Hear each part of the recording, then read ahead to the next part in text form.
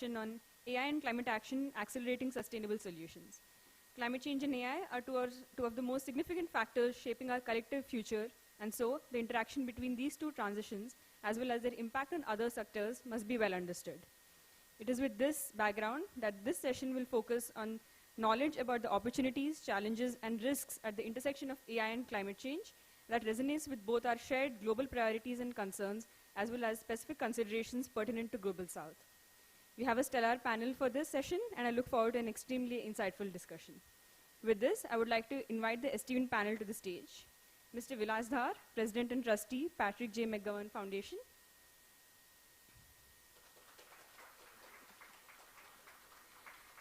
Ms. Sweta Kalluri, Head of Experimentation Accelerator Lab, UNDP. Dr. C.S. Murthy, Director, Malnobis National Crop Forecast Center.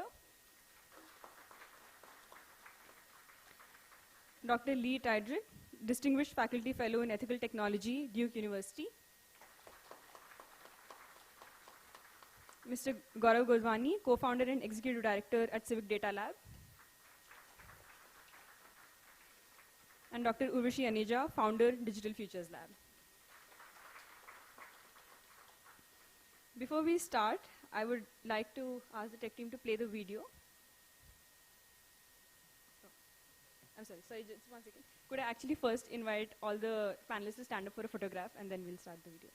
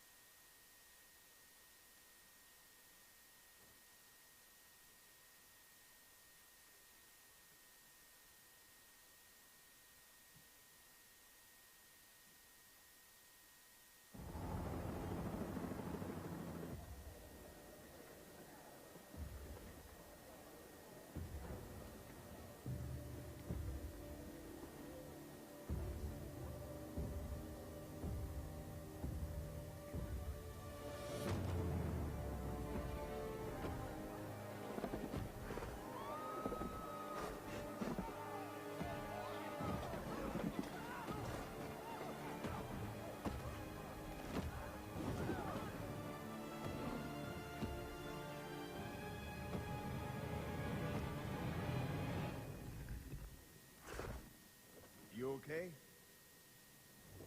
You need a minute? Cool.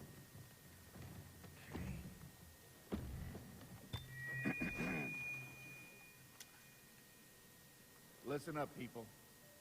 I know a thing or two about extinction. And let me tell you, and you'd kind of think this would be obvious, going extinct is a bad thing. And driving yourselves extinct? In 70 million years, that's the most ridiculous thing I've ever heard. At least we had an asteroid. What's your excuse? You're headed for a climate disaster, and yet every year governments spend hundreds of billions of public funds on fossil fuel subsidies. Imagine if we had spent hundreds of billions per year subsidizing giant meteors. That's what you're doing right now.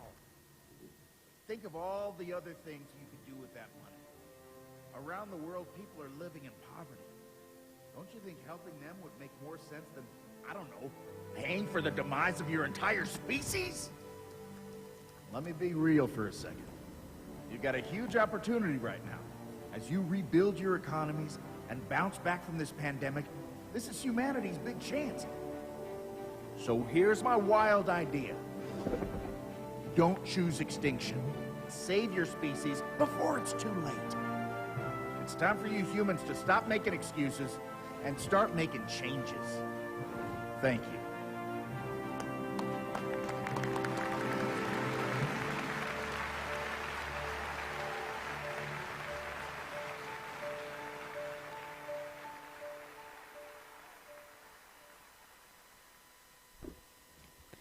Thank you, Shweta, for that extremely visual video. Now I invite Mr. Dhar to deliver the keynote address.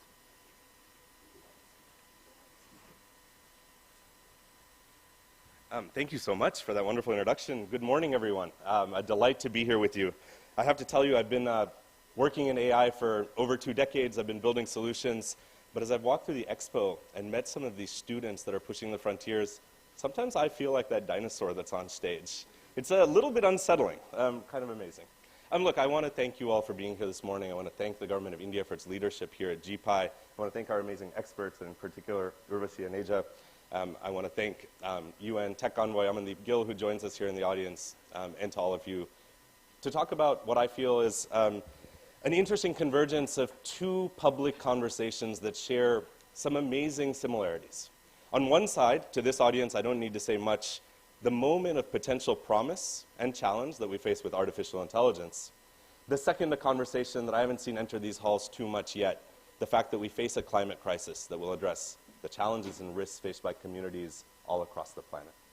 We convene here just a few days after the final resolution of the COP proceedings happening in the United Arab Emirates. In many ways, there have been a number of headlines that have talked about some of those high-level outcomes around fossil fuels, around basic sort of decisions about what kind of future we want to face. But in today's conversation, I want to bring us to a key realization I had while I was there. That as we moved from first conversations about scientific truth, then to intention, then to action, we face an amazing opportunity but also a gap around specifically those decision-making systems informed by data, colored by predictive analytics, driven by the potential of AI, that let governments, private sector actors, and individuals make better decisions about our own carbon footprint, about the kinds of behaviors we can change that lead to a macro outcome that protects the planet, protects economic opportunity, protects the dignity of communities around the world. So in our time together today, I'd like to share with you 3 thoughts. First, to give you a sense of what we're seeing in the world that excites me about the opportunities for where predictive analytics, AI, can exchange and involve itself directly in our decision-making processes and drive amazing ROI. Second, to color that optimism with a very clear sense that we face significant structural barriers in the deployment of these tools, things that come to the very core of what we've talked about here at GPAI. And I'll go into more detail, but to give you a sense ranging from the fact that we lack public infrastructure to extract some of these benefits, all the way through to the representation of those very communities in the design and creation of these tools. And finally, I'll share with you 3 very high-level ideas that we might begin to think about in ways that this group in particular might contribute to an AI-enabled climate transition. And then with that, I'm going to sit down and learn from our amazing panel as they share the work that they're doing in thinking about this. So let's start with the first. I think one of the things that has emerged in the last 12 months alone is the incredible power that emerges when you take raw data that exists about climate and about geospatial intelligence and put it into decision-making environments that are guided by the power of generative AI. I'll give you one example. I recently sat with our partners as we saw the first Earth model they built that integrates an LLM with the predictive analytics engine. And I'll tell you what it lets you do. It lets you look at something that looks a lot like a Google Earth version of the planet. Geospatial intelligence in near real time that's giving you granular information about everything from methane emission to new developments that are happening at the heart of our most treasured forests and rainforests. And as I was looking at this, they took me and they zoomed me into a part of South America, and they showed me what an artisanal gold mine looks like. Now, artisanal it's a little bit of a fake term, right? An artisanal gold mine truly is an illegal gold mine, one that doesn't follow basic standards about safety or practice, often heavily polluting, often ones that create massive negative externalities. Now, these artisanal gold mines are often very hard to find and to stop. They're created very quickly. They're brought in kind of chemicals and other things that are required for mining, and often they're so easy to disassemble and move that before a government's made aware of their presence, they've moved to a different location. Using real-time data and an LLM system, you can actually go in and you can say, you know what, I now know that this one looks like this, and they have a characteristic shape, often a Y shape that's driven by where chemicals can be placed next to each other. Using a mouse, you can draw out what that looks like from geospatial pictures. You see a clearing with a characteristic shape, and then you can type in, show me any other site that looks like this that's appeared in geospatial scans of this area over the last 4 months. And within 4 seconds of putting in that query, the system returned 32 different sites that had shown up. Now, taking that information and passing it to a government or a law enforcement agency and saying, here's where you should be targeting potential interdiction efforts, or maybe even more critically, passing it to our partners from the indigenous community, who are frontline Earth defenders that are often the first people that are able to show up and stop this kind of activity, gives us a sense of the possible power of what happens when you take data that we've had a long time but put it into a decision-making engine that gives us this kind of granular, clear, actionable outcome. Now, I can take that example and I can give you many more, but let me instead give you a few categories of what I'm incredibly excited by. One is shifting from the idea that decisions around climate need to be made by nation states, and instead moving to subnational actors, states, cities, regional communities, and making sure that they're enabled with these kinds of precision tools that let them become true stewards of their local biodiversity, and ensure that they're both intervening on illegal activity, but also able to make decisions about how their own citizens are engaging with climate-based effects. In a totally different domain, I think about reducing the burden of corporate net zero accounting, something that I'm sure many of us have heard about, a move to making private sector organizations accountable for how they're creating carbon effects through their entire supply chain. Well, today, I think good actors in that space are modeling for us what that behavior looks like. Increased data capacity, the use of generative models to ensure that what's coming out of that data is being used effectively. But what we really need is to shift the disclosure process from a one-way mechanism where companies report their data to one where those activists, advocates, and civil society actors that are holding accountability and then holding these firms accountable have an integrated data and an AI environment in which to do that. Certainly early warning systems and disaster resilient systems that are driven by AI. In a project that we have the great pleasure of doing under the UN Secretary General's leadership called DISHA, we use data that comes from a variety of sources, including telecom data, to understand how people move, look for resources, and deal with times of extreme conflict and crisis. We use that data to develop early warning systems, mechanisms by which we say if we're expecting significant flooding across an urban area, how do we make sure that we're stepping into those environments early, creating relief systems, and making sure that after a conflict, we know how to best deliver aid to let people get through the very worst of a moment. But not stop there. With our civil society partners, including the Red Cross, we built systems that allow us to do satellite or overflight-based damage assessment to ensure that we can take a timeline that traditionally has been 3 to 6 months after a family, unfortunately, might lose their home before they can get government relief, to turn that into a process that happens within hours. Using geospatial data, using AI-based systems that review that using machine learning, and are able to deliver recommendations within hours of what kind of damage has happened, rebuilding costs, and mechanisms by which local governments might go in and actually support this rebuilding process. Modeling weather systems, a classic public good problem. One where some countries that have extreme capability around this have built models that are supposed to cover the entire world, but often miss communities, particularly in isolated or geographically distant areas. So thinking about how we can build new data environments that allow monitoring and geospatial intelligence that's coming out of national oceanic and atmospheric administrations to actually create open data sets that let civil society actors step in and begin to build products that deal with the specific needs of specific communities. And finally, the last one, but one of my favorites. Over the past few years, we've worked with an organization called Climate Trace in close partnership with Vice President Al Gore. Climate Trace is an incredible story of how AI is being used by civil society without having to rely on large-scale tech companies.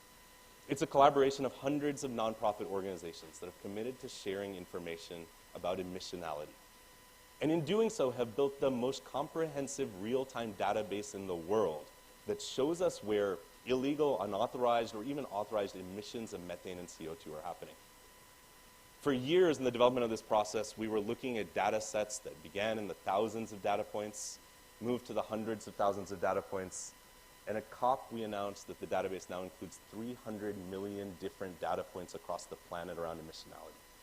What this means is if you're a government, a private sector company, or an individual who's making a choice about what kind of products you're going to buy, you can now go into the system and you can track the entire supply chain and understand the carbon effects and potentially the behaviors of the firms you're transacting with and give you the agency to make your own carbon choices. These are the kinds of tools that AI is enabling. Now, I promised you that I wouldn't give you just the rosy version, right? If you know me at all, you know I'm a great optimist about the power of these tools. But that optimism has to be balanced by a commitment to intentionality, to making sure that when we step into a conversation about AI, we start from a set of values, norms, and principles that guide how these tools will be used, and we make sure that our decisions are driven by those values. I think we have some real structural barriers as we think about the potential of AI for climate.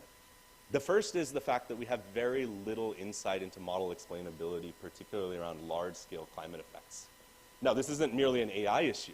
This is an issue around our underinvestment in climate science and our underinvestment in the translation of core science into these technological developments that we're building. Attached to that, I think we really have to focus on the idea that these tools are driven by and trained on diverse and representative data sets. This has become, I think, a very much a common sense and known topic for the people in this room. But let me add one additional domain that I don't think has been spoken about so clearly. We should acknowledge that the data that's training any number of these models, including in the climate space, are trained on commercially available data sets that have often been collected because of their commercial value. What it means is firms have said, you know, it would be great if we had this, let's spend some money to build it. Now what that creates, though, is a vacuum. A lacuna around what about those data sets that reflect the needs and experiences of populations that don't have a commercial viability attached to them?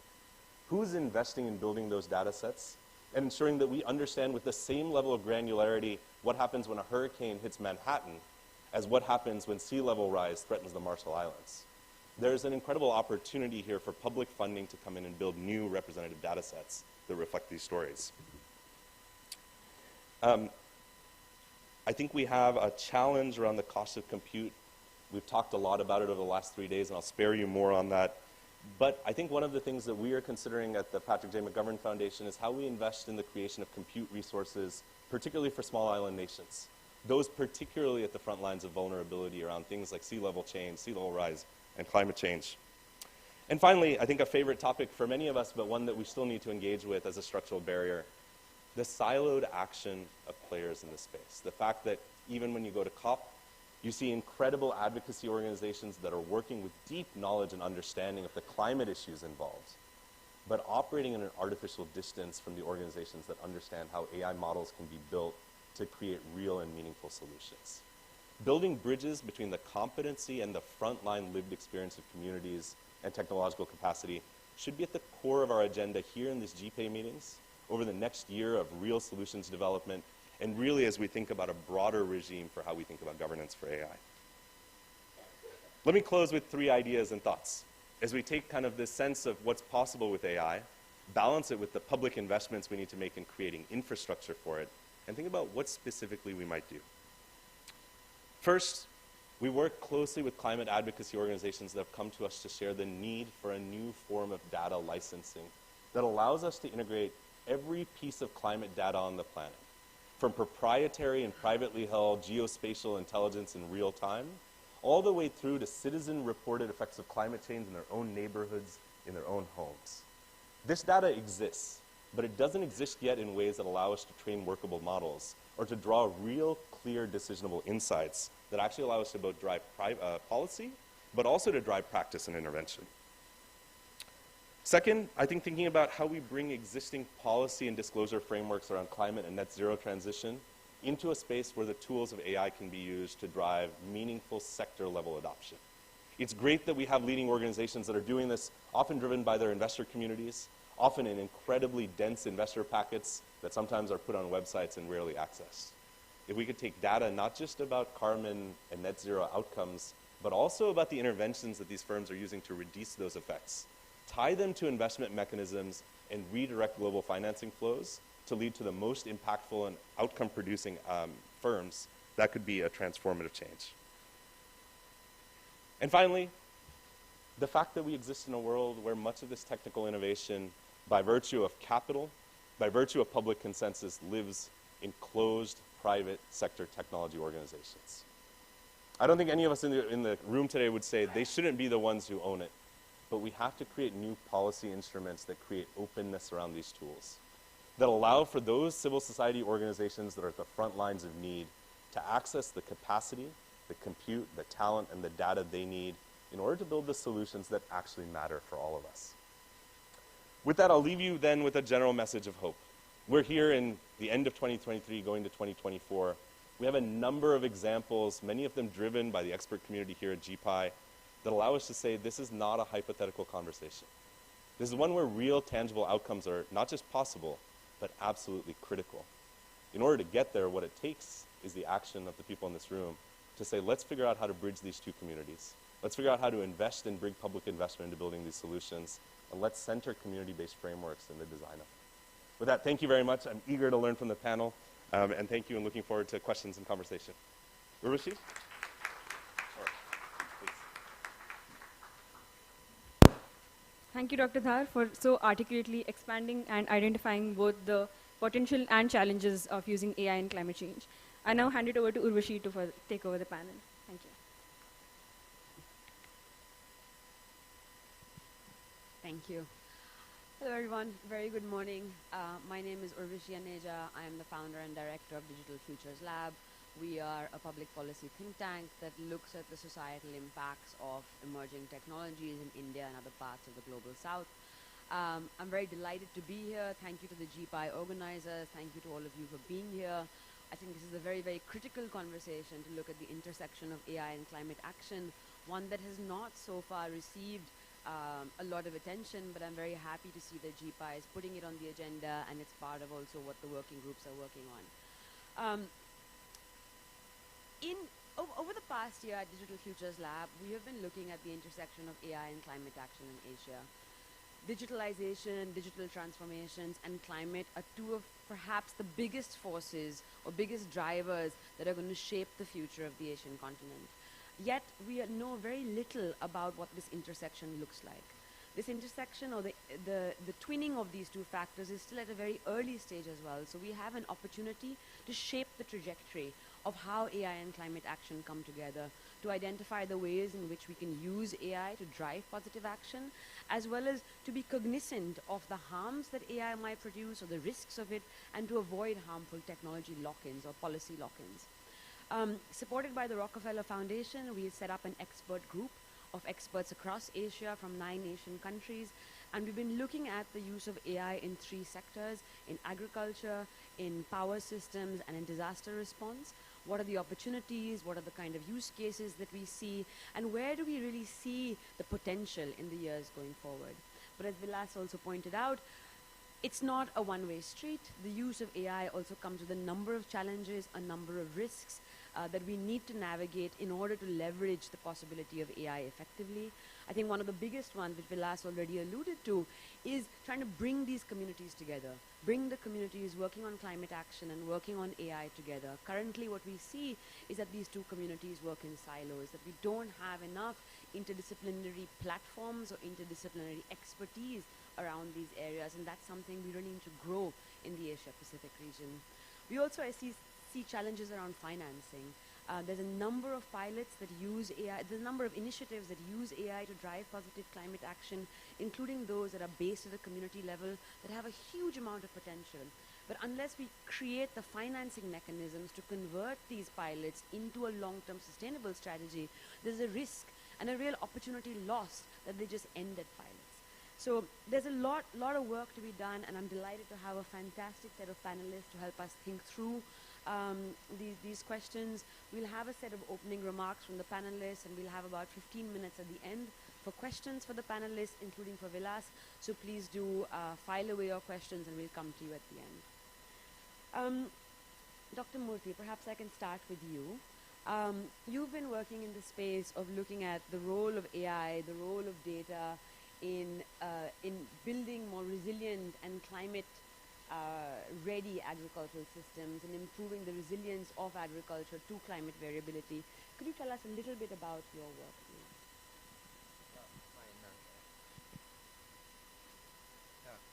Good morning to all of you, and first of all, I thank profusely the organizers of this event for giving us an opportunity. Yeah, so I represent the National Crop Forecast Center. We are the Geospatial Technology Center of Ministry of Agriculture, Government of India.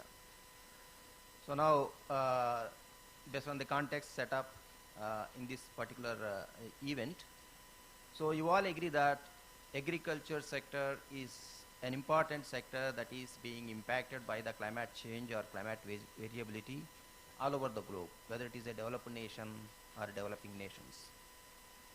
And incidentally, this is one sector where there is a lot of opportunities to generate data-driven solutions for decision making. Today, the Indian agriculture, I'm just focusing on this because we are working very closely with the systems here. It requires the decision-making process needs to be strengthened with the new data, new tools, new information, new knowledge.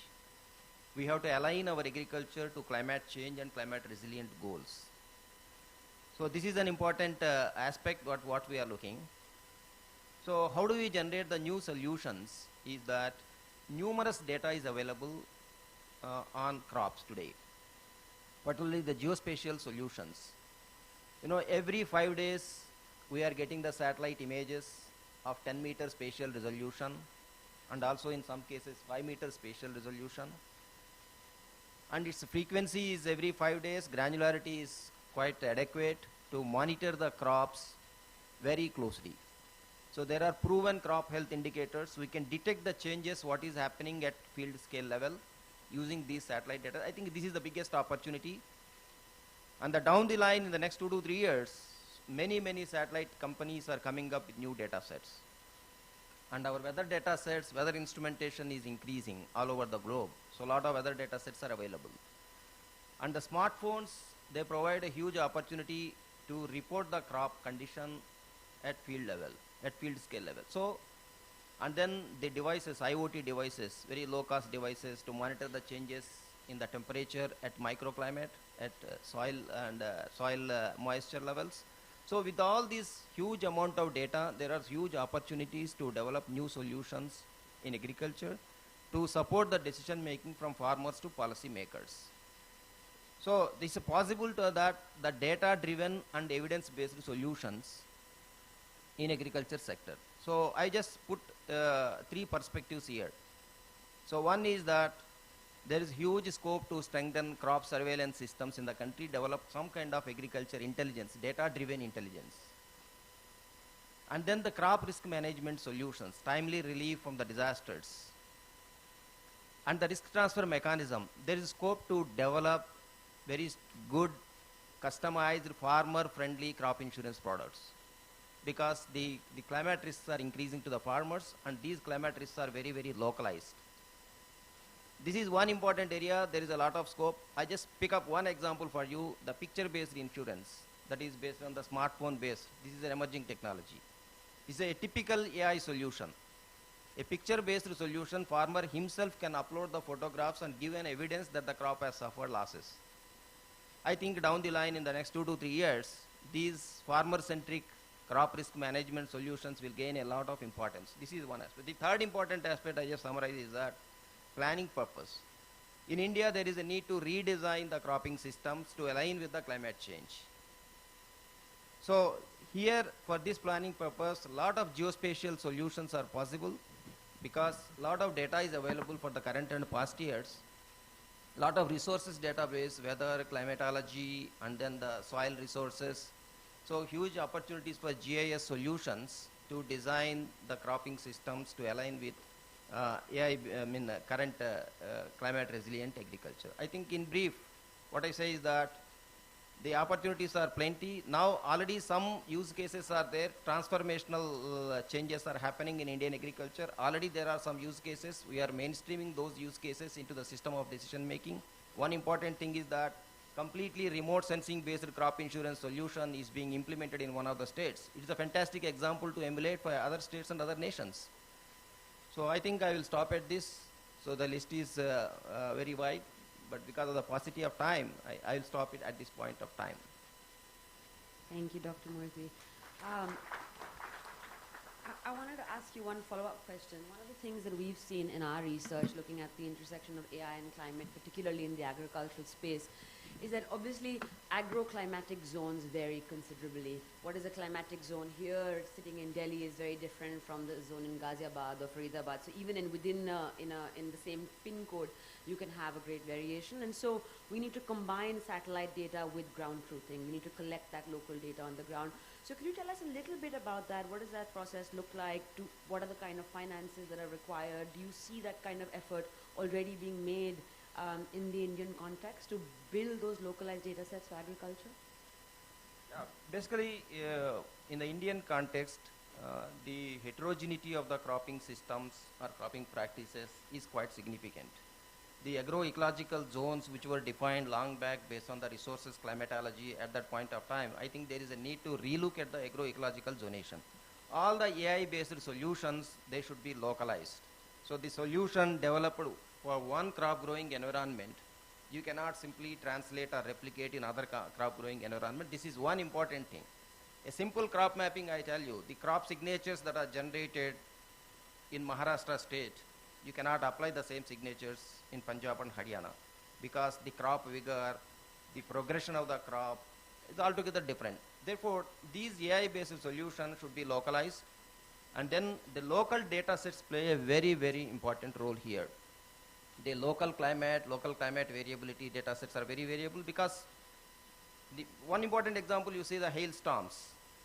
In some regions, it occurs very frequently, the damages are very high, because the same hailstorm model that you apply in Maharashtra, it is not applicable in somewhere else. So local data sets will play a very, very important role here. So when we go for developing this kind of solutions, so generation of good data sets is one of the important challenges, but it is a doable thing. What do you think gets us to creating those localized data sets? Is it a question of finance? Is it a question of policy support? How do we build those localized data sets? Basically, all these data sets are AI-based solutions right now. These are low-cost solutions. They don't involve. But the only thing is that from the policy making side, there should be a data policy. The way the data is collected, the data is standardized and maintained, and this is to be done in a collective manner. All the stakeholders. Right now, numerous data is available in agriculture. Numerous data, I can say millions of data points are available, but this data is available at silos. They are not standardized. This is the most important thing, and I think with an efforts of just 1 or 2 years, we can bring the standardized data into a centralized platform. I think that is one of the initiatives what we are doing at Ministry of Agriculture. This is one important thing. Because the data is available at different places, all the people working in AI solutions, their data access is a major limitation. They have the knowledge how to build the model, but they don't have the data, right data. They don't have the training the data. They don't have the data for validation of their models. So this is the biggest limitation, and I think this needs to be overcome. 1 or 2 years sounds like a pretty reasonable horizon to solve this, so that gives me a lot of hope. Shweta, maybe I can bring you in here. You've been doing a lot of work at UNDP, looking at the intersection of AI and climate, whether it's in agriculture, monitoring air pollution. Could you tell us a little bit about your work, please? Sure, thank you. Firstly, thanks to the organizers for inviting me here. It's a very good opportunity to present our points of view, and there's a very rich multi-stakeholder environment. So congratulations to the organizers for doing this, and at the same time, thanks for the opportunity. So I come from an interesting initiative within UNDP called the UNDP Accelerator Labs. Of course, we see a lot of labs here. There's a civic data lab, there's a futures digital lab. So I come from the Accelerator Labs. So about 4 years back, UNDP started asking questions on, how do we accelerate the progress towards SDGs? How do we do things differently, right? And how do we stay relevant, and also how do we innovate with the 21st century solutions? Because some of the solutions, some of the methods are age-old. So how do we have 21st century solutions? So with that sort of a thought process came these accelerator labs to do development differently. So we are not one lab or two, we are a network of 91 labs across 100 countries. And we are networked in a very interesting way, wherein anything new or innovative that emerges in any lab is transmitted across all the labs. And all these are in the global south. So it's a very powerful network to transmit innovations, new ideas, and technologies across the global south and for South-South cooperation. So once this network was set, of course, the lab started thinking differently, and a couple of us also came up with interesting innovations in AI. For instance, our lab in Argentina has started working around looking into the public opinion of AI from various citizens' data, social media data, and etc., which is feeding into the AI strategy. There's another lab in Serbia which is looking into the gender bias in the image generators. We have a lot of image generators, AI-based image generators these days, DALL-E, Midday, and so on and so forth. So is there a gender bias when it comes to certain professions? For example, when you search for an image of an engineer or a mathematician, you always get a man, right? So is there a bias there? And surprisingly, there was a huge bias in the image generation. In India, we are a little bit obsessed with climate action. Like you have seen in the video before, of course, our lab did not make it, but it's a wonderful one. And the primary reason is because, climate change is one of the most complex challenges that humanity is facing today. And it questions our very basic fundamental aspects of survival, right? Do we survive or not? And for this reason, we have been looking at this problem from various lenses. And sitting in Delhi, of course, you cannot ignore the problem of air pollution. We are in the air pollution season. I hope everybody is coping up well. Please do wear masks when you have to go out. So this air pollution, if you see, comes from so many different sources, right? And it's a complex one. There are like millions of agents and entities that are causing air pollution, and there are millions of people who are breathing this.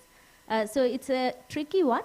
So here we started looking into one of the sectors called brick manufacturing units. So this is an informal economy, very difficult to regulate these kind of industries because you don't know where they're present. They're usually scattered in huge geographies of land, difficult to regulate or difficult to implement sort of development solutions. So when you talk to all the stakeholders, they said, well, we know that brick kilns are important sources of air pollution, but we don't know where they are, right? Or how many are they? So this is one problem where we started looking in, and we collaborated with a university in UK called the University of Nottingham. And together we built a GPAI platform, which did not take much long, perhaps less than 6 months, we were able to spot all the 47,000 hotspots of air pollution in the northern and eastern part of India. Now, once we did that, we thought, okay, we have Eureka, we have done this. See, we have the evidence that these are the locations, and we have achieved 96% accuracy. Wonderful, right? But when we went back to the various stakeholders, including government agencies, environmental regulators, they said, oh, this is wonderful, thank you. We've been waiting for this kind of intelligence, new intelligence and data. But then this number is very huge, and we don't have the capacities to look into all the 47,000. So then we came up with more AI, like added more neural networks and convolutional neural networks, which basically classify, some tech companies have been using CNNs to classify cats and dogs as different breeds of dogs. So same algorithms, but we started classifying these brick manufacturing units based on their compliance and their spatial layout. And then we have arrived to much smaller number, which is now a doable one for the regulators to act upon. So AI here, in this case, is a powerful enabler, but of course not the end solution, right?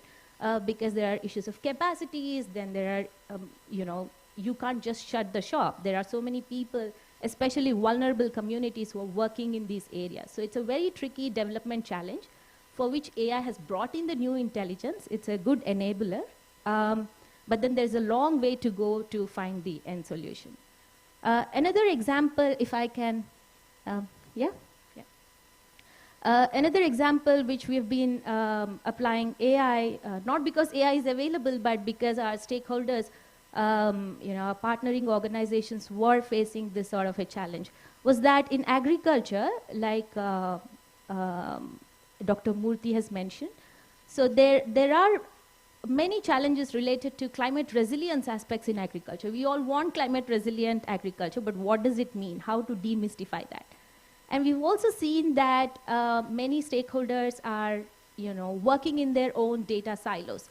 So one key ask was, how do you break these data silos and make some sort of a digital commons that all the stakeholders in the agri ecosystem can leverage on? So then we came up with a solution called DICRA, Data and Climate Resilient Agriculture. It's a digital platform, and it leverages a lot of satellite data. There's a treasure of satellite data. We were chatting with Dr. Murthy before how Landsat in 2008 came up with this revolutionary act of making the satellite data open, right? So that has opened up a lot of the economy. And then followed by European Space Agency and the Copernicus program, which again made many more data sources open. So we have leveraged some of these data sources because just those satellite images or the data products that are sitting there don't make sense to the agriculture ecosystem. There's a long way between the kinds of data that is available and the evidence-based mechanisms. So data-driven mechanisms. So in that case, we have taken this and we have brought in a community of data scientists together who have then analyzed the data and started producing various insights. Now, these insights run in so many different directions. We are looking into climate resilience, looking into these long-term trends as to what has been working well over long periods of time and what is not. Because you also have a huge community of farmers who are innovating on the ground and doing something differently, right? So over long horizons of time, not everything is going bad, right? We see that crop fires have been increasing overall at the state level, but you disaggregate, go down to some pockets. Well, some pockets you see that crop fires are going down, right? And the soil organic carbon is improving tremendously. So what are those pockets doing well? So what are those farmers thinking about their microclimate? How are they coping up? So we have then sent teams to learn from those farmers, bottom up, in order to feed into policies as to what has been working well, so that we inform the policies and generalize them into some of the policy instruments. This came in the form of a digital public good eventually. I mean, open source is great, but digital public goods are even better, right? Because there is a long evaluation that goes in. And one important factor that digital public goods ecosystem does is they see if the product is doing any harm or not. Because as Urvashi mentioned, there are a lot of benefits of AI, but you should also look into the risks. And at the UN and the UNDP, we have very strong metrics on doing no harm. It, in fact, overweighs doing good. So we have to balance both. Hence, digital public goods was a good ecosystem for us to participate in. We got accredited, and we are seeing very interesting adoption across the agriculture ecosystem in this particular case. And this also shows that, you know, although we, many times in agriculture, we try to give advisories top-down, as if the entire knowledge is sitting only with the agriculture research institutions, but that's not the case. Farmers have been like the original experimenters for perhaps, I mean, it's a very long profession, right? This occupation has been there for more than 10,000 years.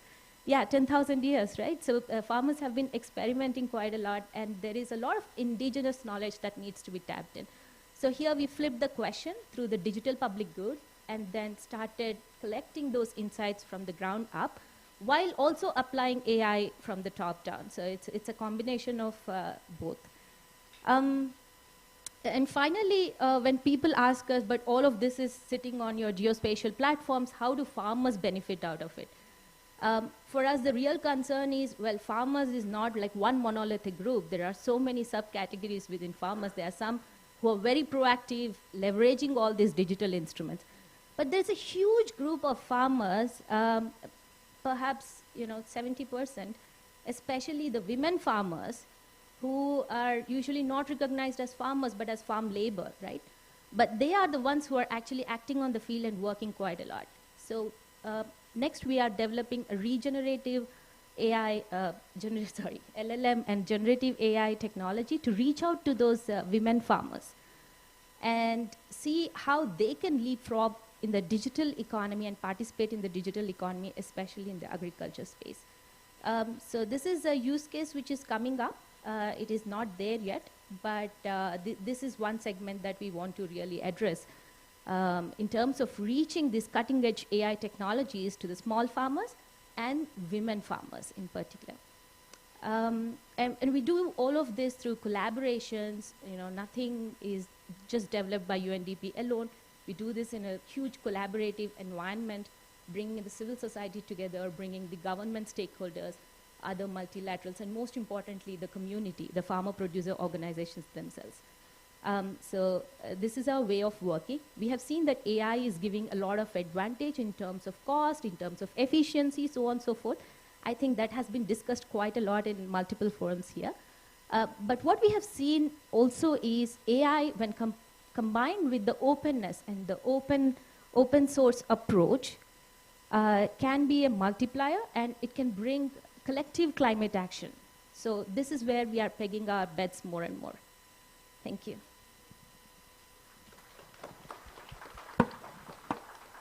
Thanks, Shweta. I just wanted to ask you one follow-up question, also kind of reflecting on some of the conversations we've had previously. There is a lot of satellite data available. There is a lot of localized data sets that we're building, like Professor Murthy alluded to. But there's a lot of work that needs to be done to make this data ready for AI, right? There's a lot of data processing work. You require interdisciplinary expertise. One conversation that I had with you some months ago, which really stuck in my head, was also the different kind of expertise that you require in terms of machine learning and remote sensing technologies, and that you have the only people in India apparently on your team who can do that work. So just a few, I mean, we are a bit short on time, but just a few sentences on that kind of data work and the intensity of that data work and what it takes to actually go from this promise to then realizing the possibilities of that data. Sure, thanks. So I think this is where our approach around data collaboratives come in. Not everything is done just in-house within UNDP. It's not like a lab, a physical structure that we have wherein we sit with 4 or 5 data scientists and make all these things. In fact, it is a distributed capacity. Because in the collaborative, we partner with research labs sitting in Netherlands. There are some research labs like the IITs in India. So these are like the distributed capacities that we leverage in order for this to happen. And all of this is just not like partnership for the sake of it, not for the optics, but it is a working partnership. We work as, let's say, a seamless team of data scientists and also agriculture scientists and farmers and users all put together in a collaborative environment, and thanks to platforms like GitHub that can make it happen. Yeah. Shweta. I was just asking that question also because I feel sometimes we don't pay enough attention to the actual work that goes into making these solutions work and the real resources and human effort that is required. So thank you for that. Gaurav, perhaps I can bring you in here. You run Civic Data Lab. You are in some sense at the forefront of the open data movement in India. You've been doing a lot of work around disaster response, around climate adaptation. Could you tell us a little bit about your work? And I know you wanted to show a slide as well. Yeah, we can present that in a minute. Sure. But let's just check if we have everyone in the audience with us meanwhile. So I would do a quick poll just to see we all are here. So please raise your hand if you or your loved one have been directly affected by any form of a natural hazard or extreme weather event like flood, air pollution related issues, cyclones, storms, landslides. Do you think these extreme weather events have increased in last decade? The occurrences of these events have increased in last decade. Now, do you think we have enough data to understand these events and prepare for it? The number of hands are going down. So there is a more need to unlock data sets related to extreme weather events. And we at Civic Data Lab have been thinking around how we can create a resilient climate data ecosystem where we unlock some of these crucial data sets and work with several stakeholders to improve government's preparedness, our collective community preparedness towards extreme weather events, because as we all know, the number of occurrences of extreme weather events have increased drastically over the last decade. And Asia particularly is witnessing much more of these. There is a 80% rise in the extreme weather events in just last couple of years. So what we're going to discuss today is a case study from Assam, which is in the northeastern region of India. Thanks to the Patrick J. McGovern Foundation, we did a pilot there in 2021 and 2022, where we tried to see 5 data sets which generally don't talk to each other. The satellite and weather data, which was discussed by Dr. Murthy as well as Shweta here. Bhuvan just released just few days back Bhunidhi, which is 5-meter resolution satellite imagery data. So now more and more such data sets are accessible to us. The question is what we can do with it. Second is the demographic data. So census data, economic surveys, all other data sets which are collected from several surveys in India. How can we utilize them to understand government preparedness on some of these issues? Losses and damages data. With COP28, there is a much more focus on loss and damages. But what is the kind of data sets available to really understand losses and damages? So what we realized in Assam, there is a very strong network of community members, Gram Buddhas, or what we call in English village elderlies, who have the tacit knowledge of where these disasters are happening and how much damage is happening when we witness these extreme weather events. So through mobile apps, through SMS, they collect all of this information and share with the Assam State Disaster Management Authority on a daily basis that this is the damage happened in the village level. And this gets published as open data, which you can access as a day-wise data set available on their website. We are working with them to create open data API so that this could be plugged in data models like what we have built. And access to public infrastructure, critical public infrastructure, like where is the nearest hospital, where is the nearest highway, where is the nearest shelter. All of this data set, if we can collate, we have a wonderful platform known as PM Sadak, which collates all of this data at one place. How can we leverage that for understanding disaster preparedness? And lastly, government fiscal response. So through our long-standing partnership with the government of Assam, they became the first state to open up their budget data as well as day-wise public procurement data in public domain. It's already available on data.gov.in, which is India's national open data platform.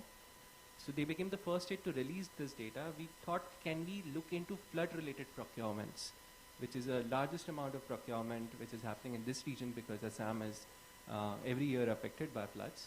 Can we see the procurement which are done before the flood season, during the flood season, and after the flood season for restoration and response-related efforts? So combining all these data sets, we were able to create this.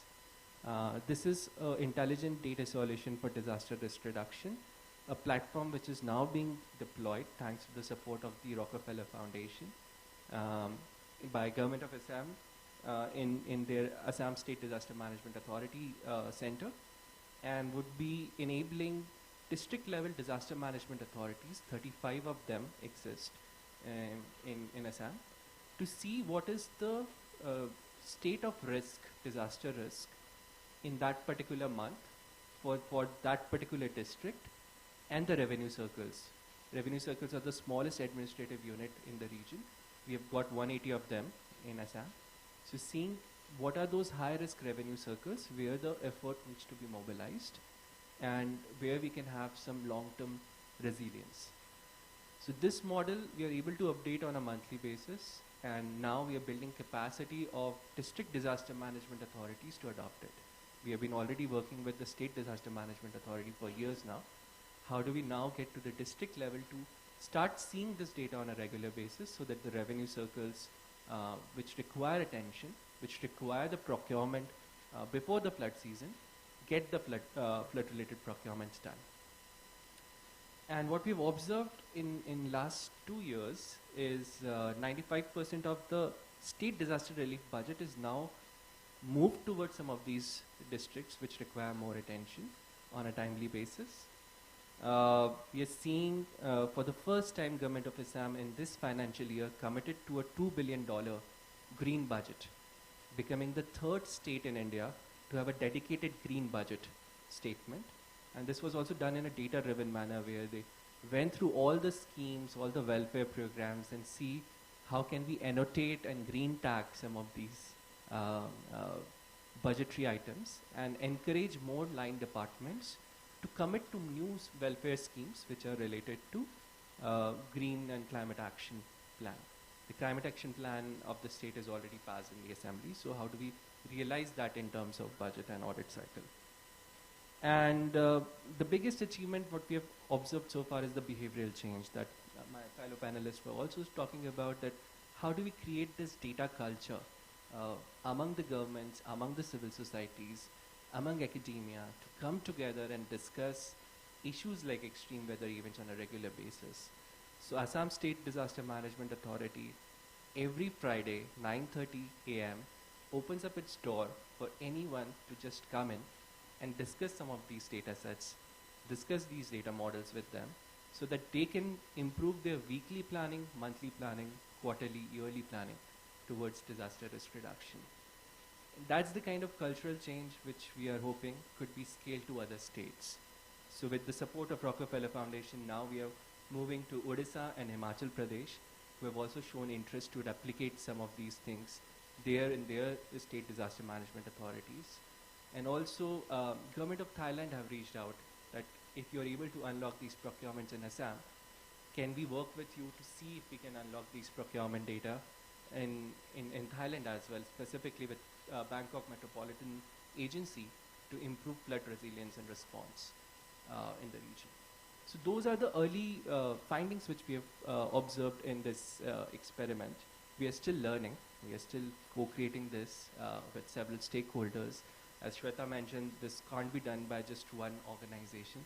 It's a chain of partnerships which we have to facilitate and work with several stakeholders to come together and create a real digital public good, which could be scaled and we can learn from each other in a sustainable manner. So that's what we have been able to do so far. I would pause here and see you, Rishi, if you have anything else. Yeah, thanks, Gaurav. I think that's a really fascinating and inspiring example of like real change. And what really strikes me about the example that you mentioned is the partnership with the government and the continued kind of collaboration, because it seems like that's really key in actually turning something that is a pilot or like a civil society initiative into a long-term strategic program that is eventually owned by government. And that I guess is also my follow-up question to you. We see a lot of open source initiatives. We see a lot of civil society activity. We see a lot of philanthropic investments in this space as well. How do we ensure that they all come together, that they're kind of tied in together to a long-term political vision for climate action? Because that is eventually what we will need. The technology is only one part of it's a tool to get there. I think a couple of things. Number one is we really need to understand where our local actors are prioritizing their efforts. In our case, we really looked into the state level climate action plan, which was passed by the assembly, and found opportunities where data could be unlocked. Second is working with these stakeholders to create a responsible data ecosystem. So working on adopting things like open contracting data standard, a data standard which has been globally developed for public procurement data. How can we bring it to India? How can we convince the state governments to adopt that and show them the benefits and show them what are the KPIs which could be created from these data standards? So working closely with them to build their capacity to see some of these things. Then only they become more comfortable to start budgeting for it because then there are obvious benefits for them to monitor some of these things. Third one is when we talk about data models, I think my team did a lot of to and fro sessions with the state government agency to really create trust in the data model, because they have been generating some of these insights manually. And their biggest question is, are we covering all the necessary variables? Are we having the right weightages? Every time we open up the model, there is a lot of discussion which the authorities get into, because they want to really know that is this covering all the corners possible to really ensure we are understanding the disaster risk in the region comprehensively.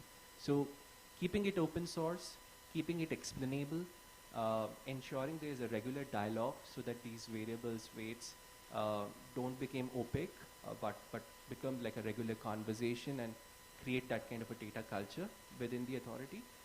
And lastly, it needs to be multidisciplinary. It needs to have different stakeholders come together. So our designers go and understand with the district disaster management authorities how the visuals need to be so that it's easy to navigate, the platform is easy to understand and go through. And once they start seeing changes on these things, that's where they feel more comfortable to invest. That's what we have learned so far. And we require a public-private partnership, and there is a huge role what philanthropic organizations, CSR, corporate social responsibility money, can do here to unlock value of pilots. And then multilateral agencies can come to help scale some of the regions which are slightly more risk averse. So help them do pilots on a more sustainable manner. And once they start seeing some of these efficiency gains, they start to commit the budget. That's what we have observed in the region. Thanks, Gaurav. I'm going to come to the audience in about 5 minutes after Lee's remarks, so if you want to just think of your questions. Lee, over to you. You're an expert at GPAI. This is a subject that you've been looking closely at the GPAI working group. Could you tell us a little bit about how GPAI is thinking about this intersection of AI and climate action? Yeah. No, thank you very much, and thanks to our organizers and hosts for giving me the opportunity to discuss our GPAI work.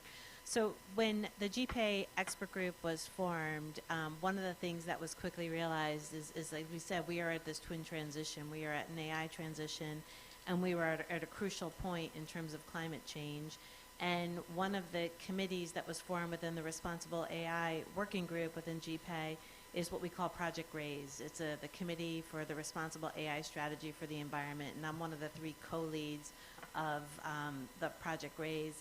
And our approach kind of mirrors what we've heard from a lot of my co-panelists, is that to address these twin crises, these twin transitions, it really requires a multidisciplinary approach. So kind of using the MEG structure within GPAI, we have made a concerted effort to pull together experts from across different disciplines. So when we do our work, we bring together the environmental experts, the AI technology experts, legal and policy experts, and we also realize that these problems transcend borders. So we bring together experts from all the different regions, and we've recognized upfront with our work that we have to make sure that the Global South is included, and we've been very conscious about making sure that we have experts from the Global South.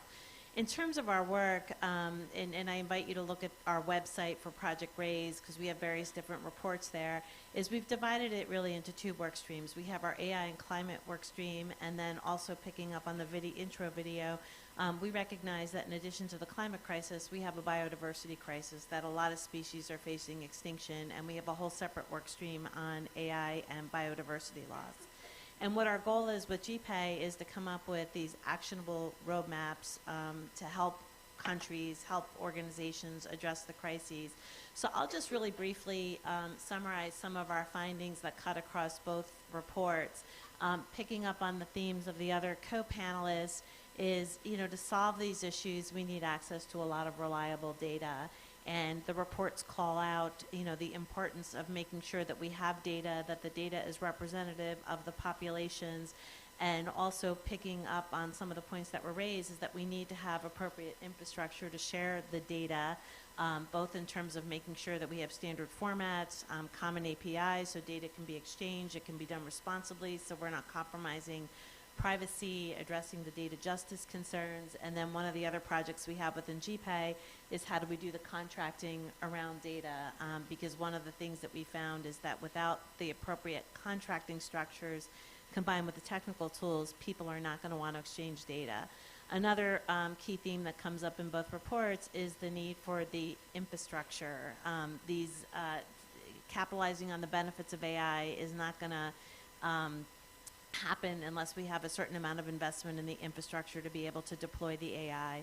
Another key finding in our reports is the need for measurement techniques. Our reports talk a lot about some of the great case studies, and you've heard a lot about them today, on how AI can be used to address the climate change, address biodiversity loss. But as some of the recent press reports have highlighted, when you look at the consumption of large language models in terms of the amount of energy, water that they consume, that we have to be careful. We have to be conscious that we're not deploying AI in a way that exacerbates these crises. So we did a joint report with the OECD last year that we presented at COP27 that really underscored the need to come up with measurement techniques. And it highlights that we need to talk about measuring both the direct impacts, what are the consumptions of the LLMs, the consumptions of the system, But we also need to look at the indirect impacts. If we're using AI to increase fossil fuel exploration, that's not good. If we're using AI in a way that's going to increase consumption, so the Amazon trucks arrive 3 times a day at your house, that's not good. So, you know, we need measurement techniques, and the measurement techniques, I think, can really then, this is where the multi-stakeholder approach is really key, can then feed into the policy recommendations. Like, once you know how to measure, policymakers then can come up with standards for reporting, ways to hold parties accountable, because our research has also showed that there's a lot of reporting going on these days, but there's no consistent standard, which raises a lot of concerns about the greenwashing. And then the other thing that our report emphasizes is we have to take the global approach.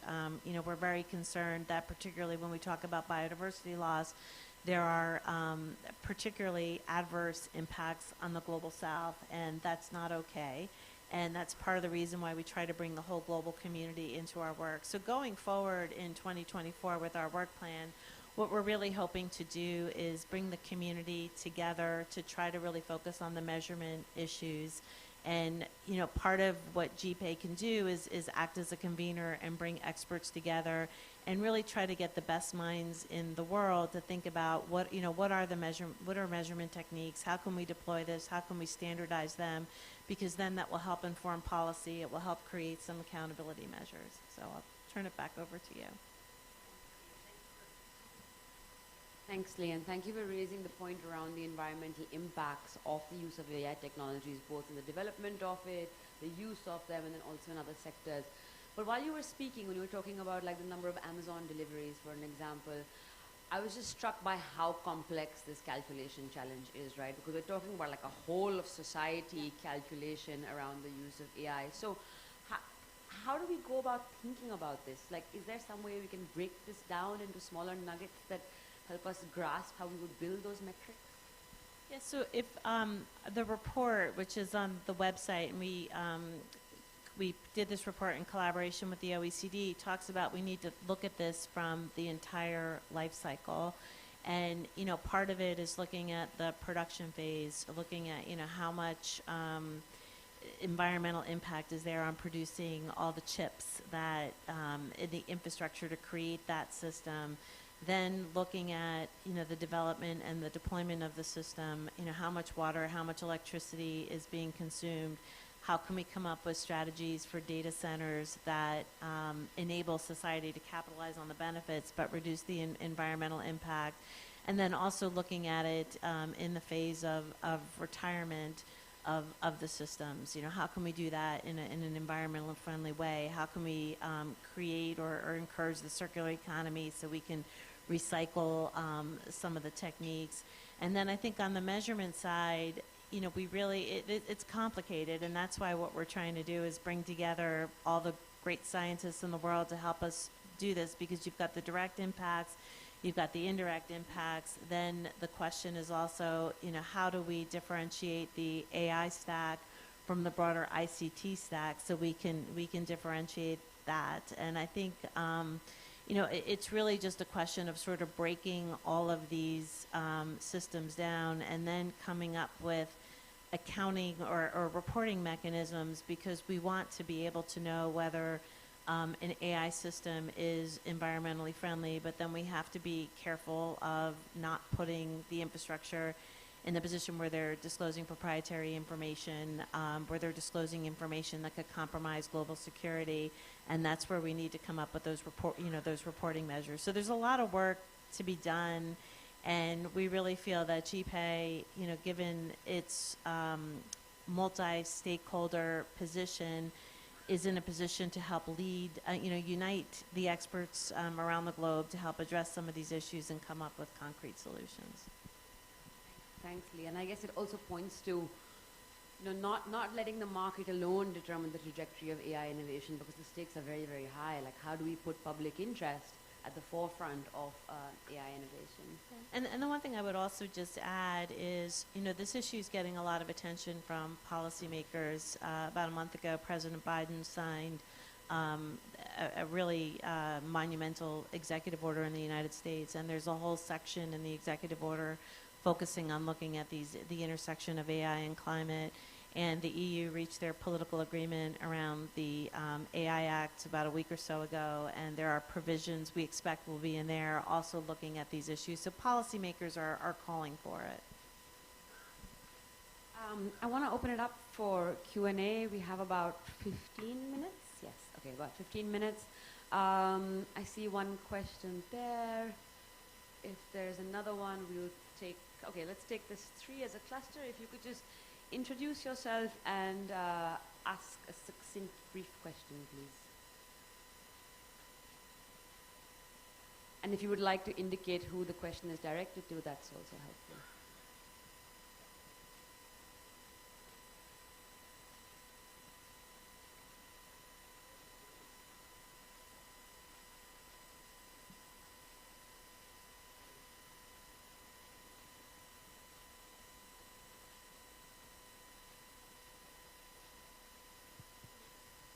Can you hear me? Yeah, my name is Rajgopal Tampi, and my question is directed to a GPAI member here. She spoke of data contracts, that are being negotiated. So data sharing is a very important aspect in the development of AI and fair AI and shared for all countries and people. So I'd like to understand a little bit more about what these data contracts are.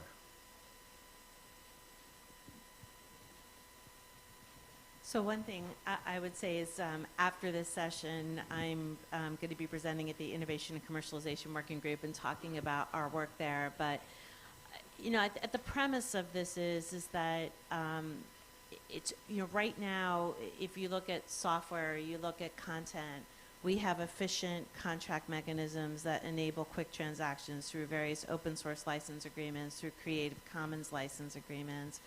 And data is different from open source software. It's different from the typical Creative Commons content. I'm a big fan of all of that work. And what we need to do to facilitate responsible data sharing is, and encourage people to take advantage of the market opportunities and take advantage of the social good opportunities, is come up with a new set of standard contract terms that are geared toward data. And some of the issues that you need to address around data are different from what you need to address around copyright, which is the cornerstone of Creative Commons. How do you disclose information about the data provenance, the data lineage? Those are concerns that come up with respect to data. How do you define the rights with respect to the data? You allow the other party to use it for certain uses, for some uses, but not other uses. Then the data is being used to create new developments, trained algorithms. There are outputs to the algorithms. And the premise behind the work is we need to create contractual tools that can let parties decide how to efficiently allocate those types of rights and also efficiently allocate those types of liabilities associated with the data. And the current license structures that are generally available, whether it's open source, Creative Commons, are great for what they were intended for, but they're really not designed for data. So our project there is trying to encourage the community, facilitate the development of these new contracts that will facilitate efficient data sharing. Thank you, Lee. There was 2 questions at the back. I'll come to you after those. Yeah, thank you.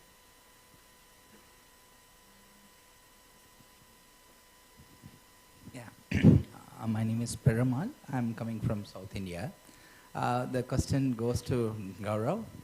The thing is, it's a recent cyclone about that in Chennai. So the prediction, the 2 days it was telling that it was, they said that it is moving towards that the Orissa side and it is goes. Suddenly it turned back and it came to that, finally it hit back, right? So here I would like to know what went into the wrong way of prediction. So because if I have a proper, I'm not a guy to understand anything about that AI core deep, because I'm coming from electrical background, I can talk about the sensing system and other things. But if you could put some thought because the people should get more confident on using AI. If I use that, yes, I'm getting a perfect things.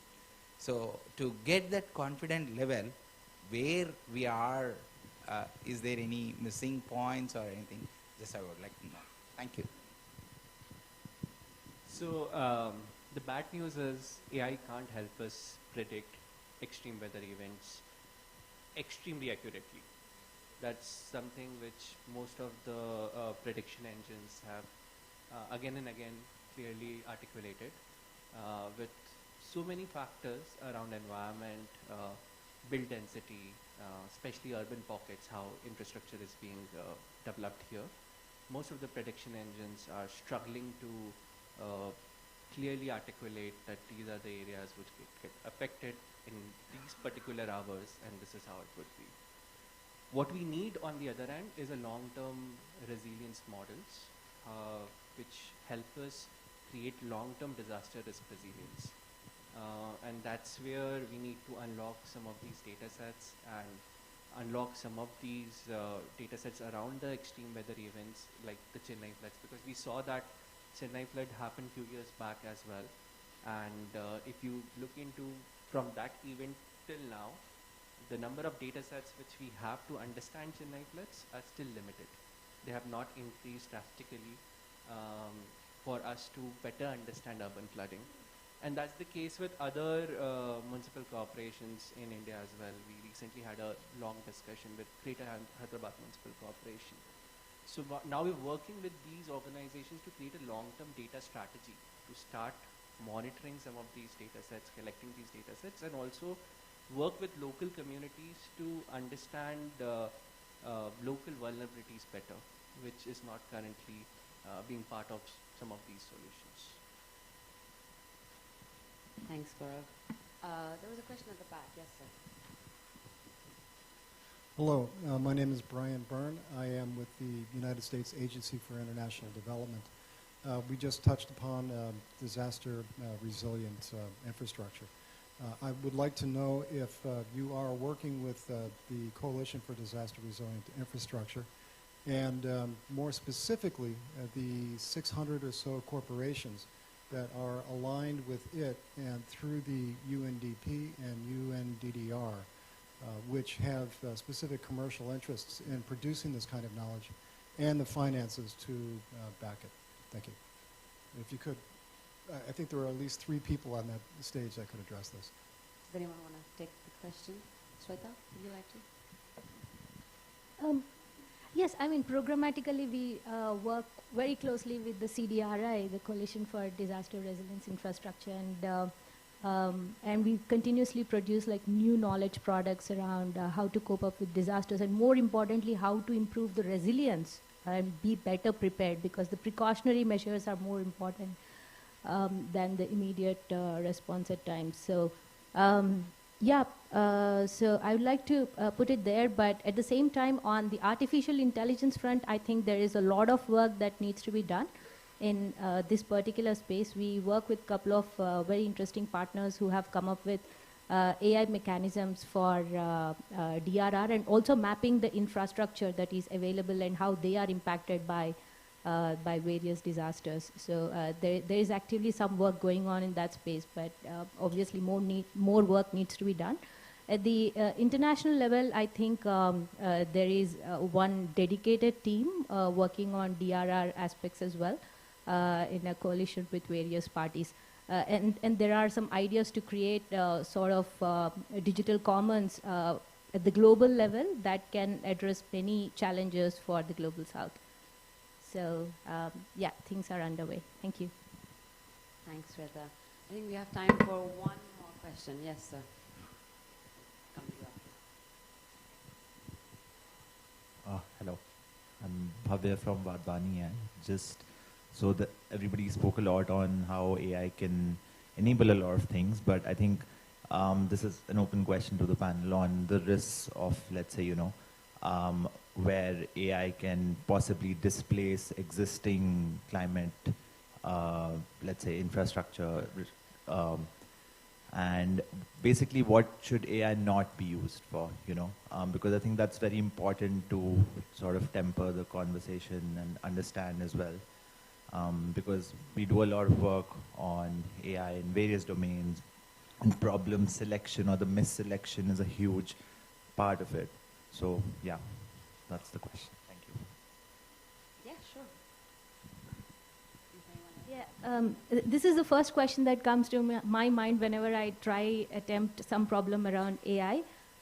So I was very excited to hear that there are many like-minded people. So far, like in the examples I have quoted, we were looking mostly into non-PI data, right? Not personal information, looking only at the objects, natural resources, doing those predictions, and low-risk AI. But now we are gradually moving into the generative AI space. I was very cautious. There were at least 100 questions in my mind, which I was also bringing to the summit while attending various sessions. How do we safeguard the PI data, and how do we not do any harm? Because as I said before, do no harm precedes doing good, especially with this technology. It is powerful, but like you said, it's very risky as well. Of course, I'm brainstorming quite a lot on when we give these sort of powerful tools, let's say to women farmers in our case, who have very basic levels of literacy or probably no digital literacy, and many of them don't even own smartphones, right? So how would the advisory that we are giving be accepted? Shall we first start listening and sort of do deep listening to them, have like open-ended conversations with them before we attempt this sort of a problem? So these are some of the ways I've been thinking through. But yeah, I would like to express my solidarity on this question. Thanks. There was one more question here. Hello.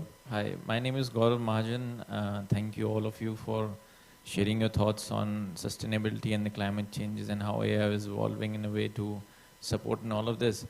Just for a background, I'm a tech lawyer, but I'm also part of Green Cross UK, and really extensively interested in ESG goals and all. So my question would particularly to Dr. Murthy, to Shweta, as well as to Gaurav, how, they want to manage themselves answering this. The idea is that as a part of a larger sustainability initiatives, we also have industries, we also have corporate bodies, we also have infrastructure issues, right? So how AI is thinking on those lines? I know the climate is obviously a bigger issue. Air pollution is an issue, yes, but at the same time, how industries are trying to pollute and all those effects that are coming to people. On those lines, how AI would be thinking of helping out, though I know it's more of a self-governance factor where the industries are supposed to deal with it, but then how AI is thinking of helping them out. Thank you. Murthy, do you want to take this question? Yeah, it is slightly difficult for me to answer this from legal perspective, but I can put it from the technology perspective. So today, a lot of data is available to many stakeholders. Of course, certain data sets are restricted in nature, they are not available. The key issue, what I am seeing is that my experience in the last 5-6 years, I call it a technology application risk. Because people are developing the solutions with wrong data sets. Very typical case is that if you want to build a farmer-centric solution, that means either farmer advisory, weather advisory, or pest advisory, or market advisory, you need to have very granular standardized data. I think my personal observation is that this particular aspect is not much emphasized. With the available data, with the course resolution data, they are generating the solutions and providing. It's very, very risky. So because these kinds of application risks are there in developing the AI solutions, so what we have to see is that there should be some regulatory body to look into these things before we mainstream these solutions for adoption. So right now we are working on that, how to streamline these things, because a lot of people are developing AI solutions, but I am sure that all these solutions, they are not fit for mainstreaming. They are not fit for routine adoption. So this is one step we need to be very, very cautious. Thank you. We are at time. Do we have a minute for another question? A quick one. Oh, no, there was someone waiting behind you, so I'm going to let him have his chance.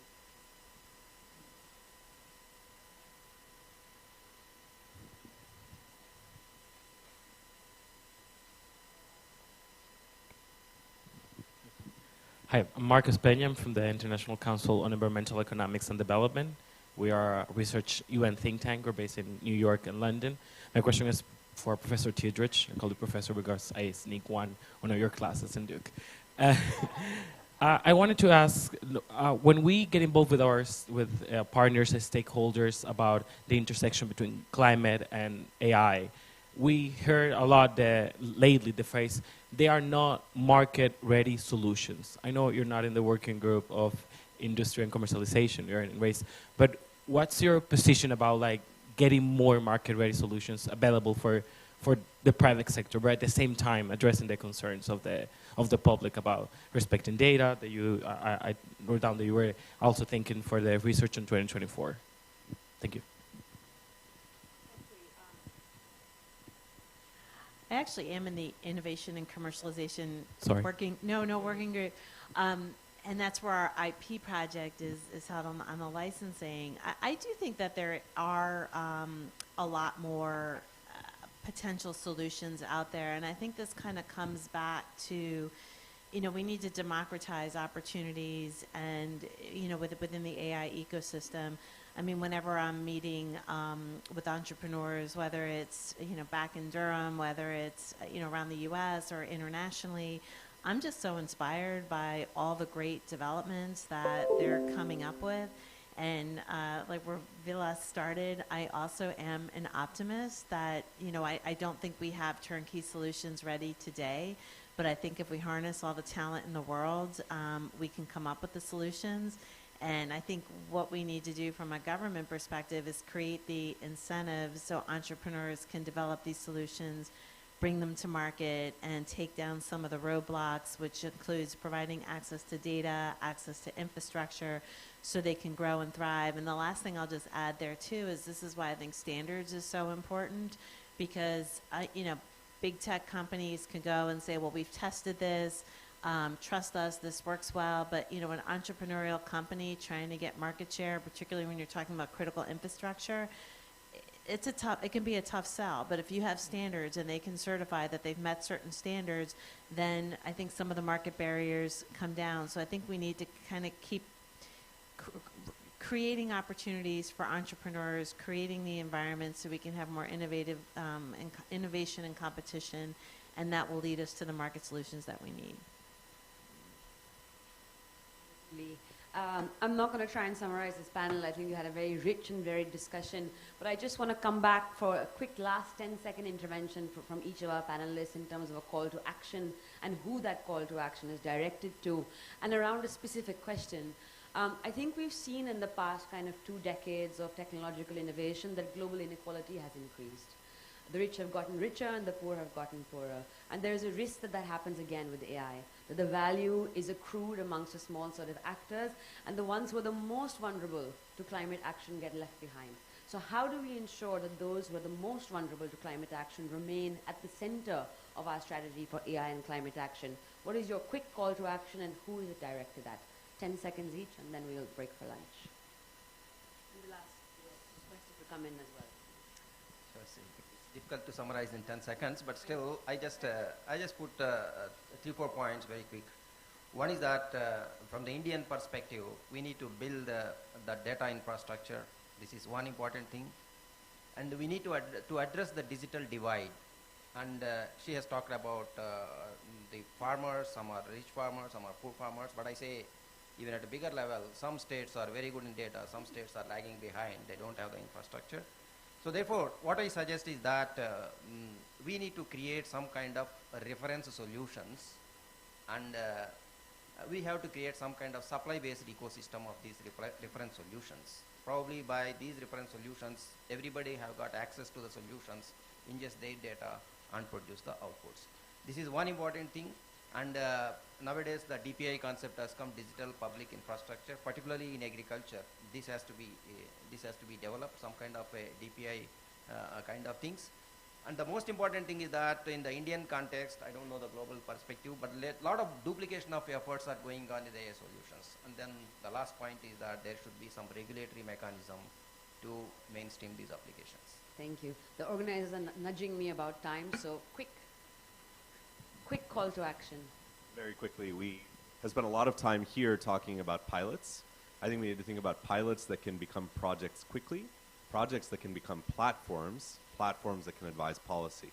So it's no longer about showing a proof of concept, it's about actually building a solution that can address populations at scale and change the way that we think about investing in and owning these products. Vilas. 10 seconds is difficult.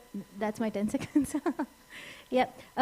One is most important is openness in architecture, data, knowledge transfer, South-South collaboration, all that is very important. We have to, like you said, build things at scale and build very cheap for Global South, not in millions of dollars. Think of just 5-digit numbers when we talk about solutions, especially for Global South. And have like thick knowledge networks so that innovations can scale across countries. These are important, and start with the most vulnerable population. So if you're really passionate about the problem, go to the most vulnerable community and create the user persona from there and start solving for them. Thank you. So I would add my call to action is to the youth and to the next generation. I mean, I was in the corporate world for 30 years and have just kind of re-entered the academia world, and I am so inspired by all the young people and the terrific ideas, the innovative ideas. And also, I think this generation, I mean, we've been through traumatic times between the climate crisis, economic crisis, a pandemic. I mean, it really is unprecedented, and I think one of the positive outcomes of all of this is I think there's a real commitment to public service, to public good among the next generation. And I would just encourage all of you, seize the opportunity. Don't wait for old people like me to figure it out. You can do it, and you should do it. It's going to be difficult to beat all of that. But adding to that, co-creating responsible climate data ecosystem and climate data culture. And the call is to invest more on both of these. That would require more support from governments, philanthropic organizations, multilateral agencies, and more social entrepreneurs to come together and do it. Time is now. Super. Thank you all. And thank you all for listening, paying attention, and for all your excellent questions. And thank you for the GPAI team for helping put this together. Thank you so much. Thank you to all the panelists for joining us in this crucial dialogue, particularly highlighting the use of AI to mitigate the impact on the vulnerable parts of our society, which are, of course, most susceptible to this danger. Before I conclude, could I request Urvashi to felicitate the panelists?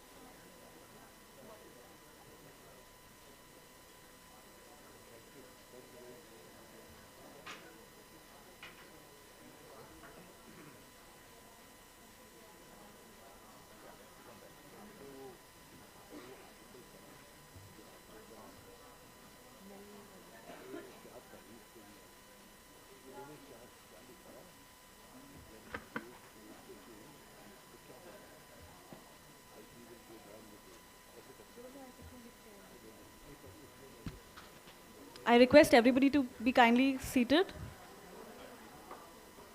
Good afternoon, esteemed guests, distinguished speakers, and participants. It's my great pleasure to welcome you to this side session on AI and intellectual property protecting innovations. Today, we delve into the dynamic intersection of AI and IP, addressing critical questions and exploring the forefront of innovation and legal thought in this domain. Today's session is a critical dialogue on how legal frameworks can evolve to meet the needs of AI-driven changes in production and service distribution. We will explore the complexities of intellectual property in the realm of AI, considering how to protect and monetize AI innovations, secure data sets, and navigate the landscape of IPR across various jurisdictions. As we move forward, let us collectively engage with the dynamic conversation which will inform and refine our strategies in the ever-changing realm of AI and IP. I would now like to invite our keynote speaker and esteemed panelists onto the stage. Please join me in welcoming them with a warm round of applause. Honorable Ms. Justice Pratibha Singh, Judge, Delhi High Court. Mr. Rahul Mathan, Partner, Trilegal. Mr. Praveen Anand, Managing Partner, Anand & Anand. Mr. Abhishek Malhotra, Managing Partner, TMT Law. Ms. Napinai, Advocate at Supreme Court, Founder, Cybersathi. Before we initiate our discussion, I would kindly request all panelists to gather at the front of the stage for a photograph. I would also like to welcome Dr. Maha Bogatak Jankek, Founder and Head, Intellectual Property Institute.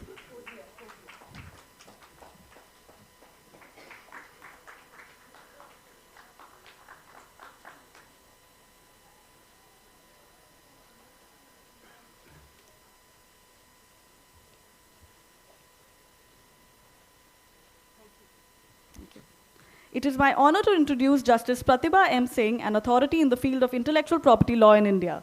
A scholar from Bangalore University and the University of Cambridge, Justice Singh was the first IP practitioner to be designated as a senior advocate in India. Her judicial appointment in 2017 marked the continuation of an illustrious career, during which she has been instrumental in framing India's national IPR policy.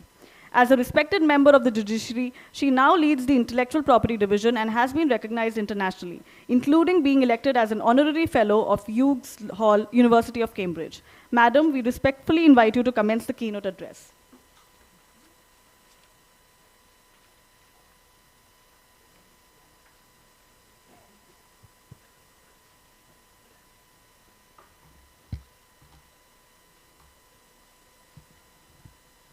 Very good afternoon to all of you.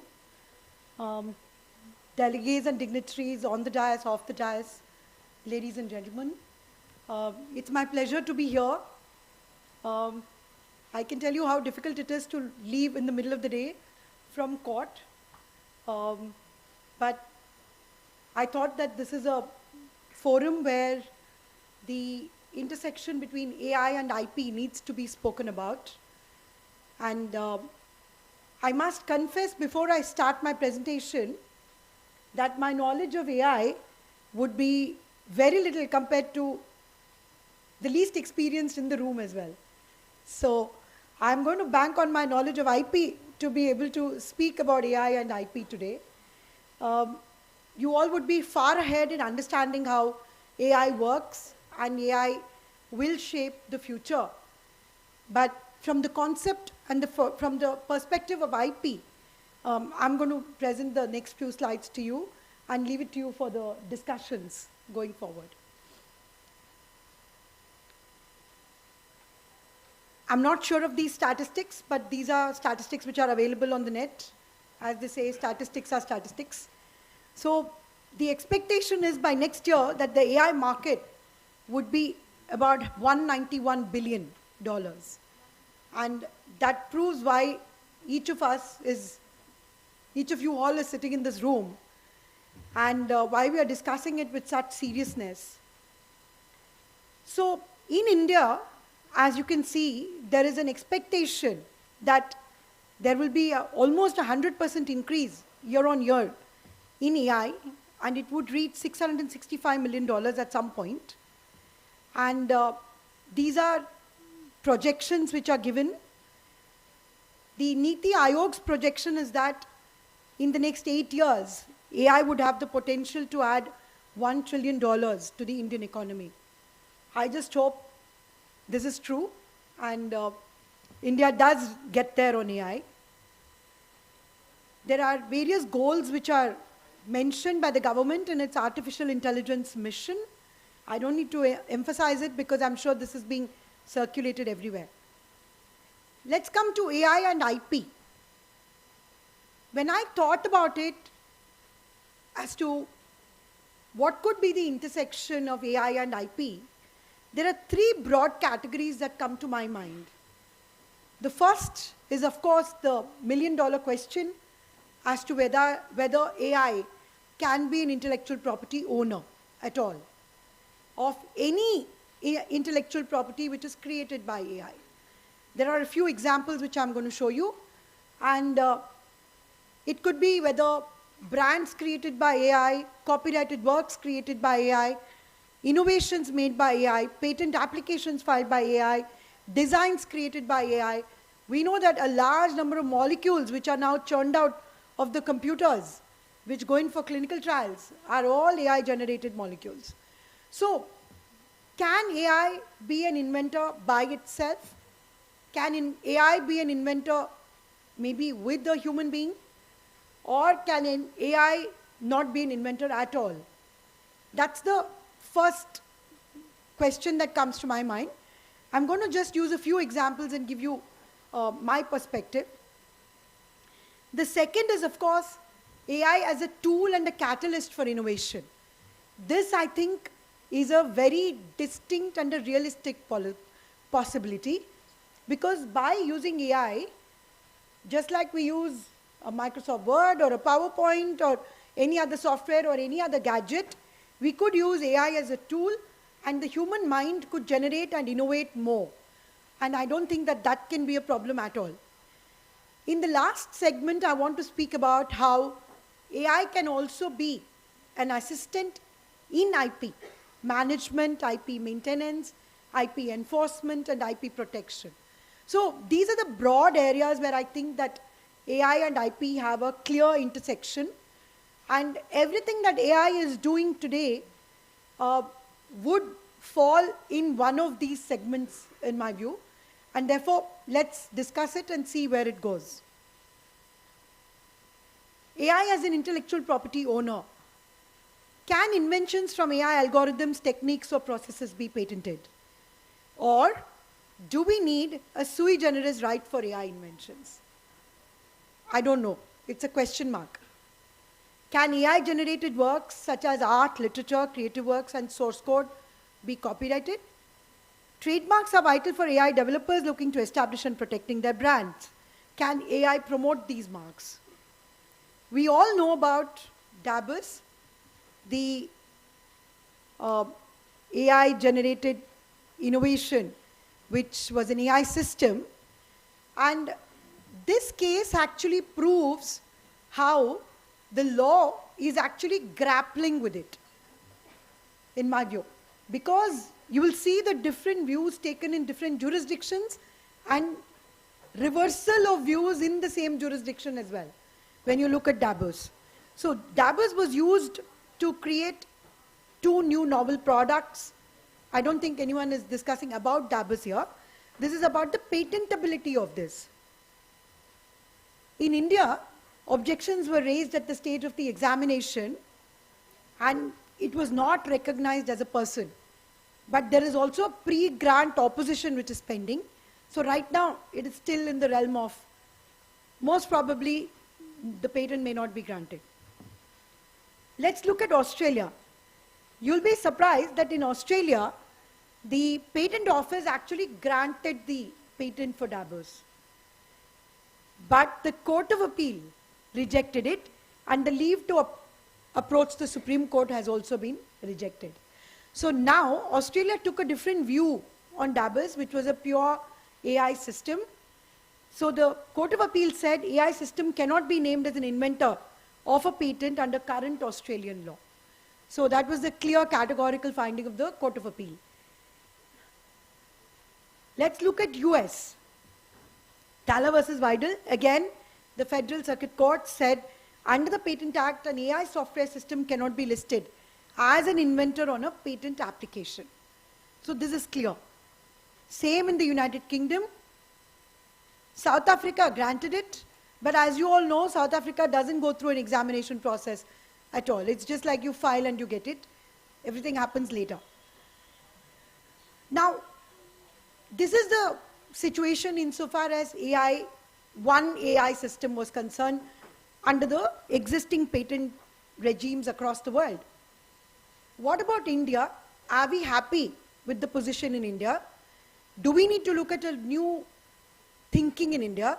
One of the biggest provisions in Indian law, which kind of meddles with AI, is Section 3K. As on today, the law as we speak on Section 3K is that unless and until a computer software program per se is not patentable at all in India. And I recall very clearly the bill which was introduced in Parliament at the time when this statute was being contemplated, Section 3K was being contemplated. A number of experts had made presentations, and unlike, the bill, in the bill it was an absolute bar, computer program. The words per se were not there in the bill. It was because of various presentations and stakeholders who gave their views, thinking that even at that time the Indian software industry was quite a leader. So then the European position on computer programs as such was considered, and then the Indian legislature added the words per se with computer programs. So the word per se having been added, the question arises every day in court, even when I'm in the IP division, where patents are being rejected for computer programs. The law now appears to be settled that US is a little, was slightly different, but then after the recent judgments like Alice, etc., I think Alice and in Europe, we have a large number of judgments. The law that has now come out globally is that if there is a technical effect of the software, you don't need a customized hardware for the program to be patented. It can even happen on a general purpose hardware, but if there is a technical effect or a technical advancement, a patent can be granted. But now the question is that enough in the context of AI? Would that be sufficient? So recently, there was a decision of the Delhi High Court called Open TV, where the view that has been expressed is that there needs to be a relook on Section 3K, because the need to consider the march of technology in the digital space is an urgent one, so that patent law is not outpaced and patenting itself does not become irrelevant in the years to come. Because if we don't change the law or do a rethinking, patenting will become irrelevant, because AI will change every year, literally. I mean, we won't be having any patents on these kind of technologies then. Let's look at copyright now. This is a painting called Suryast, and this was created by a AI author called Raghav. It was filed by a human being, obviously, but the question is whether this painting deserved a copyright. The copyright registry initially granted copyright to the painting, but then it was withdrawn, stating that Raghav could not be an artist under the Copyright Act, and with Raghav being the sole author, the copyright cannot be granted. That's the view that the Copyright Office has taken. As we are debating and discussing it, Europe has taken the lead and has come out with the European Union AI Act 2023. I'm sure all of you are very, very well aware of this. I don't need to dwell on it much. Let's look at what the WIPO is doing.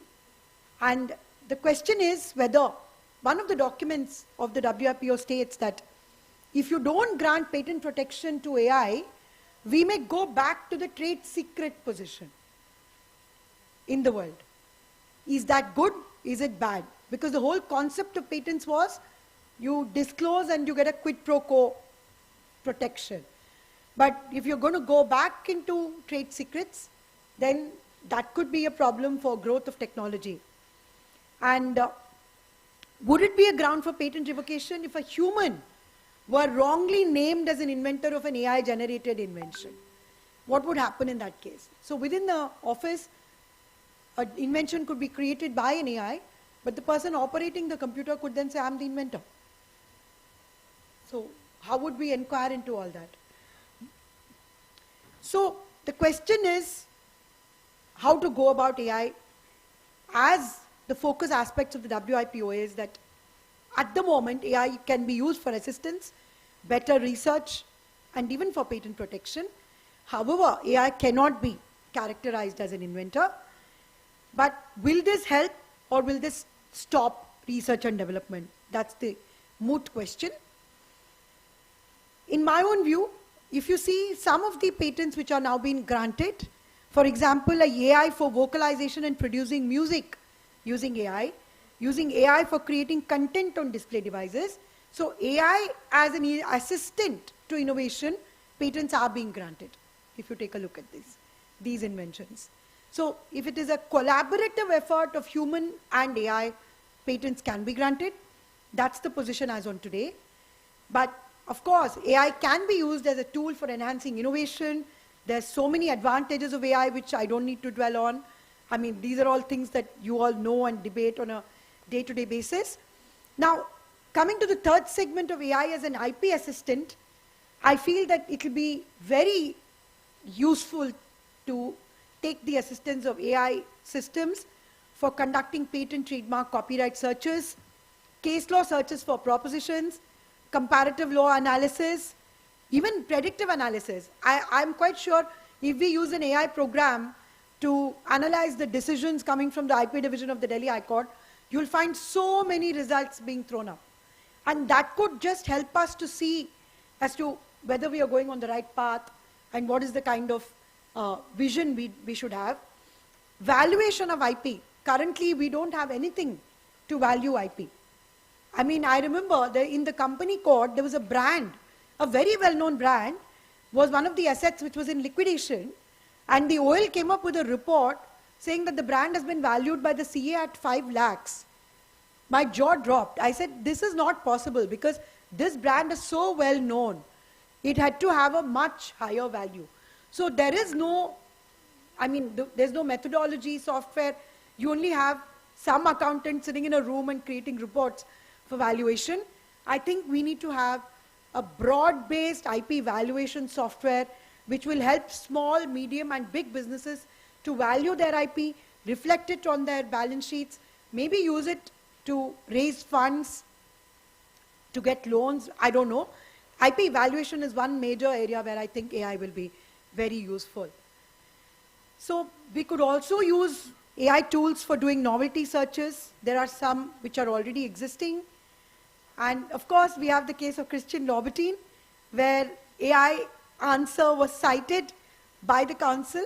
And it was interesting to see how when we put the same question in the chat GPT, it generated 2 or 3 different answers in a gap of 2-3 hours. So different answers came up. And so the view of the court was that accuracy and reliability of AI-generated data is still in the gray area. AI cannot substitute human intelligence or the humane element in adjudicatory processes. At best, the tool can be used for a preliminary understanding. There's one issue on AI which I would like to flag here. Of course, the bias of the data. And secondly, most of the AIs that are currently available use data from the developed world which is already fed into their systems. Data from this part of the world is not there in their databases. So the results that come out of big, large language modules, all these LLMs, etc., could be a little skewed. So we need to be very careful about biases. You know, there are issues like, I remember the police software in the US which was used. So we need to be very careful before we kind of use AI as a final thing. It could definitely be used for research. So I was of the opinion that AI at this stage can only be used as a tool. But I must say, there's been an English judge called Justice Colin Burrs from the UK Court of Appeal who used AI ChatGPT to write some portions of his judgment, and he admitted it openly that I did use ChatGPT, and I stand by whatever is there in that because I have read it and I verified it, and so be it. So there are two different views which are there. Now, can AI replace lawyers and judges? At least for now, they can't. So all our jobs are secure. So let's see how it goes. AI-generated content and content creation. You know, in the US, there was a very serious case where the ChatGPT created a whole brief which got filed in court, and all the precedents in that were fake. All the precedents. So can you imagine doing this in a court of law here? I wouldn't imagine. We shouldn't be doing it. And this would be very dangerous, in my view. So there are ownership issues in AI, licensing components. You know, how would you license it? How will the royalties flow when there's an AI-generated, patent or a copyright or IP? So these are the issues, I think, that needs to be addressed at the global level. I think I had my time of 10 or 15 minutes, which I'm running out of. So I'll come to the last slide. I think that there is time for a dynamic legislation which needs to be brought out. The problem here is, as I see it, legislation as it is coming is getting outdated very quickly. For example, the biggest example is the data protection bill in India. By the time it came, there was a committee report, the report came, they made amendments, and then by the time it could be introduced in Parliament, I'm sure they felt that it was outdated because so much had happened in 2 years that the old law could not be applicable anymore. I think the same thing is happening even with the intermediary guidelines. The law is changing almost on a daily basis. As all of you who watched Oppenheimer, he used the sentence, "I became death, technology versus arms." So I don't know. I don't think it is so bleak, but I just wanted to have it there. I just think it's a hare and tortoise race. The law is trying to catch up with technology. For those of you who've read the Dan Brown book called Origin, I think it's at least 10 years old, if I'm not wrong.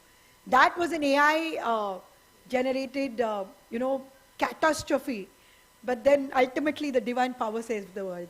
That's all that I would like to say today. Thank you for listening to me, Krishna. Thank you, ma'am, for the insightful speech and the valuable knowledge that you have shared with us. In the interest of time, I would like to request CEO Sir Mr. Abhishek Singh to kindly felicitate Justice Ma'am.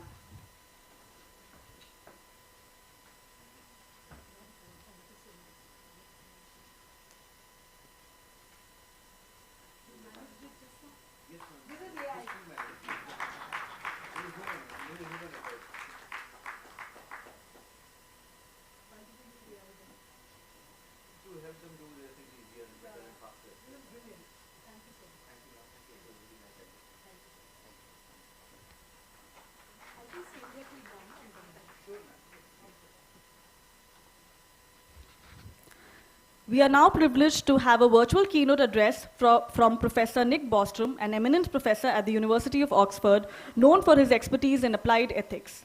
Professor Bostrom's insight into the ethical and intellectual aspects of AI and IP are highly anticipated. As he joins us remotely, let's welcome his thought-provoking perspective on these crucial topics.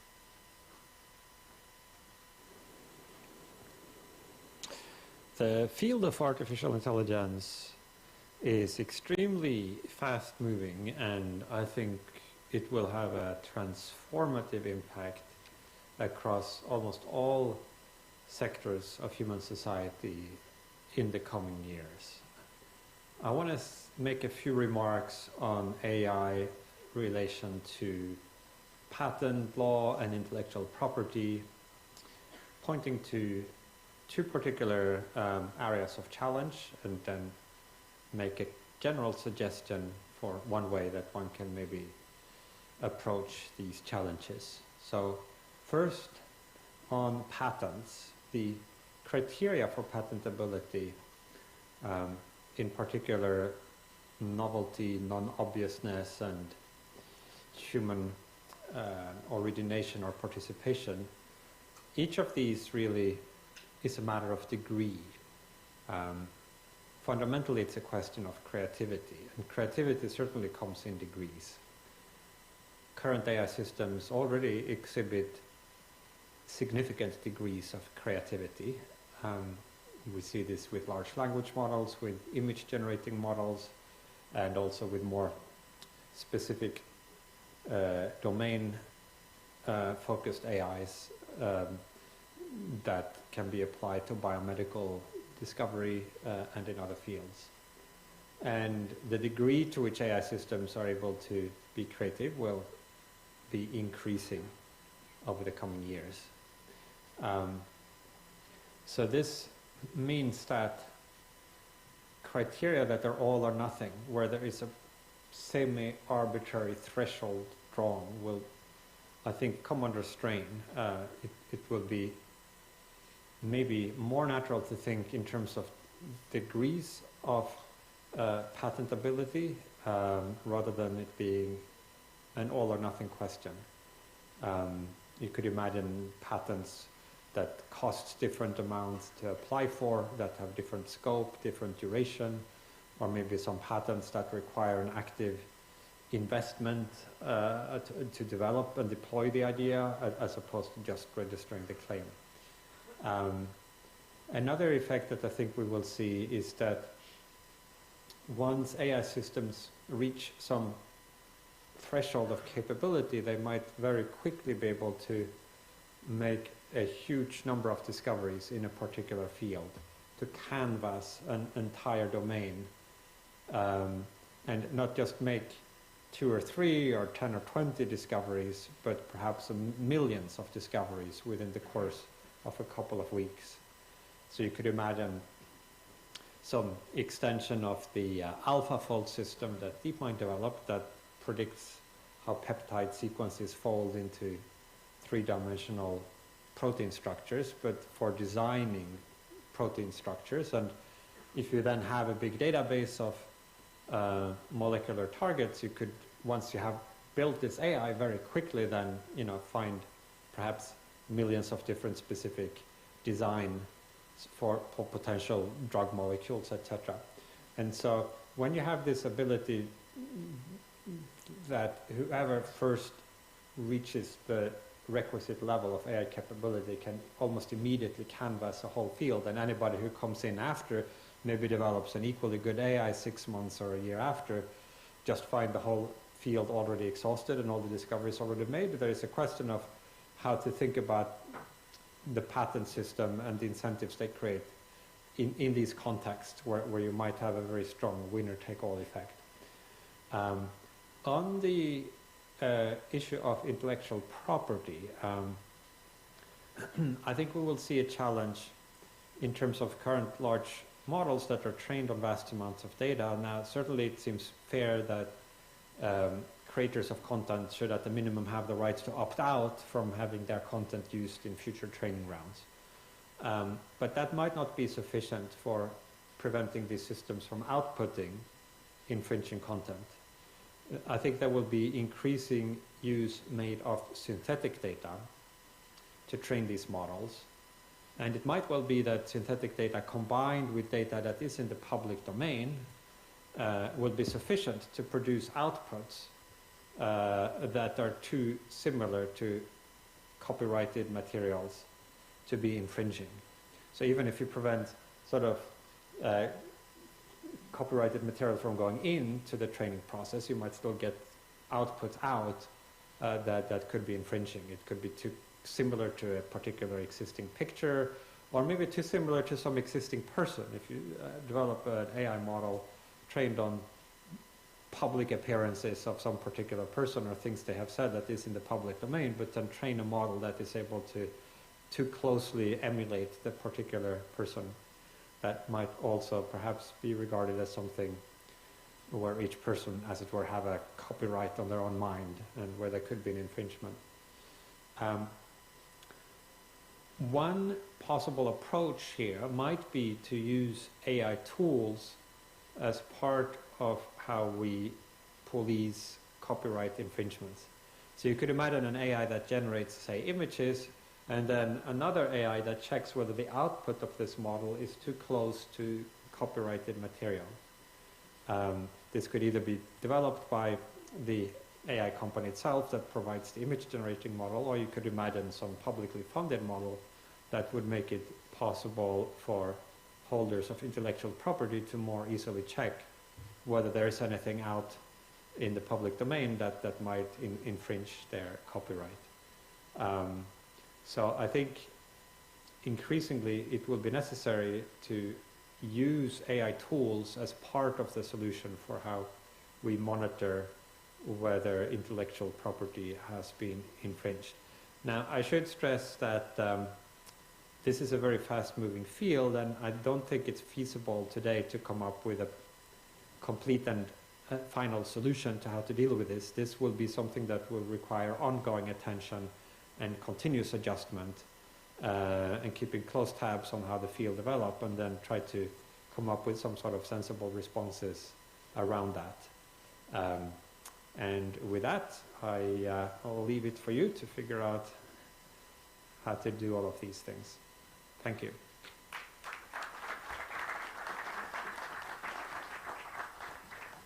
We will now move forward to the second segment of our side session, which is a moderated panel discussion. This panel aims to thoroughly examine and address the intricate relationship and challenges found at the convergence of AI and IP. Moderated by Mr. Rahul Mathan, this panel will feature various experts, including Mr. Praveen Anand. I request you, sir, to kindly come up on stage. Mr. Abhishek Malhotra, Ms. Napinai, Dr. Maha,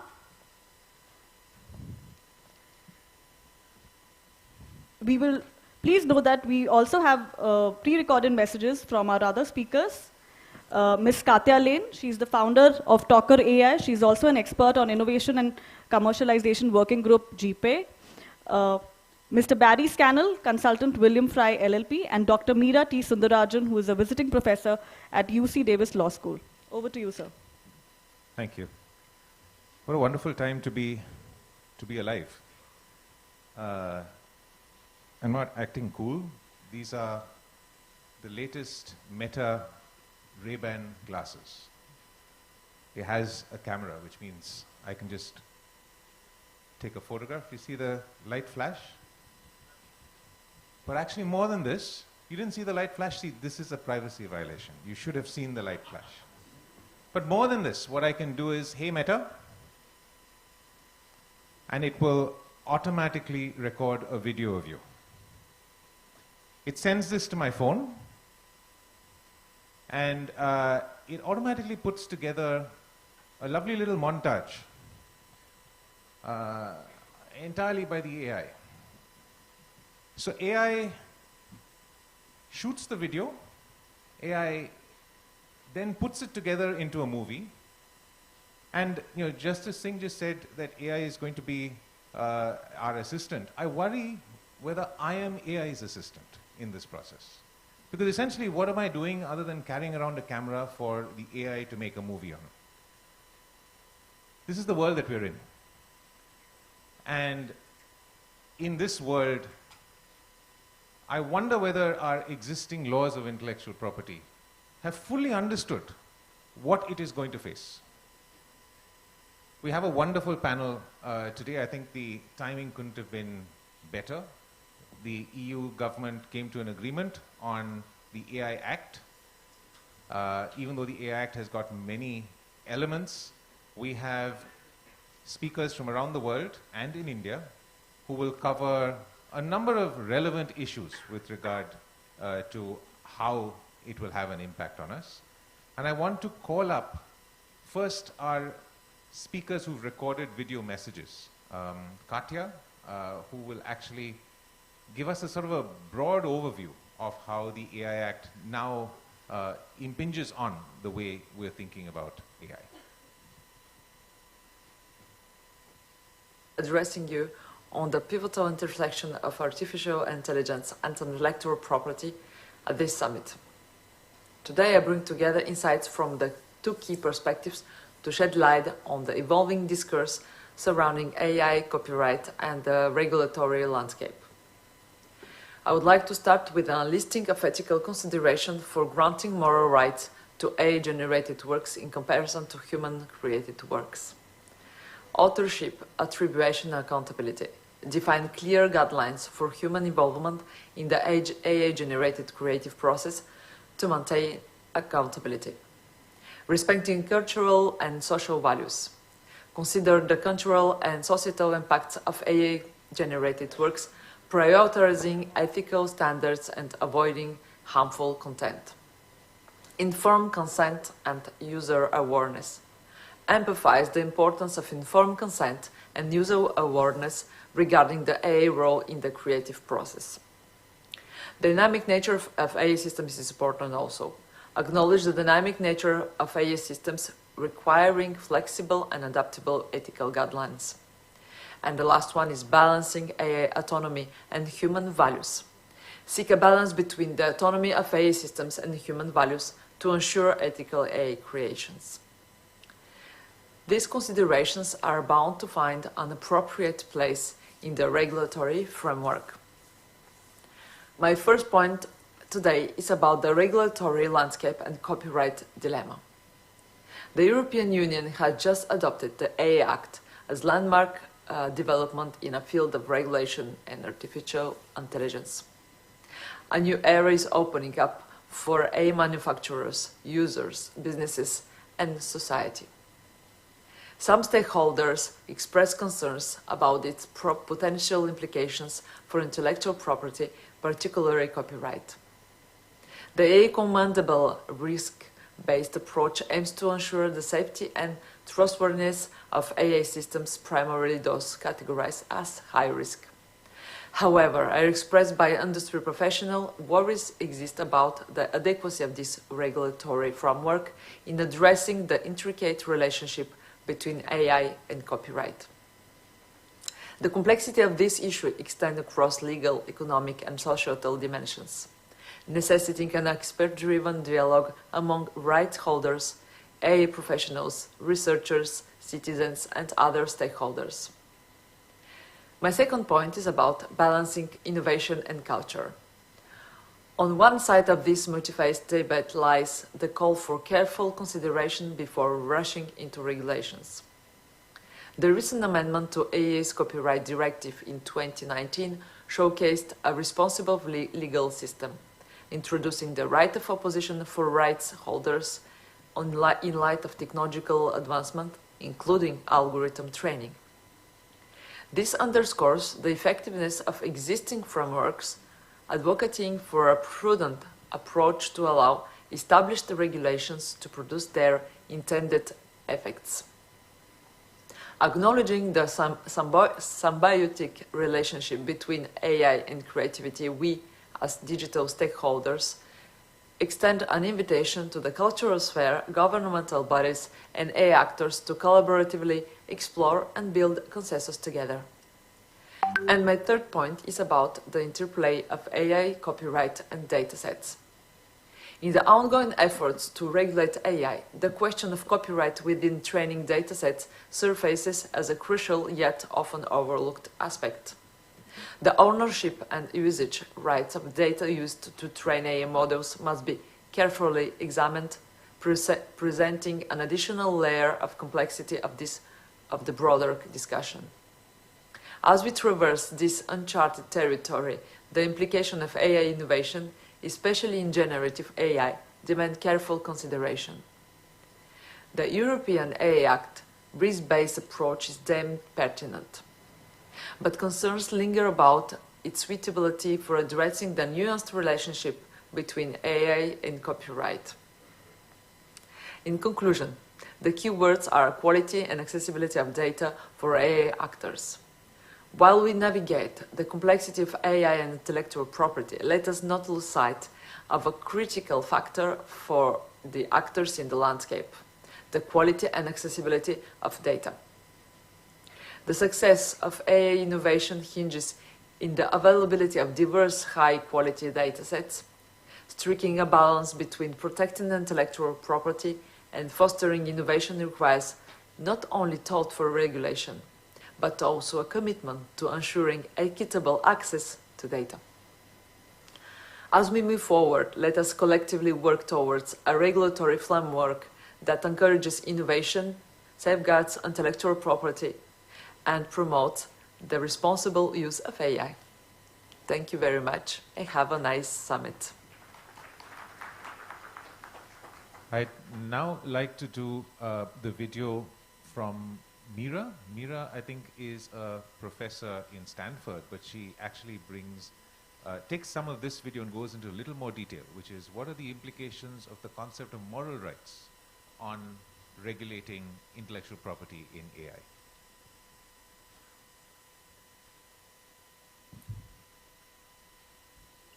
Greetings from San Francisco, California. I am Meera T. Sundararajan, and it gives me great pleasure to have this opportunity to address the meeting today. Thank you very much to the organizers for inviting me.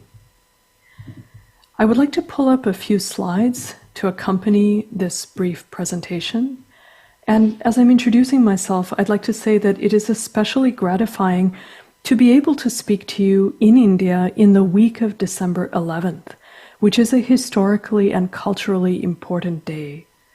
This year, December 11th was the 141st birth anniversary of Indian national poet and Tamil Mahakavi, C. Subramaniam Bharati, who is pictured here on this slide and who will, I think, be familiar to many members of the audience. C. Subramaniam Bharati is also my great-grandfather, so thank you very much once again. In my brief remarks today, I'd like to focus on moral rights, an area of intellectual property regulation that sometimes flies under the radar in the IP community. But in the era of technological advancement, moral rights are extremely important. And in fact, with recent developments in artificial intelligence technologies, I would suggest that moral rights have become more important than ever before. They are absolutely essential as an instrument of policy for us today. In the very recently adopted European Union Act on Artificial Intelligence, there is a core concept, the concept of transparency. And in fact, transparency closely resembles the doctrine of moral rights of authors under copyright law. In fact, you could even say that it's another form of moral rights. Moral rights can help us in two ways in the era of artificial intelligence. They can be a tool of effective copyright regulation and a tool helping us to modernize copyright in the AI environment. They can also serve as an invaluable template for effective approaches to AI regulation overall, as in the example of the EU AI Act. Policymakers, I would suggest, should explore foundational concepts such as disclosure or consent, attribution or credit, and integrity, drawn from the doctrine of moral rights of the author for the benefit of artificial intelligence regulation. The moral rights that are protected, what do they involve? The right of disclosure is the author's right to publish a work or to keep that work private. It is the author's right to be credited, attributed as the creator of their own work.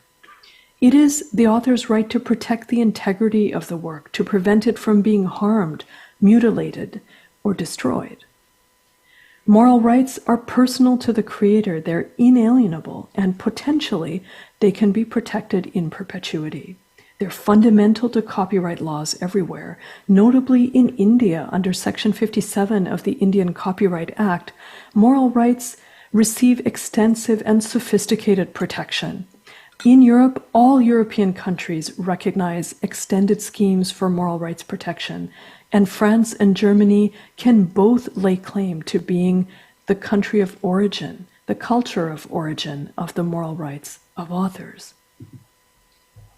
The purpose of moral rights is to protect our fundamental human rights. rights arising directly out of our human creativity. Moral rights and copyright, it is worth remembering, are both protected in international human rights instruments as well as copyright laws. But there's also a public interest rationale behind moral rights, which we must always keep in focus, that the goal of moral rights is to protect the cultural heritage that ultimately belongs to the public. Attribution and integrity rights protect historical truth. They protect facts and the integrity of all kinds of works embodying valuable human knowledge. Transparency, as I've said, is the core effective concept of regulation underlying the EU AI Act, and it is a concept that brings moral rights immediately to mind. The EU Artificial Intelligence Act is a risk-based approach seeking to protect members of the public from high-risk AI that can expose them to new kinds of vulnerabilities. What are the policy concerns that EU regulators have faced in this area? First of all, they have become concerned about the deception of the public and the accompanying degradation of knowledge, information, and culture due to the proliferation of false information, as well as the corruption of true information, all of which has incalculable social, educational, and political consequences. And the EU is also concerned about the abuse of fundamental human rights, which can occur by manipulating emotions or human identity through biometric features, neither of which, by the way, are possessed by machines. In this environment, moral rights can play a key role. Thank you very much for your attention to these brief comments. I hope you will find them interesting and intriguing, and I hope to have the opportunity to speak to you more about them in the future. And finally, Barry, who takes us on a, just like Justice Pratibha Singh took us on a whirlwind tour of how AI will impact IP. He also does sort of a whirlwind tour of a bunch of countries and how they're looking at AI and IP.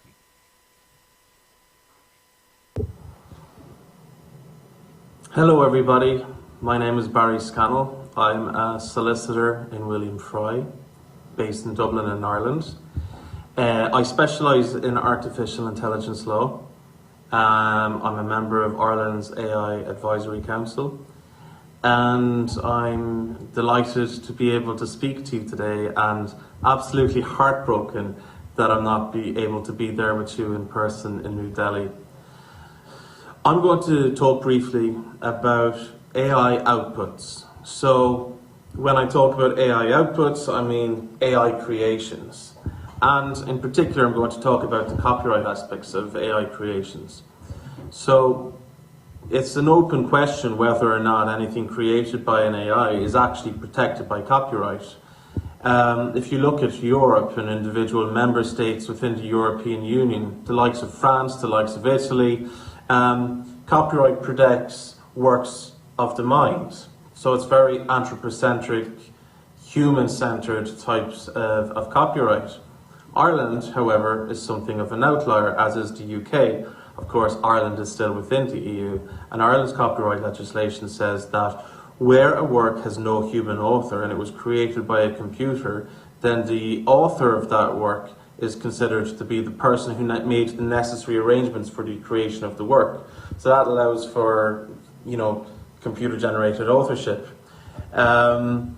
But that's so far outside the European copyright law that if it was ever tested, it may not actually be successful in the CJEU.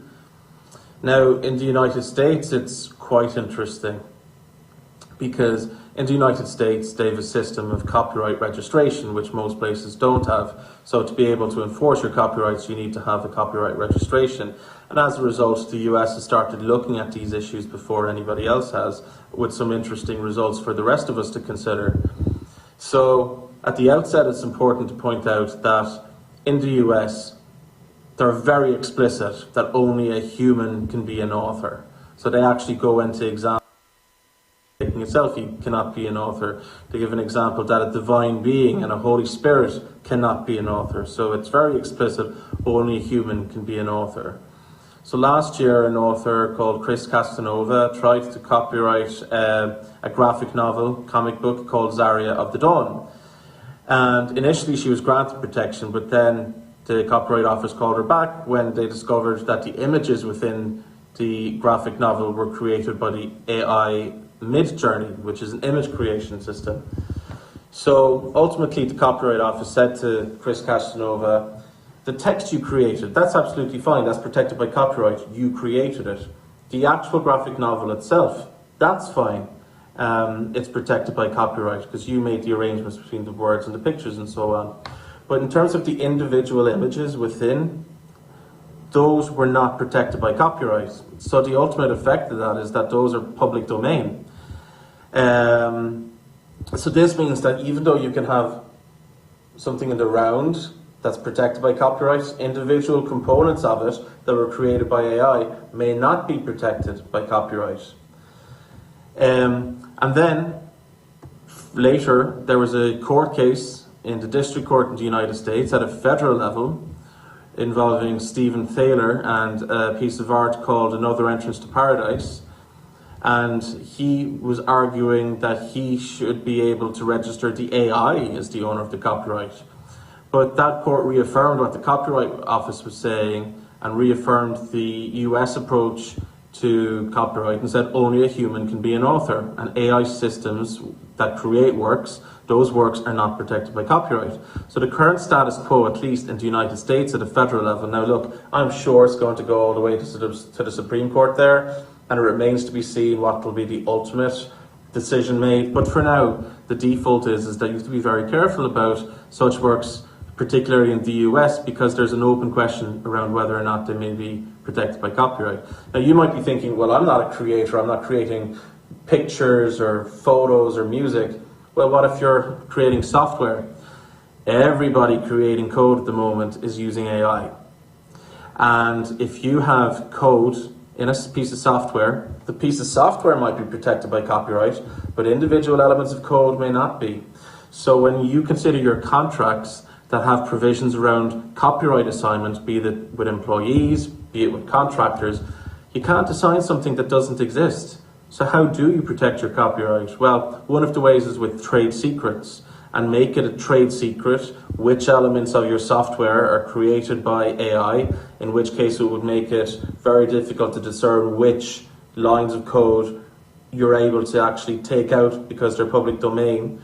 So it's a brave new world in terms of how do we protect copyright, and there's a lot of unanswered questions. But I'm really looking forward, and I'm sure you're going to hear wonderful ideas around it throughout the conference, and I really hope that you enjoy the rest of it. Thanks very much. So really provocative questions right at the end there.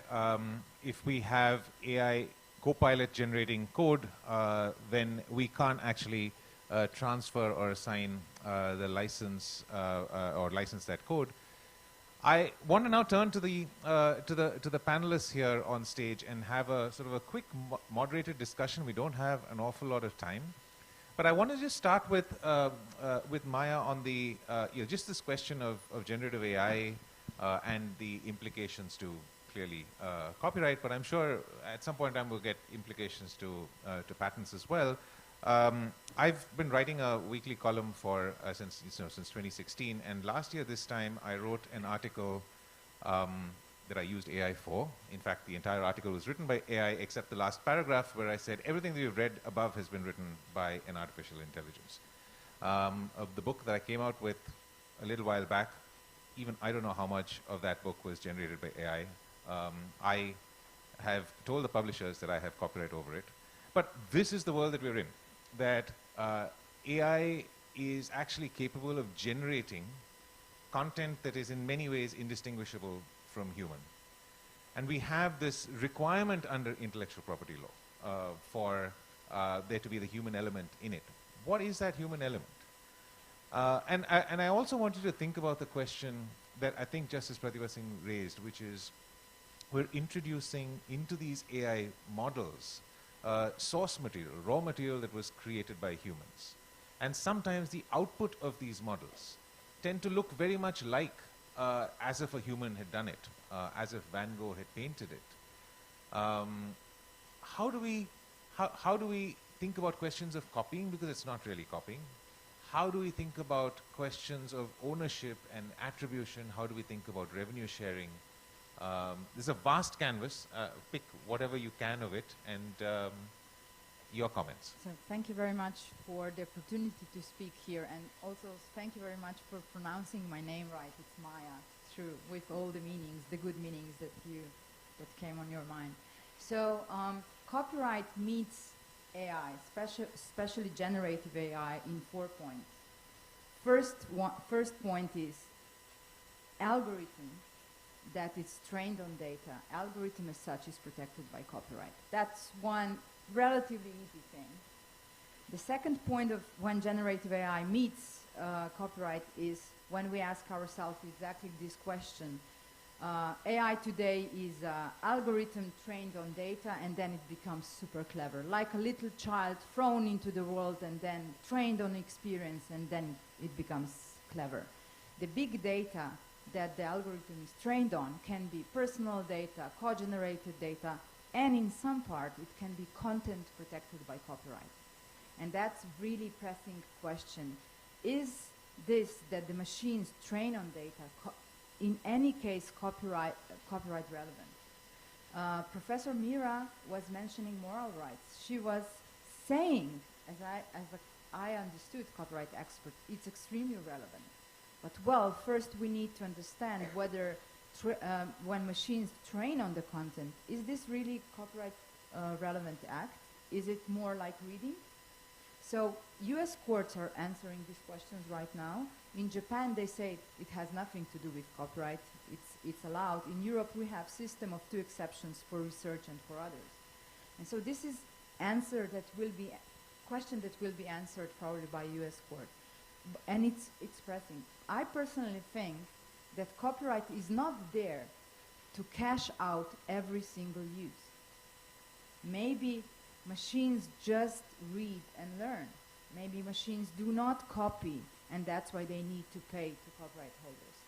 In Europe, we have very good system of 2 exceptions. I'm available to go deeper for everyone who is interested into this question. So this question, whether when machines are trained on data and that data may be protected by its content, by copyright, it's the second thing that it's relevant.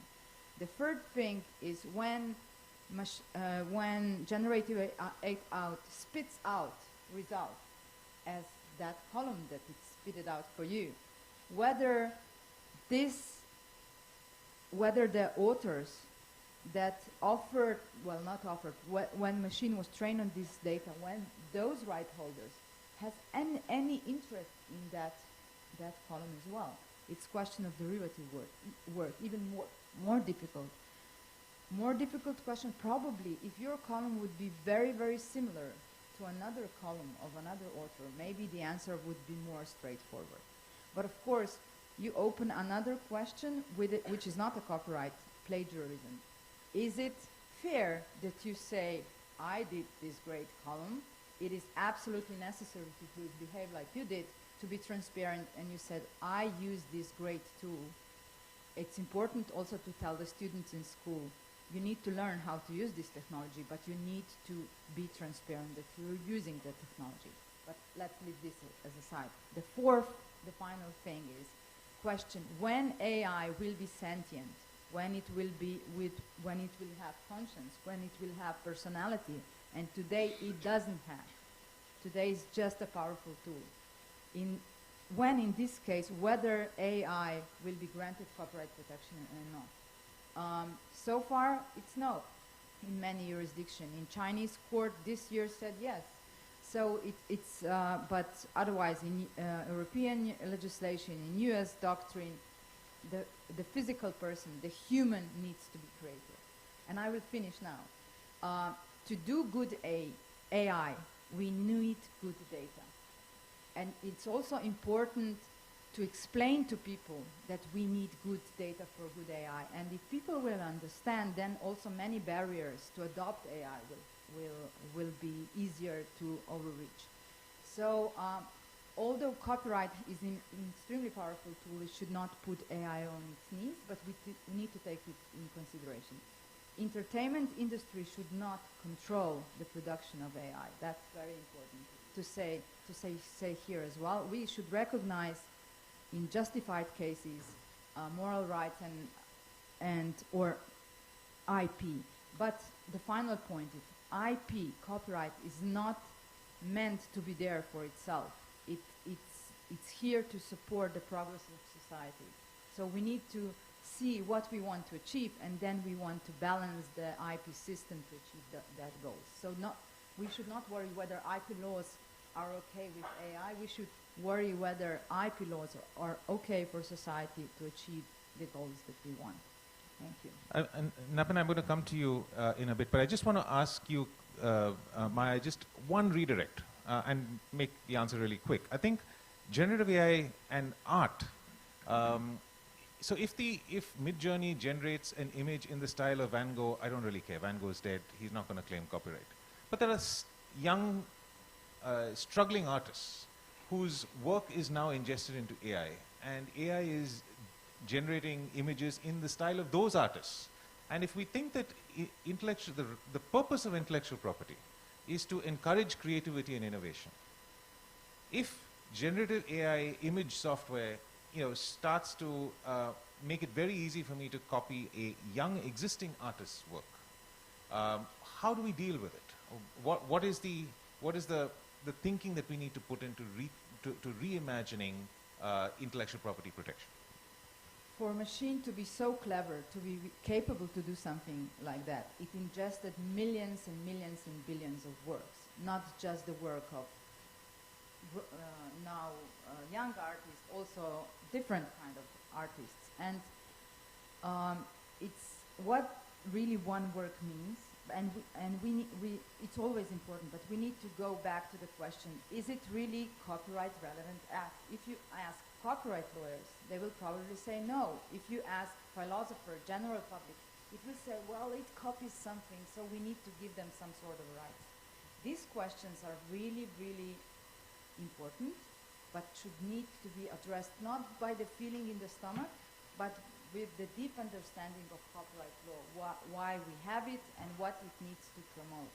So, very challenging time. It's exciting to be copyright expert, but as a society, it's really challenging to offer the questions that will make AI work for common good, not just for particular companies and corporations or governments.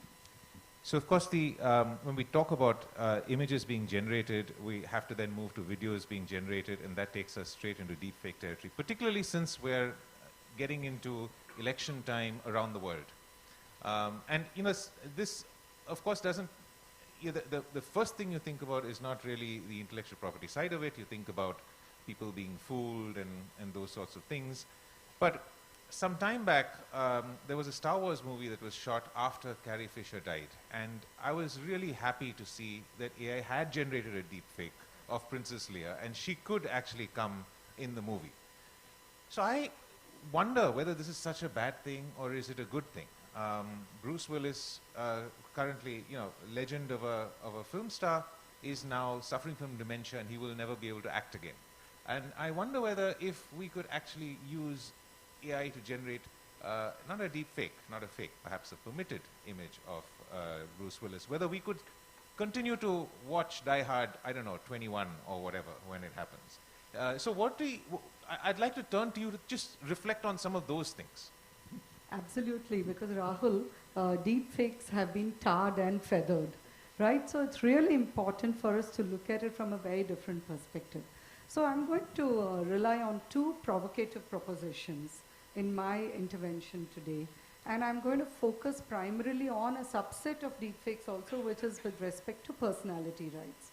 So when we talk about personality rights, and just to add to what Maya mentioned earlier, one of the judgments from the Delhi High Court speaks about how copyright should provide breathing space, and that it should not stifle creation, but it should encourage and enable creation.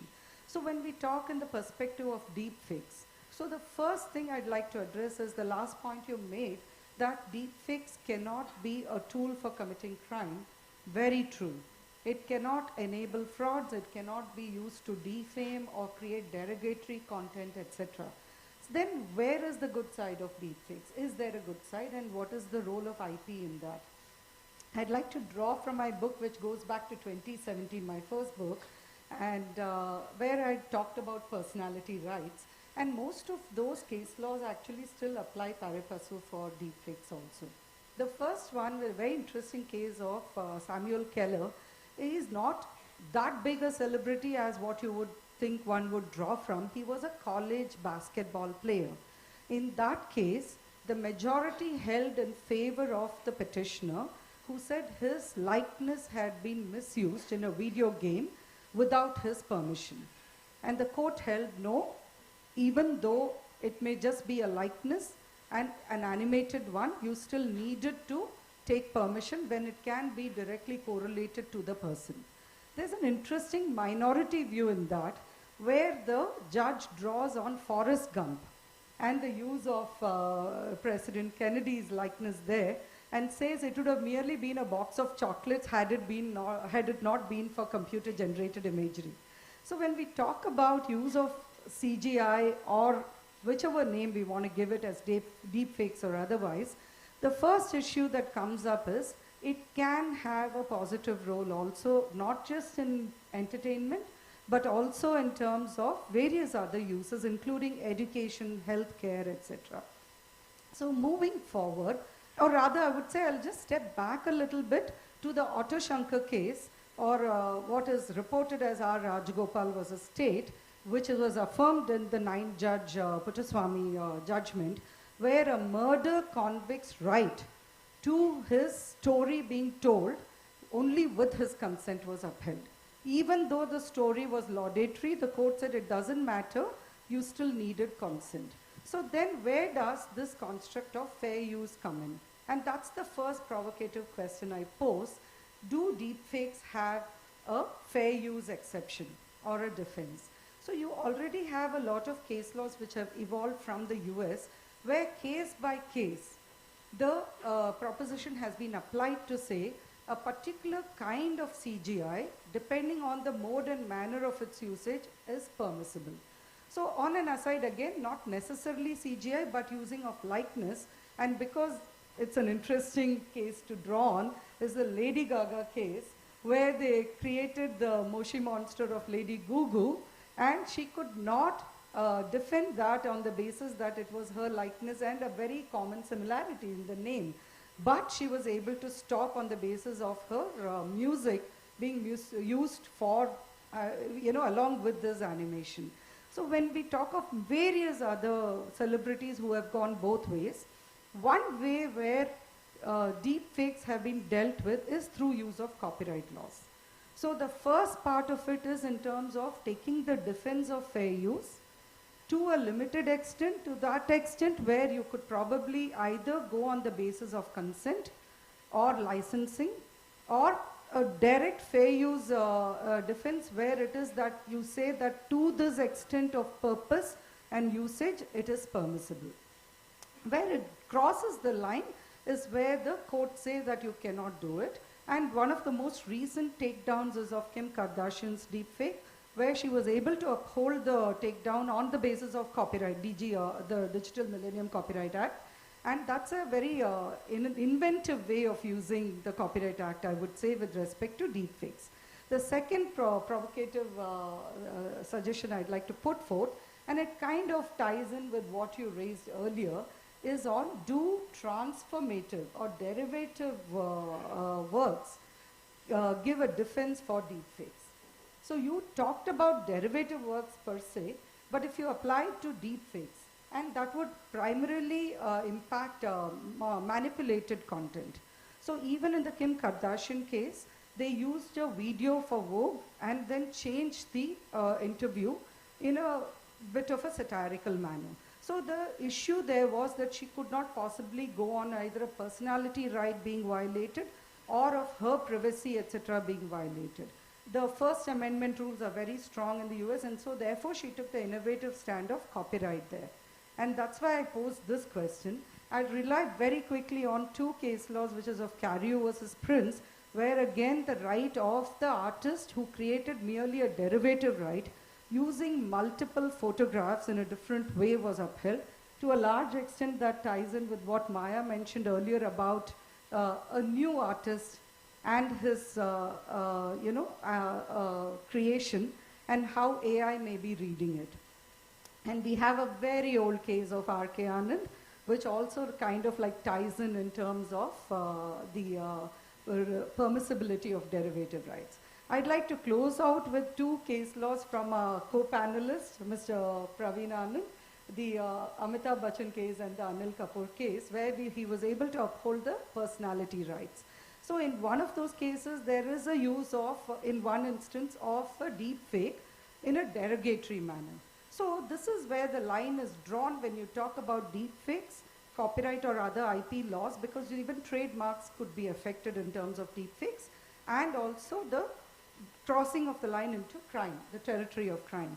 So where you use deep fakes to create a derogatory content or to create content, which has happened in recent times with some celebrities, where it is used for creating more manipulated content for pornographic sites, for instance. That's where you cross the line and you cannot claim the defense of fair use there. That's clearly crime.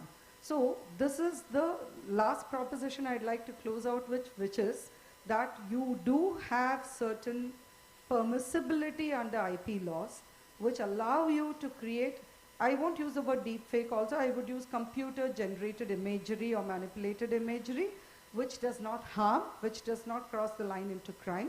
But the minute it does cross the line, you cannot claim the benefit of copyright laws to protect you against criminal prosecution. So I never in my wildest dreams expected to hear Otto Shankar and R.K. Anand in this discussion.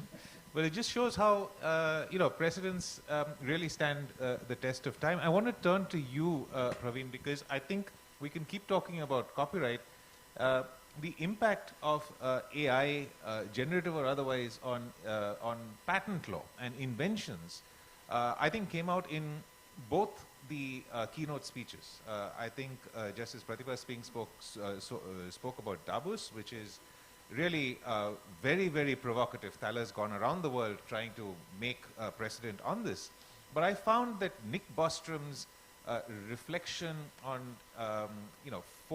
the protein folding innovation of DeepMind was extremely provocative, to say that what if AI, because of the power of AI, exhausts all the inventions in a field, and then what would happen?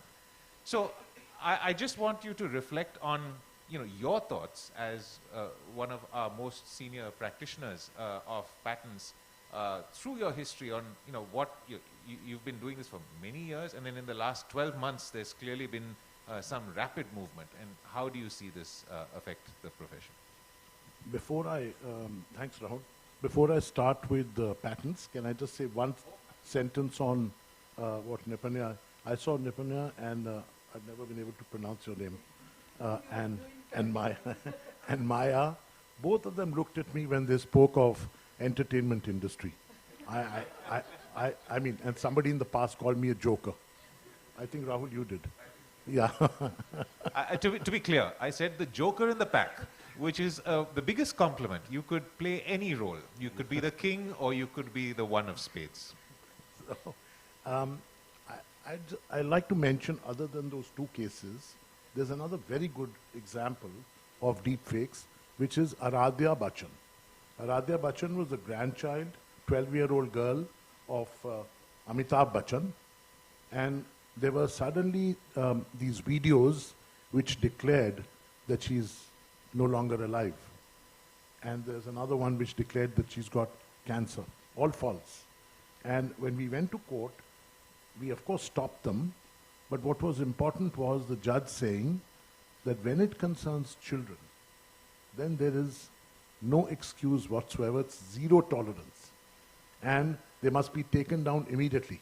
So what YouTube came and said, Google, they came and said, you know, our policy allows us to take down for child pornography, but not for a situation like this. And the court said, rubbish. That's exactly the same harm that you're doing. Look at the harm. And so I think it's important to see what the reaction of the court when it concerns deepfakes. That's a good illustration of how harmful it can get. As regards patents, one thing I'd like to say at the outset is that patent filing, irrespective of the country, irrespective of the industry, has been rapidly increasing. WIPO's report states I'll just give one statistics. There are many ways of measuring this, but one statistics was that 367% increase from 2021 to 23 in 2 years of the patent searches on AI. So it's obviously patents are being granted and patents are being found to be very useful. Now that's a simplistic statement.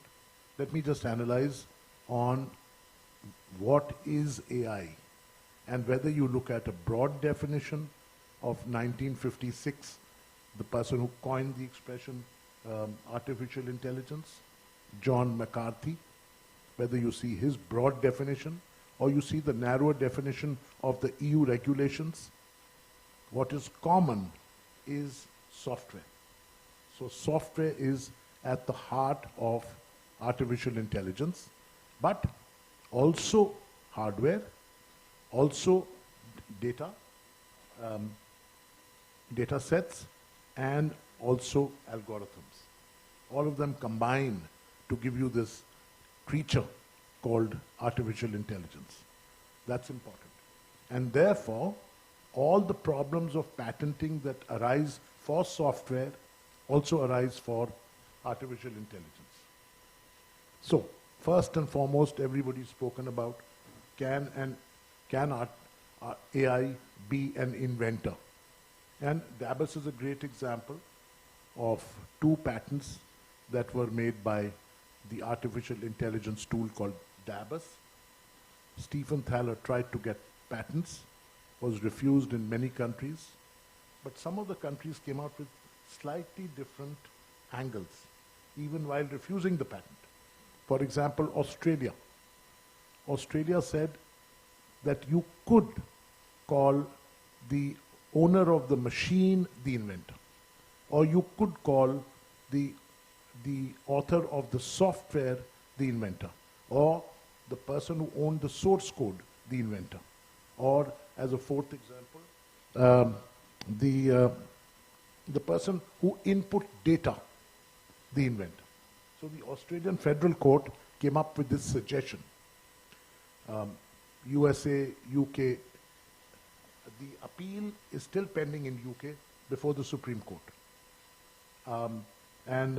They mostly refused in many, many countries, including India. I heard Justice Pratibha Singh say that the Indian app, something is still pending. I'm not sure of that, but I'm sure if she's checked up, it must be correct. By and large, most countries have refused. Interestingly, the 2 countries that granted patents were South Africa and Saudi Arabia. And one thing that I'd like to say here is, when you talk about whether AI can be an inventor, look at the suggestion made by the UK Intellectual Property Consultation 2022. They said we could say that the author includes, the inventor includes humans responsible for AI systems that generate inventions. And this is somewhat like our definition of, in the Copyright Act, of author. For a computer-generated work is the person who caused the work to be created.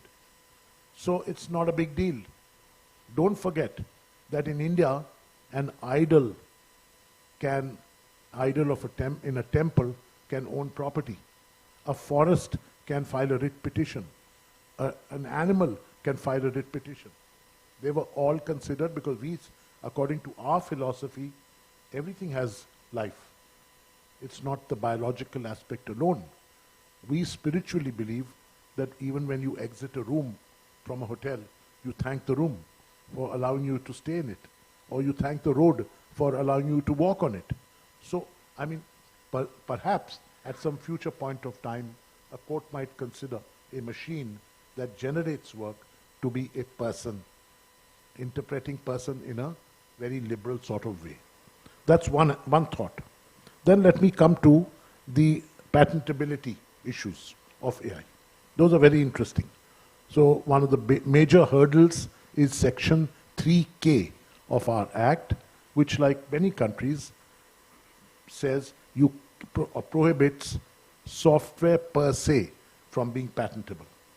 Now that, if you see a lot of AI-generated inventions being the subject of telecom, and companies like Nokia or InterDigital or Ericsson or Qualcomm, all of them have patents for AI-generated inventions.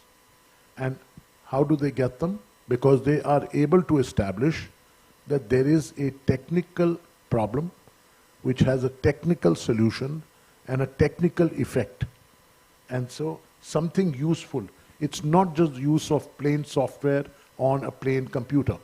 You have altered the computer's working. You have achieved a useful result for man, either by way of speed or energy saving, reducing latency, or some such thing. That advantage that you've given is, if it is technical, not commercial, not financial, not legal, not ethical or aesthetic, if it is technical. And what is technical? Technical is when you solve the problem created by nature. Non-technical, when you solve the problem created by man. It's a very fundamental difference. So that deserves a patent. So a lot of patents are being granted, overcoming 3K. One more problem. Person of ordinary skill in the art. A person of ordinary skill in the art is a fictional person who reads everything in the world, but does not have intelligence. Is a person, well, it's not an inventor. It doesn't have that high level. Person of ordinary skill in the art. It's like a 10 to 5 worker. And from his eyes, you're supposed to see the prior art and assess whether the invention has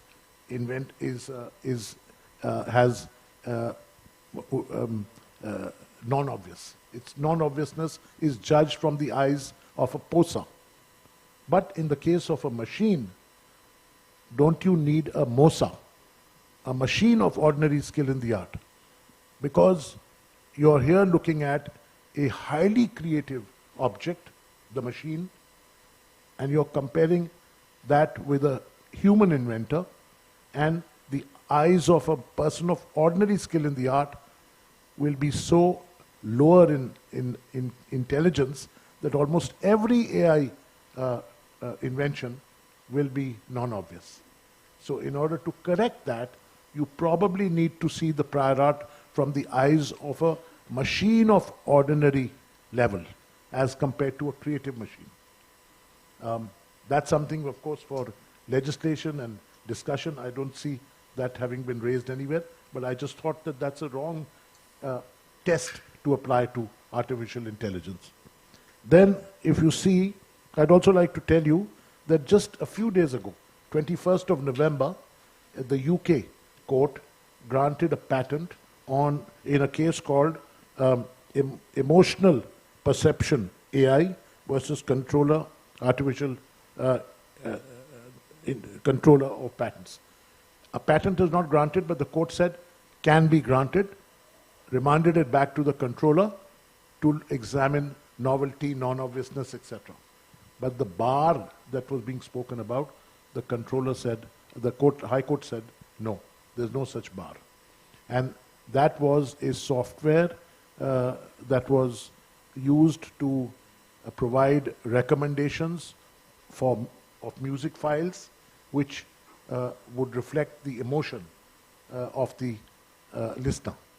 So if there was there could be a sadness or happiness or relaxation, all those would be reflected. It would determine from the tone of the listener what the mood was and give it those files. And that's been now thought to have at least the basic elements for protection through a patent. Then let me talk of the final thing, insufficiency. Insufficiency and disclosure requirements. Normally, when you have a machine which is constantly learning, what's in the black box is changing all the time.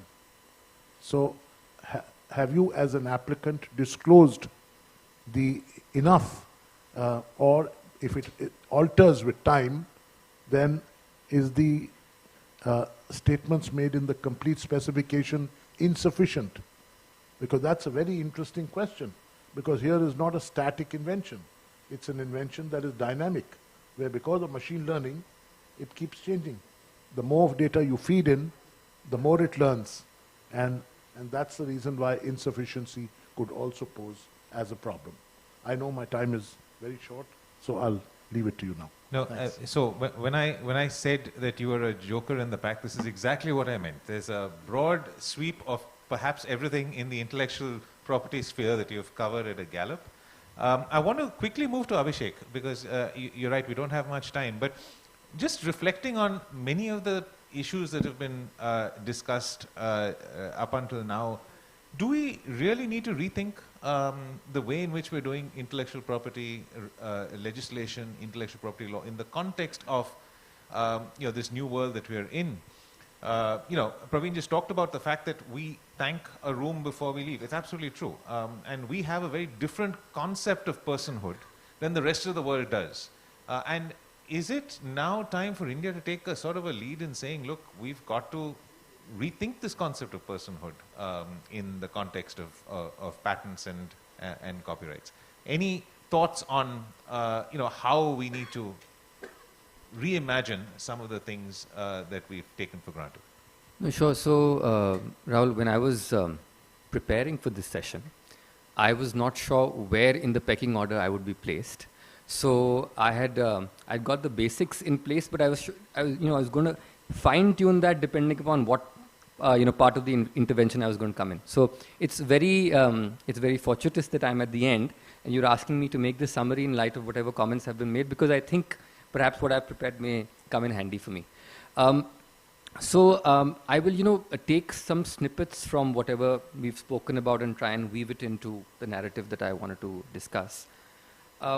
It's interesting that among the right of publicity cases and the personality cases that Nabhinay spoke about, of course, in the context of deepfakes, etc., in I think 2000 or 2001, there were a spate of these 2 or 3 cases in the 9th Circuit, which involved a supposed likeness of this TV presenter from a series in a television series on US television called Wheel of Fortune. And this lady's name was Vanna White. Of course, no one knew about her, or no one knew her as Vanna White till such time that the case came to the courts.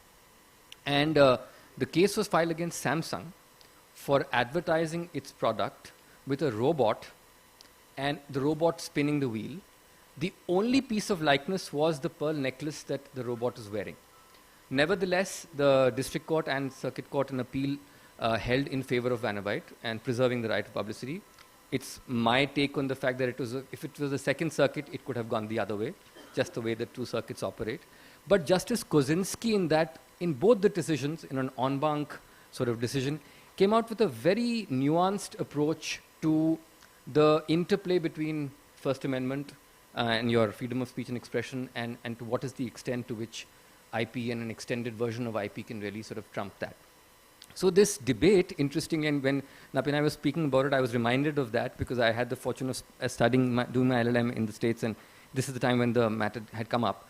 So this debate about the extent to which we can expand the frontiers, or do we need to relook at the fundamentals of protection to really come up with a solution, has always been around.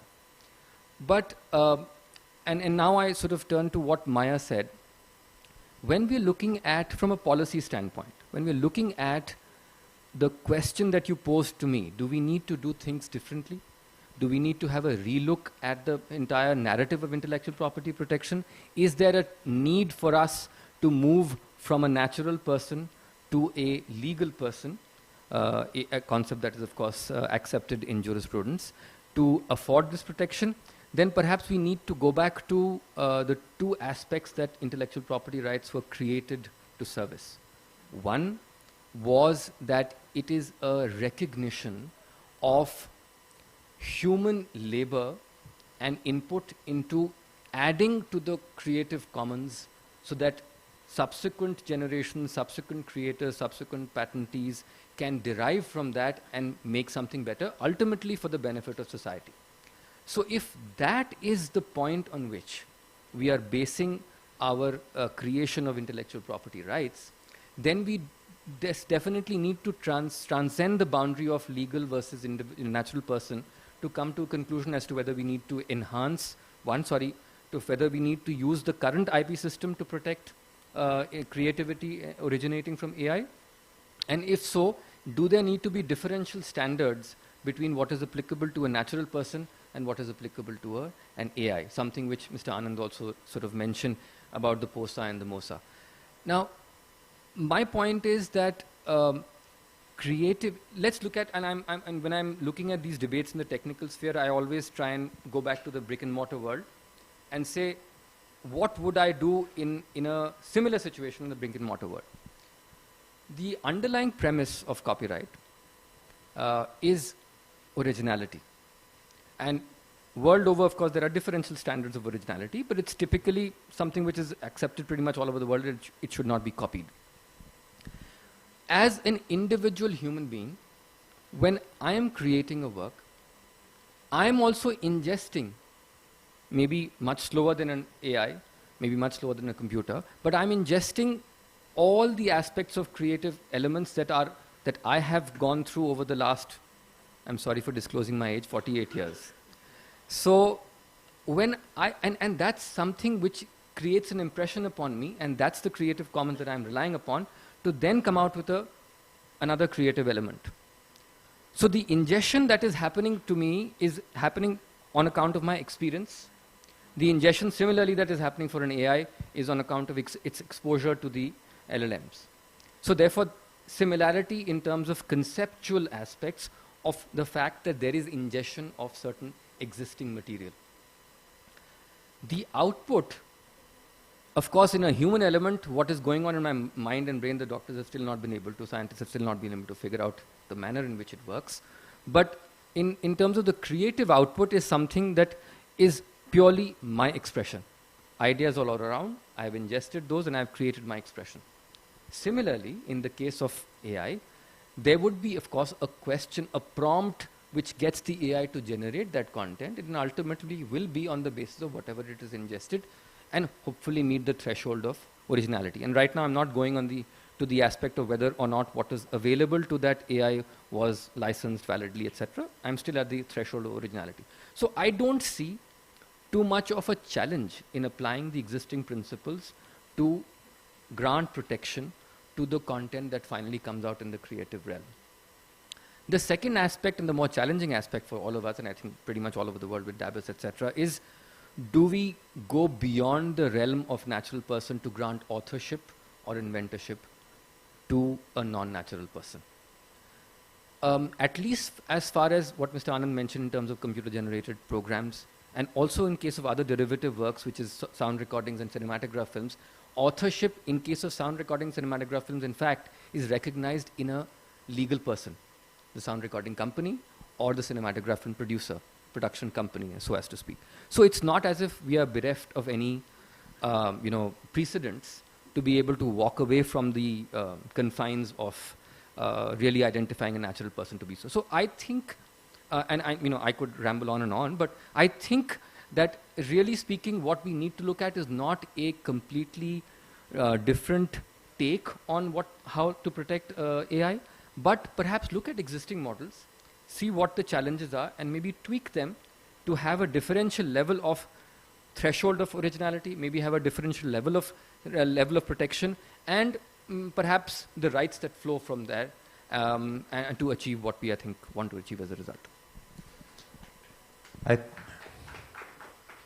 I think I have gone well over time, largely because we have a lunch break. So I just took the liberty of denying you lunch, but I can't do that anymore. As you can see, this is a subject is as wide as it is deep. We could go on for the whole day discussing this topic. The only thing I'd like to say in conclusion is just to go back to what Maya said, and she used the word when and not if, which gets me really worried, that when AI becomes sentient. And as lawyers, that's all I care about, because if we give AI authorship and if AI is going to have copyright and patent, all I care about is when AI can retain me to actually fight on behalf of AI in a court and defend its rights. And so Maya assured me that it is not an if, but it is a when. And so I think, lawyers, as Justice Pratibha Singh said, our jobs are secure because at this point in time, humans are engaging us, but in the future, AI will. Thank you very much. You've been a wonderful audience.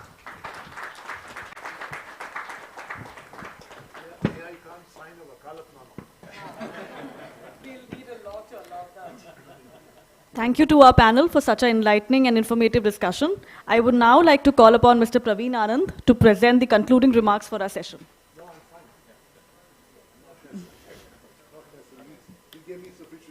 Okay. I extend a heartfelt vote of thanks to our esteemed panel for their invaluable contributions to today's discussion. Your insights and expertise have greatly enriched our understanding of the complex relationship between AI and IP. I would now like to invite Mrs. Kavita Bhatia, Group Coordinator and Scientist G, Ministry of Electronics and IT, Government of India, to kindly felicitate all the speakers.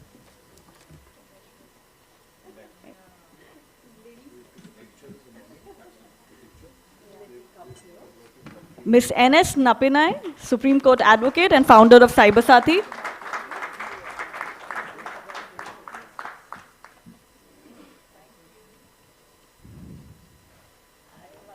Professor Dr. Maya Bogatag Jankik, founder and head, Intellectual Property Institute.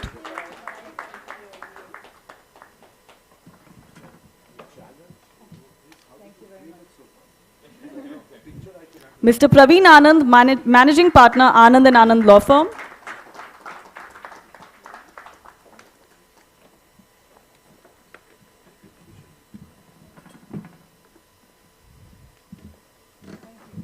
Mr. Abhishek Malhotra, Managing Partner, TMT Law.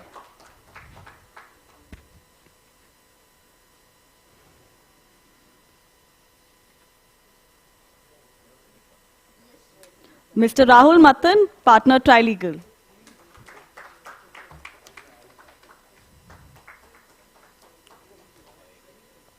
Thank you everyone for being here.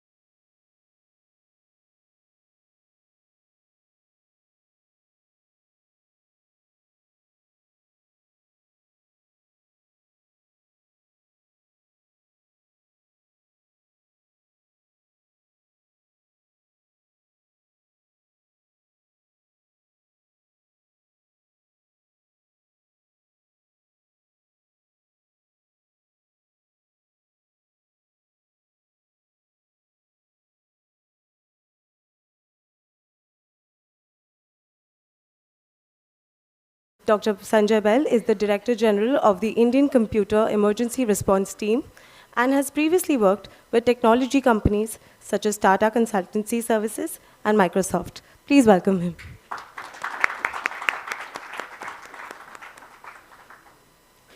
Next, I'd like to invite one of our keynote speakers, Mr. Rohit Chauhan. He's the Executive Vice President of Artificial Intelligence at MasterCard, where he has worked for over 17 years. He's responsible for establishing MasterCard as an AI powerhouse and leveraging and implementing AI at scale.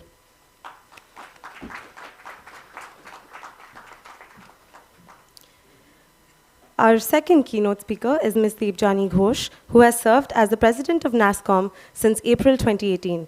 A veteran of the technology industry, she is the first woman to helm the organization in its 3-decade history. Thank you, ma'am, for joining us. Ms. Rama Vedashri is another powerhouse of cybersecurity. She's presently the advisor to the IIT Bombay Trust Lab and former CEO of the Data Security Council of India. Prior to moving to DSCI, she was vice president at NASSCOM and has over 35 years of experience in the industry. Thank you, ma'am. Our next speaker is Mr. Thomas Schneider. He's the Director of International Affairs, Swiss Federal Office of Communications, Chair Council of Europe Committee on AI, Chair Council of Europe Committee on AI, and he has a long-standing expertise in digital governance and in the governance of the information and knowledge society and artificial intelligence. Thank you, sir, for joining us.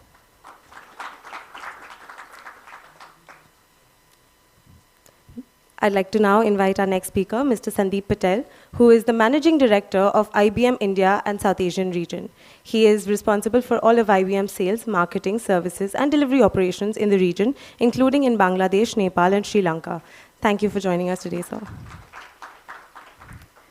My next speaker is Ms. Isabel Barbara, who is the co-founder of Write, a specialized consultancy firm based in the Netherlands, focusing on trustworthy AI, particularly in AI privacy and security risks. She is the author of an open-source AI assessment tool, Plot4.ai, which is a comprehensive threat modeling library and methodology designed to assist organizations in constructing responsible AI systems. Ma'am, I request you to join us on the dais.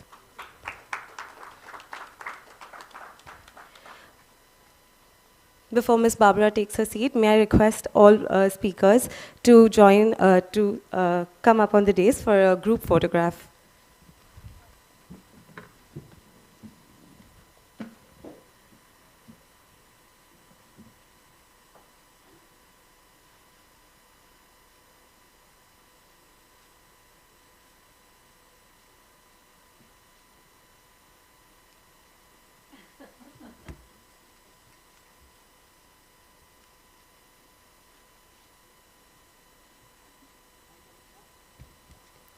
Thank you.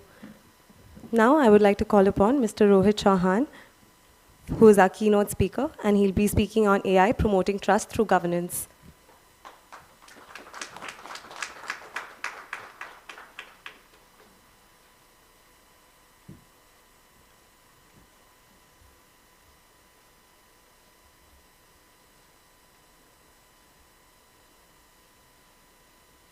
Perfect.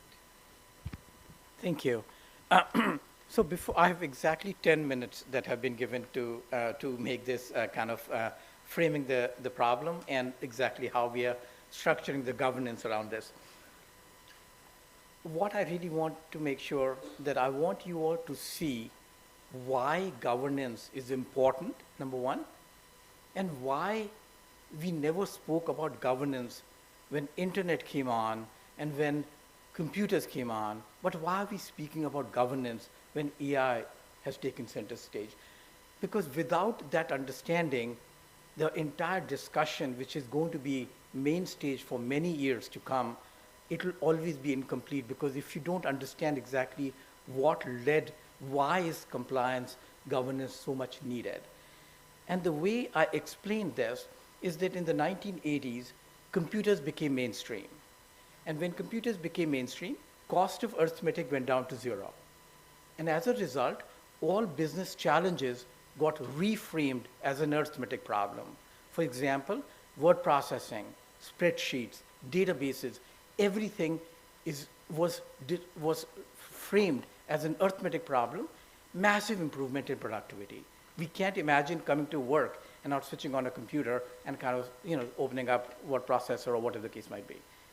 In the 1990s, internet became mainstream, cost of communication went down to zero. As a result, all business challenges got reframed as a communication problem. Retail became a communication problem. You don't have to go to a retail store. Retail store travels with you on your phone. Look at so many business models such as Airbnb, Uber. All these are just communication problems. They have just taken a business problem and solved it using communication. Massive improvement in productivity. Comes AI. What happened? Cost of prediction has gone down to zero.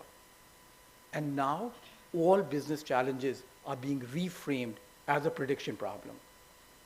If driving a car can be reframed as a prediction problem, literally anything that we do can be reframed as a prediction problem. And hence, the impact of computers, impact of AI is going to be bigger than the impact of internet and bigger than the impact of computers as well. Massive. With that backdrop, and I'm assuming that everybody is in agreement that AI is here to stay and will make massive impact on our community and on the societies that we deal with, I want to spend like 30 seconds in explaining exactly how AI algorithms are built. To understand how AI algorithms are built, you have to first look at regular algorithms. How do regular algorithms work? You take the data and you put the algorithm and the output comes out. For example, I say, what is 2 plus 2? That's my data. And then I put the algorithm, which is the tables for 2, and the 4 pops out.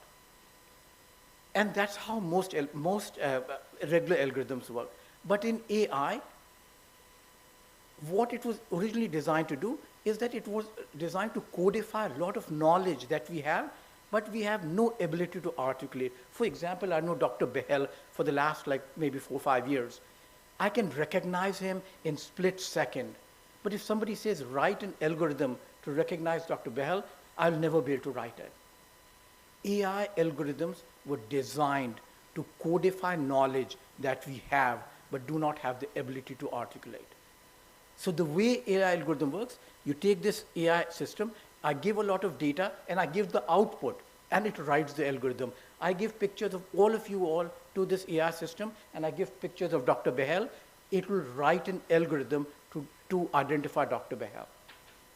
Now, what it does is that it allows us to codify labeled data, assuming that all of you are humans, and then I label Dr. Behel, and the algorithm comes out. The challenge is now that anywhere you have labeled data, you can build an algorithm. And the temptation to start automating as many things as we possibly can just because labeled data is available is an incredible opportunity, but an incredible threat, because if the data that has been collected is not collected in a holistic way, in a grounded way, which is not biased in any shape or form, then whatever inefficiencies existed in the past are going to get hardwired in this algorithm and will just make sure that it just becomes the new normal, which is not going to be an outcome that would benefit the society. We want all algorithms to be built in an inclusive way that benefits all, because this technology has to benefit not just the one that have higher access or more privileges, but it has to benefit everybody. So with that backdrop, at MasterCard, we have constructed a very robust governance structure. We want to make sure, you have to understand, MasterCard is a payment platform. It's a network. Trust is at the core of what we do. If individuals don't have trust in the payment ecosystem, then the commerce will come to a halt, and number of businesses will hurt, and society in general will have some major issues kind of coping up with that. And hence, MasterCard has built a AI governance ecosystem that is kind of anchored on building trust, not only with our cardholders, not only with the society, but with everybody, with every individuals that touches the payment ecosystem. The key principle, I said, is security and privacy. So we want to make sure that all the data that is collected and used is secure and private at all times. There's transparencies. Everybody has to know exactly how the data is getting used and where exactly the algorithms are being deployed. We'll take full accountability. If we're deploying it, we will be held accountable, and we know that, and we'll stand behind anything that we actually deploy. We would do whatever it takes to make sure that the algorithms are fair to every individual. When we are catching fraud, which is one of the biggest use case of AI within MasterCard, we make sure that we catch fraud for every individual across the globe in any country, any segment of the society. And that we call it fair, because it's fair on every member who's on that platform. And lastly, we want to make sure that we're inclusive of everybody. So when we build fraud algorithms, we include every data point that we possibly get. Without governance, we truly believe that this technology can have some major unpleasant aspects to our society, and we have to do whatever it takes to make sure that we have enough guardrails. I commend the European Union for working on and putting the guidance together. We as industry also were working with a number of government organizations, but without governance, this technology is a loose cannon, and it has to be controlled. So with that, I think I've used my 10 minutes, and I'm going to stop. Thank you.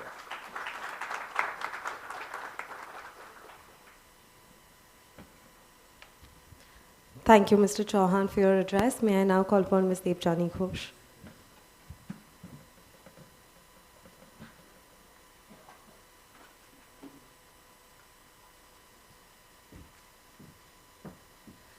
Thank you, Tanya, and good afternoon, everyone. Amazing last few days, and as the curtains get set to draw on what I think was a highly productive GPAI summit, it's quite fascinating to reflect on the rich discussions that have happened on almost every facet of AI and its responsible usage. I think this is the right time to remind ourselves about that one key promise of artificial intelligence. The promise to accelerate productivity, addressing the looming risks of a global slowdown. That is where artificial intelligence really became a must-do for the world.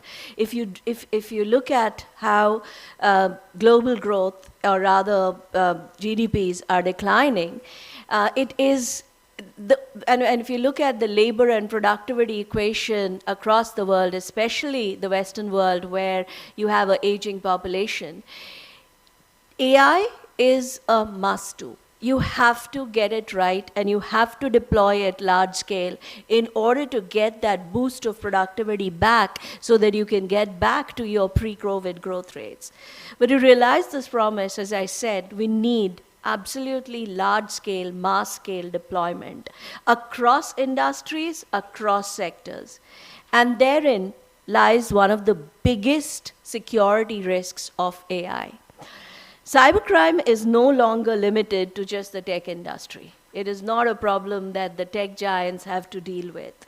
Today, every company is a digital company without fail. Every company, in order to survive, it is a digital company. And because you're a digital company, cybercrime is unfortunately a reality that you have to deal with. In today's world, cybercrime is a global pandemic, inflicting trillions of dollars of damage in every year. Some numbers which I found just fascinating. Just password-related attacks skyrocketed from 3 billion in 2022 to a staggering 30 billion in 2023. I mean, these numbers are just crazy, right? And there was another analysis that said, Globally, the cost of cybercrime is projected to cross $8 trillion. Now think of it, if this was an economy, this would be the third largest economy after US and China. That's how big it is. And it's growing 15% year over year. So again, if this was economy, not only is it the third largest economy, but it is growing than the fastest growing economy today, which is India. That's the sheer scale, exponential scale of cybercrime that we are dealing with it. Now, it doesn't stop there.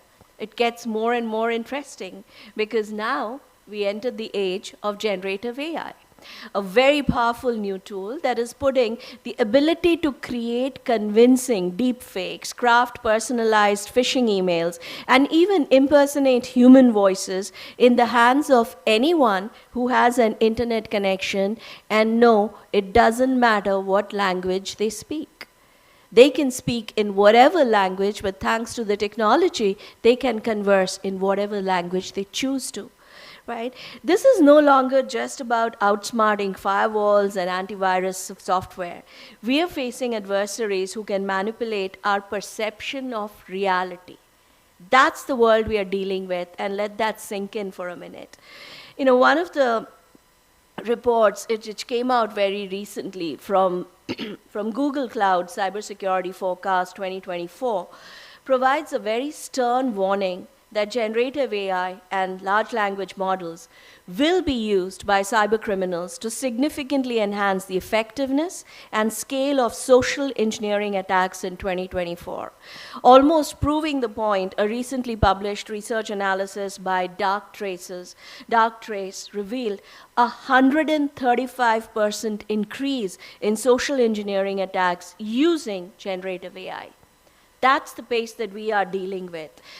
You know, to give an example, I think the recent attack against MGM Resorts, it sort of sent shockwaves across the industry and cost the company nearly $100 billion and shut down a large part of the operations of the company.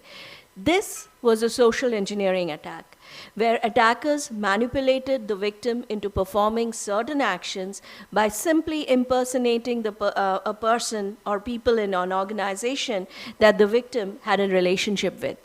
In this case, all it took, if reports are to be believed, all it took was less than 10 minutes call where the hackers found an employee's information on LinkedIn and impersonated them a call to MGM's IT help desk to obtain, using the credentials of the employee, to obtain the credentials and access and to infect the system. That's how simple it was. And this is just the tip of the iceberg. Imagine you working on an IT desk and you receive a call from your boss. It sounds like your boss, speaks like your boss, tone, language, everything the same, and asks you to do something. You are going to do it. And that voice today, I was speaking to startups who are actually working on addressing deepfake problem. They said today all you need is 4 minutes of good voice quality voice data in order to be able to generate a pretty good quality of deepfake. 4 minutes of your and my voice, which is, I guess, all out there, right? That's all is needed. So this is what we are dealing with. And you know, somebody in the industry, an industry leader, beautifully summed it up by saying, Gen AI gives an asymmetric advantage to the attacker who can use it to quickly make sophisticated bots, more malware into a lot of different variations, thus making it much harder for the defender to guard against. Cyber defense for generative AI has unfortunately been the missing piece of the puzzle until now. This is something we have not paid a lot of attention to. But the good news is that AI is both the disease as well as the cure. Just like AI can be used for such nefarious purposes, it can also be used as our shield. Generative AI can be harnessed to create even more sophisticated defense systems capable of identifying threats faster, predicting behavior, and automatically deploying countermeasures. This is the future of cybersecurity. We have to bet machines on machines. We have to let the machines fight the machines. I think the humans alone trying to fight machines and capabilities of Gen AI, it's going to be a little difficult. We have to get the machines into this high-stake game of what we call digital chess. But here's a catch. Winning the game requires much more than just technology. It demands a concerted effort from government, business, individuals alike to defend against AI-driven social engineering attacks and ensure personal security. Investments in the right tools, capabilities is a must-do, but not enough. We have to ensure as organizations that security gets ingrained into the very culture of the organization. It has to get weaved into the fabric of the organization, the DNA of the organization that builds the organization culture and mindset. Security by design has to become job one in 2024. I do not believe there is any other way out than ensuring that security by design becomes the top CEO priority. So with that, thank you very much and look forward to a great panel.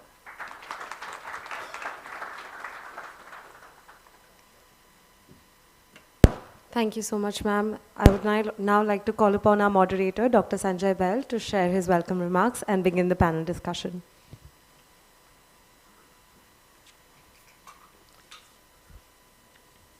Thank you, Tanya, and good afternoon, esteemed colleagues, distinguished guests, ladies and gentlemen. And after these opening remarks by Rohit and Devjani, I don't think anything else is left. They've scared us enough. And I don't know who's trying to do social engineering here now, and which machine is fighting against which machine. The only thing I'll add to what Devjani ended her talk with, security by design, I think it has to be security and privacy by design. So we should not forget privacy, which is very, very crucial and critical when we are talking about AI. So today we have gathered to address a critical aspect of our technological journey in India, safe and trustworthy AI, adopting robustness and resilience in AI systems.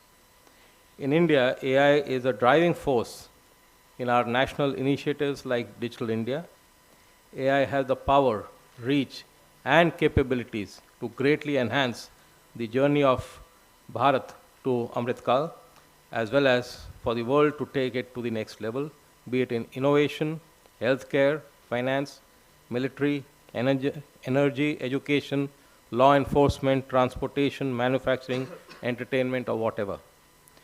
As of 2023, the AI startup ecosystem in India is vibrant and diverse, with over 1,500 AI-based startups across various sectors. These startups are making significant contributions in fields like healthcare, finance, education, agriculture, and robotics, aiming to innovate and provide solutions across industries. They are using AI to improve efficiency, enhance output, and deliver sophisticated AI and machine learning solutions. As we rapidly integrate AI in sectors such as healthcare, agriculture, and finance, its security becomes critical. One of the reasons for this is that AI has become the de facto technology used by malicious actors for producing and disseminating fake news, deepfakes, disruptive malicious tools, etc., potentially targeted to cause cyber destabilization and also impacting social contracts. Hence, it is imperative to ensure the safe and trusted implementation and usage of AI. Intersection of AI and cyber security poses technical, ethical, and governance challenges across 3 dimensions, where we need to focus on AI for cyber security for AI, as well as abuse of AI by adversaries. In the Indian context, developing robust and resilient AI involves addressing unique challenges like diverse linguistic data and varying digital infrastructures across urban and rural areas. There are concerns about the leaking of private information or lack of inclusivity at the training stage. In India's pursuit of advanced AI, it is also crucial to incorporate Indian ethical values while aligning with the development of common global norms, thereby ensuring that our AI systems respect diversity and promote inclusion. AI systems are driven by three components: compute, data, and algorithm. While McKinsey says that today we are seeing 127 IoT devices connected to the internet every second. So you can imagine the attack surface, how it is growing. And each of these three components, compute, data, and algorithms, need to be secured. Considering the specificities of AI, and in particular machine learning, and by adopting a broad view of cybersecurity, encompassing both the traditional confidentiality, integrity, availability paradigm, and the broader concept of AI trustworthiness, the Indian government, along with CERT-In, is at the forefront of creating policies that balance innovation with security and trustworthiness. CERT-In has initiated data science and machine learning-based applications in its operations, such as vulnerability landscape monitoring, sector-specific threat predictions, and audit quality assessments. Also, while handling incidents, it has come across cases involving AI-generated code for carrying out cyber incidents. The SAI has established an AI Security Incident Response Team, or AI CERT, similar to the CERTs and C-CERTs, so as to help ensure the safe and effective development and use of AI, as well as analyze and respond to threats and security incidents emerging from advances in AI and machine learning. The MITRE Corporation recently developed Atlas, the adversarial threat landscape for AI systems, a knowledge base of adversary tactics and techniques such as data poisoning and attack on integrity of AI systems. These attack tactics are based on real-world attack observations, which highlight unique and evolving vulnerabilities.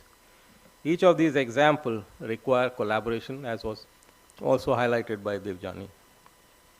India's journey towards a safe, secure, and trustworthy AI isn't just a technological quest, it is a collaborative mission involving academia, industry, and the public to build AI that embodies our national ethos of innovation and security. With that, I am going to now raise some questions to the esteemed panelists here. And I'm going to stand because it will be easier for me to look at the faces. Otherwise, just a straight line. So I'm going to start with Thomas, because I thought he was slightly dozing off. So let's try and wake him up. So Thomas, in your view, what role can government and regulatory bodies play in fostering a culture of trust and accountability in the development and deployment of AI? Yes, thank you, and welcome to you all. I'm honored to be here. Well, I think security and trustworthiness is a very broad area. There are technical aspects of it, there are social cultural aspects of it, and there are legal aspects that contribute. It depends on how you understand. And I think, let's say, a regulatory framework can contribute a lot by setting the right incentives so that all players behave in a way, the ones that produce systems, that they behave in a way that the systems they produce, that they are checked, that they are whatever you call safe and trustworthy, that those that deal with them, apply them, have the right education, have the right environment, are given the right means so that they use it in a proper way. And in the end, it's also up to the end users or those concerned that they have certain skills, that they know what this means, that you have this in the curricula of every person at school and at work and so on.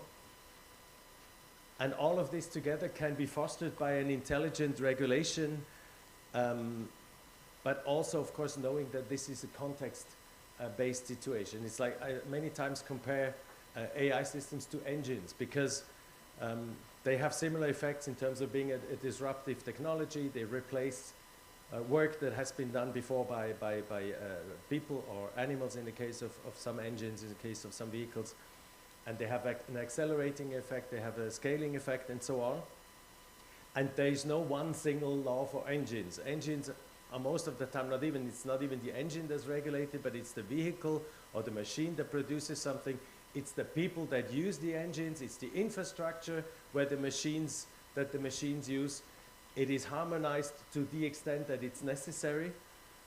It's not harmonized to the extent that a local culture actually is different from another one. And let me just give you one example, and I'll stop there for the moment. If you take road traffic, Italy and Switzerland are two neighbor countries in the middle of Europe. We have some differences of culture compared from us, probably little, but still there's some differences of culture.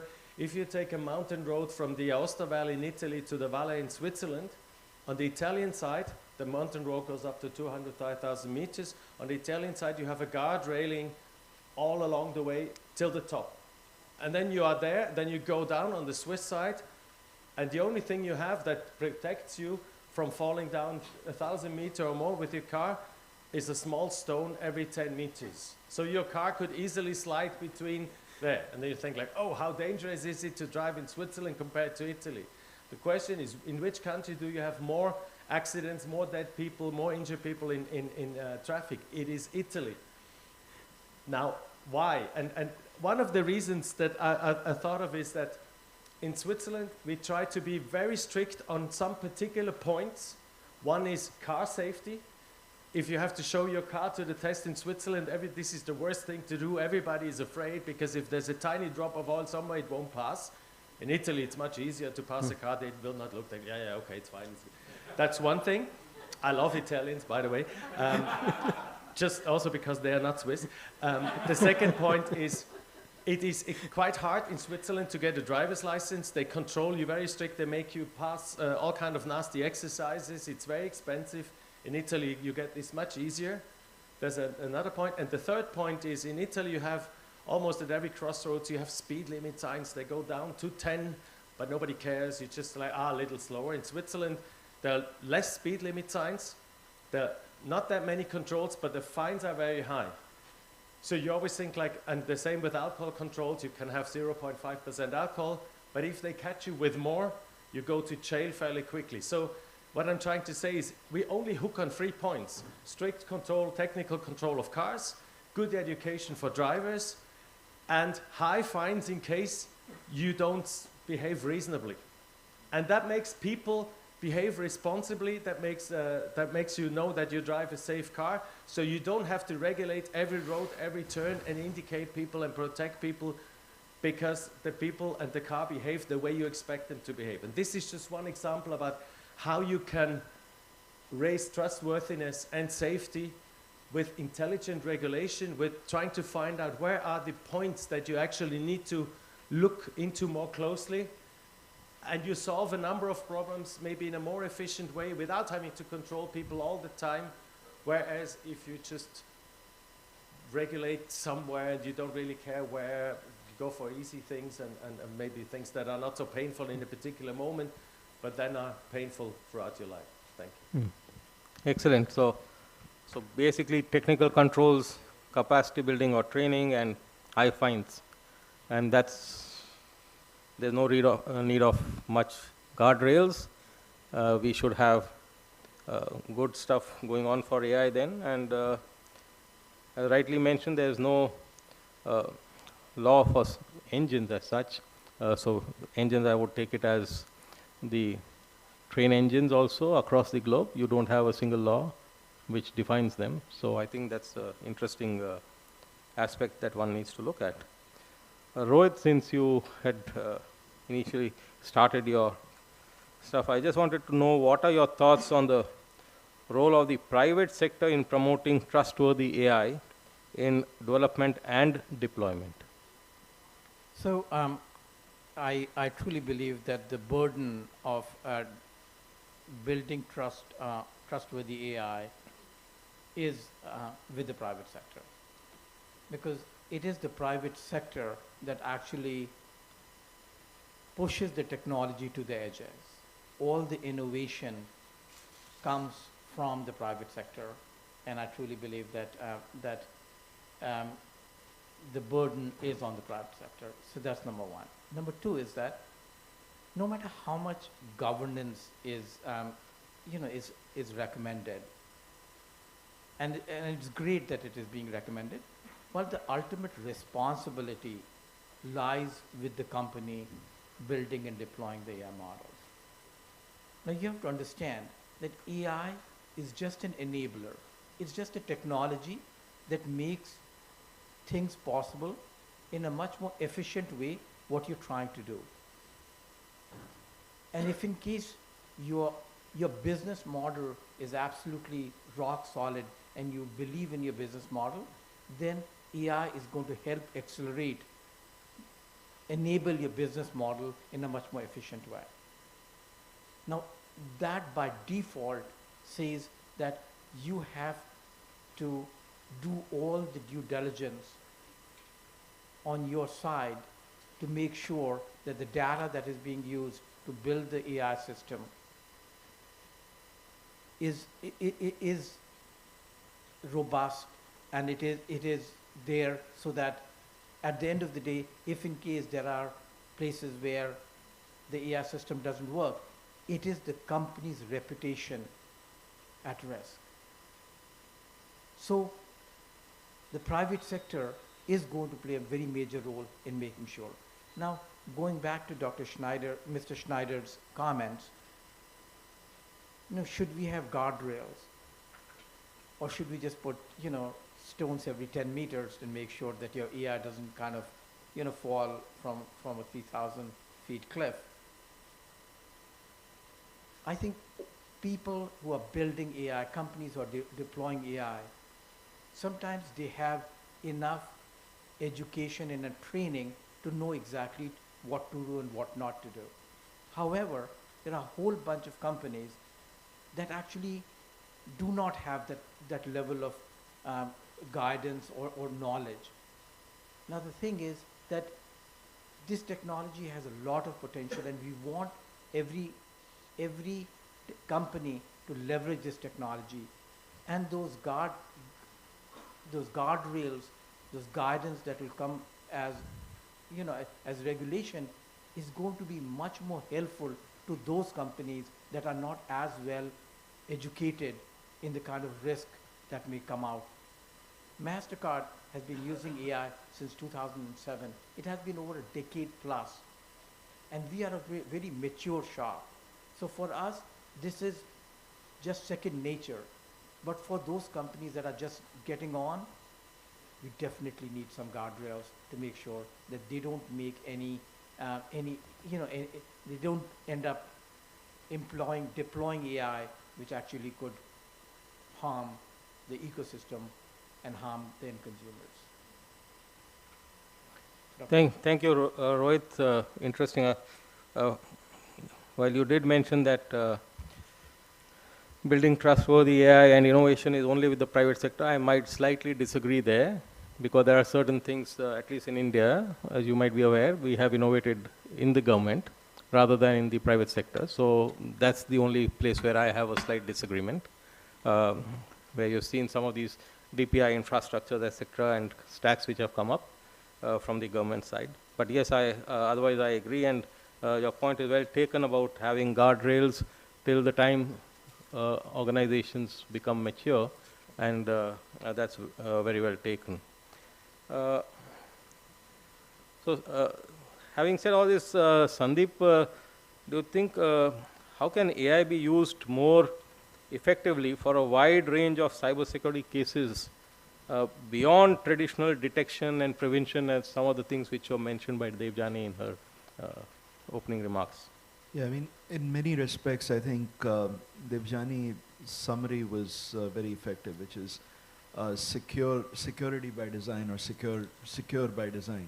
So when I think where we've landed, I think, and Devjani talked about it as the next global pandemic. I think it started with the pandemic. So with remote workers, with disparate devices, with multiple devices, IoT devices on the edge and others, it's just sort of become very fertile ground for bad actors. Now with AI models, I think what AI can actually do to help with cybersecurity solutions is more in threat detection. So if you think about, the ability to monitor endpoints and systems that collect large, huge amounts of data, because as we look at how do you protect AI from AI threats in some respects, right?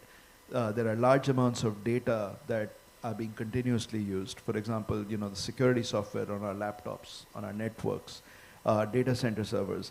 So AI can be used to detect patterns in a very effective way for this huge volume of data and alert around potential threats, external attacks. With AI, there's also ways to, and we do this in our systems, where you can actually track biometric behavioral patterns, which then can enable us to determine which users do you put more controls on versus others. Where do you try to put additional safeguards and so on. And so this can be used in many ways with real-time threat detection, because this is something that is going to become a thing, that will be required even in the very, very near future as generative AI in particular takes hold. The other thing that where AI can be used is in the whole area of data security.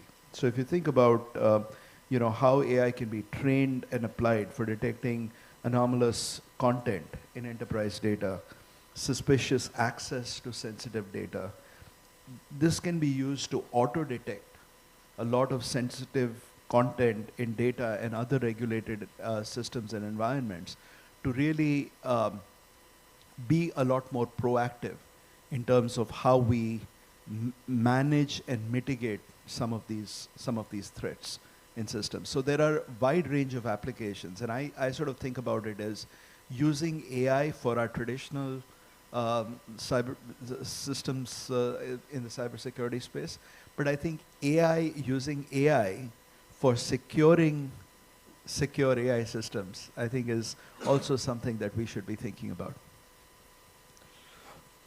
Yeah, thank you, Sandeep. Yes, protecting AI from AI threats is necessary, but the point that you made about real-time detection and putting more controls in real time, I'm a little skeptical on that, because at present the organization are not able to put reasonable controls without having this real-time detection, and they're struggling as to what controls need to be put.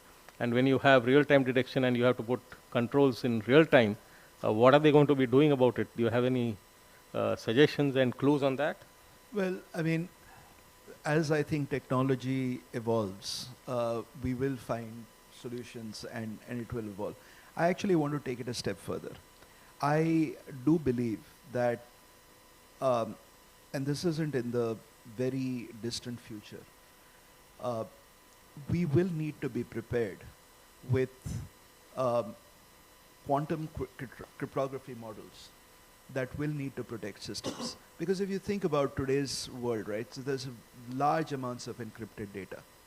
As quantum machines become more real and more accessible, the bad actors are out there just trying to figure out how they can grab and do damage with a lot of this. So if they get into decrypting some of this data proactively, and if we are not prepared to use that same technology to protect systems, it will be it will actually cause chaos in many respects. So I don't think it's the question of how will we do it. I think what we've seen with technology, and we saw that with the pandemic in full force, is when it comes and hits you, smart minds come up with solutions. And at least in India, what I found is that India actually does have the ability and the, I think, ability and agility to actually come up with those solutions very, very quickly. Thank you. Very well said. Isabel, I didn't mention about 1,500 startups in India. in this space of AI. So what can AI startups do to mitigate the various risks which are associated with AI tools, where Sandeep mentioned AI for AI, etc.? Yeah, and I wanted to start mentioning the impressive I got when I came downstairs to the to the expo, and I saw all the startups, and well, it's impressive to see how the Indian government is investing, all the initiatives, yeah, all the cool stuff that you are building, and that will be beneficial for the country.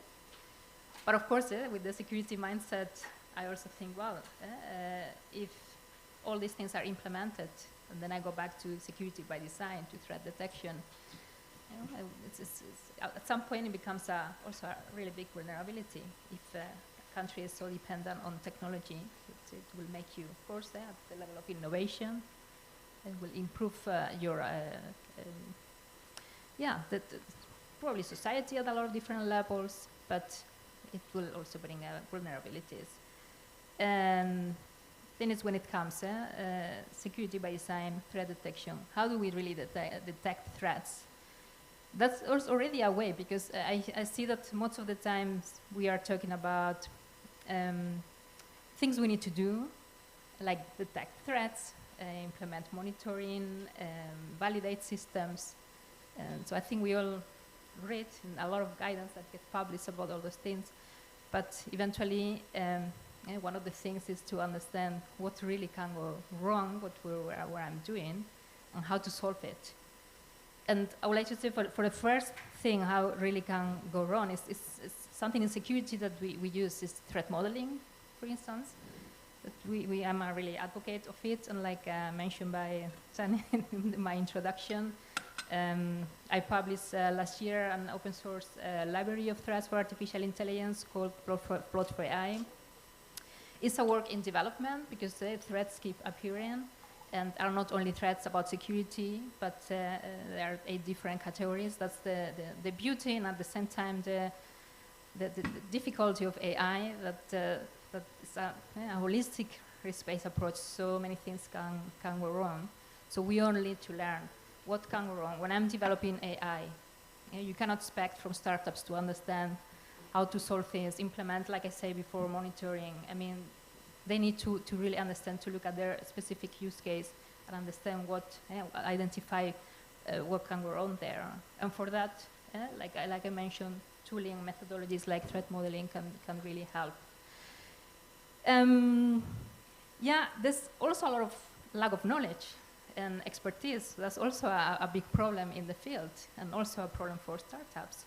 I mean, even we mentioned about validating systems. You need to understand how you validate your specific use case. So we also need to have our support from research, and more sharing of knowledge. And in that sense, I want to keep also advocating for the open source community, because it's the only way to keep sharing the knowledge. And Thomas also mentioned about awareness, training, also important, and that also comes if we keep sharing knowledge and we understand what we need to do. And that also helps us eventually to comply with accountability, of course. So maybe for startups at first it's like the less important thing, but if you don't become accountable what you do, you don't have an incentive to really do the right thing. Something that has also been mentioned here today. And I will keep it there for now. Thank you. So yes, threat modeling is crucial. I don't think I need to emphasize that much. Everyone understands, but very few follow that. That's the whole problem. And your point on tooling and increasing the awareness and knowledge amongst the startups, very, very important. And that will also bring accountability in the startups, so that whatever they are designing by security and privacy by design will be taken seriously before they start deploying it. Yeah, I just wanted to add also to the point of threat detection that it's like in security. I mean, to detect threats, you need to understand what you are looking for, and some systems eventually, in an automated way, become more intelligent. But at first, you need to kind of teach them. Yes. And the only way is to keep learning, the way we share about incidents or all the things that can go wrong, and share that knowledge also with startups. So maybe what I mentioned about the MITRE database which is being created with Atlas, that could be one of the mechanisms to look at the use cases and use that in your threat model. That is one of the list of threats that is also included partly in Plot4AI, but it's one of the reference instruments that we should use with AI security. Thank you. Rama, while we heard all of them talk something about some strategies, regulations, frameworks, laws, etc., which will help, and they have all been published till date. Do you see any common principles that are emerging for safe and trustworthy AI? Thank you, Sanjay. Across all the sessions in the last 2 days and today, there are some, common principles that are emerging. But I've had an opportunity as part of a research study I've been working on. If you study everything, right from UN, UNESCO to the recent EU Act, and also if you look at the G20 principles, OECD principles, our own the responsible AI paper that came up from Niti Aayog that is subsequent to the AI strategy document. There are 9 principles. There is a typology of principles that all of them are espousing. Maybe some of them are concentrating on a few of them, and some of them are not giving attention to a couple of them, but we figured that there were 9 principles. It's almost like a framework or a typology of 9 principles. Some of them are very common, talked about even in today's session and in all resonating in almost all the sections in the last 2.5 days, whether it's transparency, governance, right? But there are a couple of principles which probably have not got enough attention. One is the human autonomy and determination, because particularly in some use cases of AI, like let's say healthcare, there's a lot of focus that everything cannot be autonomous, and there has to be a human, determination in the actual outcome of that AI solution. So human autonomy and determination is something that some of these frameworks are talking about, and contestability, because contestability is a new emerging need, right? It may not be a technical control, it may not be a provider priority, it may not be a developer priority, it may not be a deployer priority, but it's a user need. So ultimately when we talk about trustworthy and responsible AI, there are technical, which is a combination of developer and deployer. Those are the actors. The developer could be a startup, it could be a large language model platform vendor like a large big tech company or even a large company like MasterCard. And there is a deployer, which is the actual organization or enterprise which is deploying it. But there is that technical ecosystem plus the user and the social. Unless we give attention to this entire life cycle of implementing and governing these principles, these 9 principles that I talked about, so that the technical controls and the responsibilities of the developer and the deployer is taken care of, but it also meets the user needs, because typically when a financial services company is implementing a loan system, they might do everything that needs to be done to explain the decision-making process, the data on which these models have been trained, right? They may be reasonably transparent in declaring what their AI model is supposed to do, but they may not really give enough importance to contestability. But if you do not bake that, there would be a huge dissatisfaction from the users who, let us say, in the loan processing applications. Similarly, if you look at AI in the healthcare system, right, when you say contestability, it is not an end user as a patient, right? It could be even the practitioners who are the doctors who have to rely on an AI system. They may need to, they may want to, or they may expect that this system is giving an option to contest the treatment protocol that this AI system is recommending after, diagnosing thousands and millions of scans, right?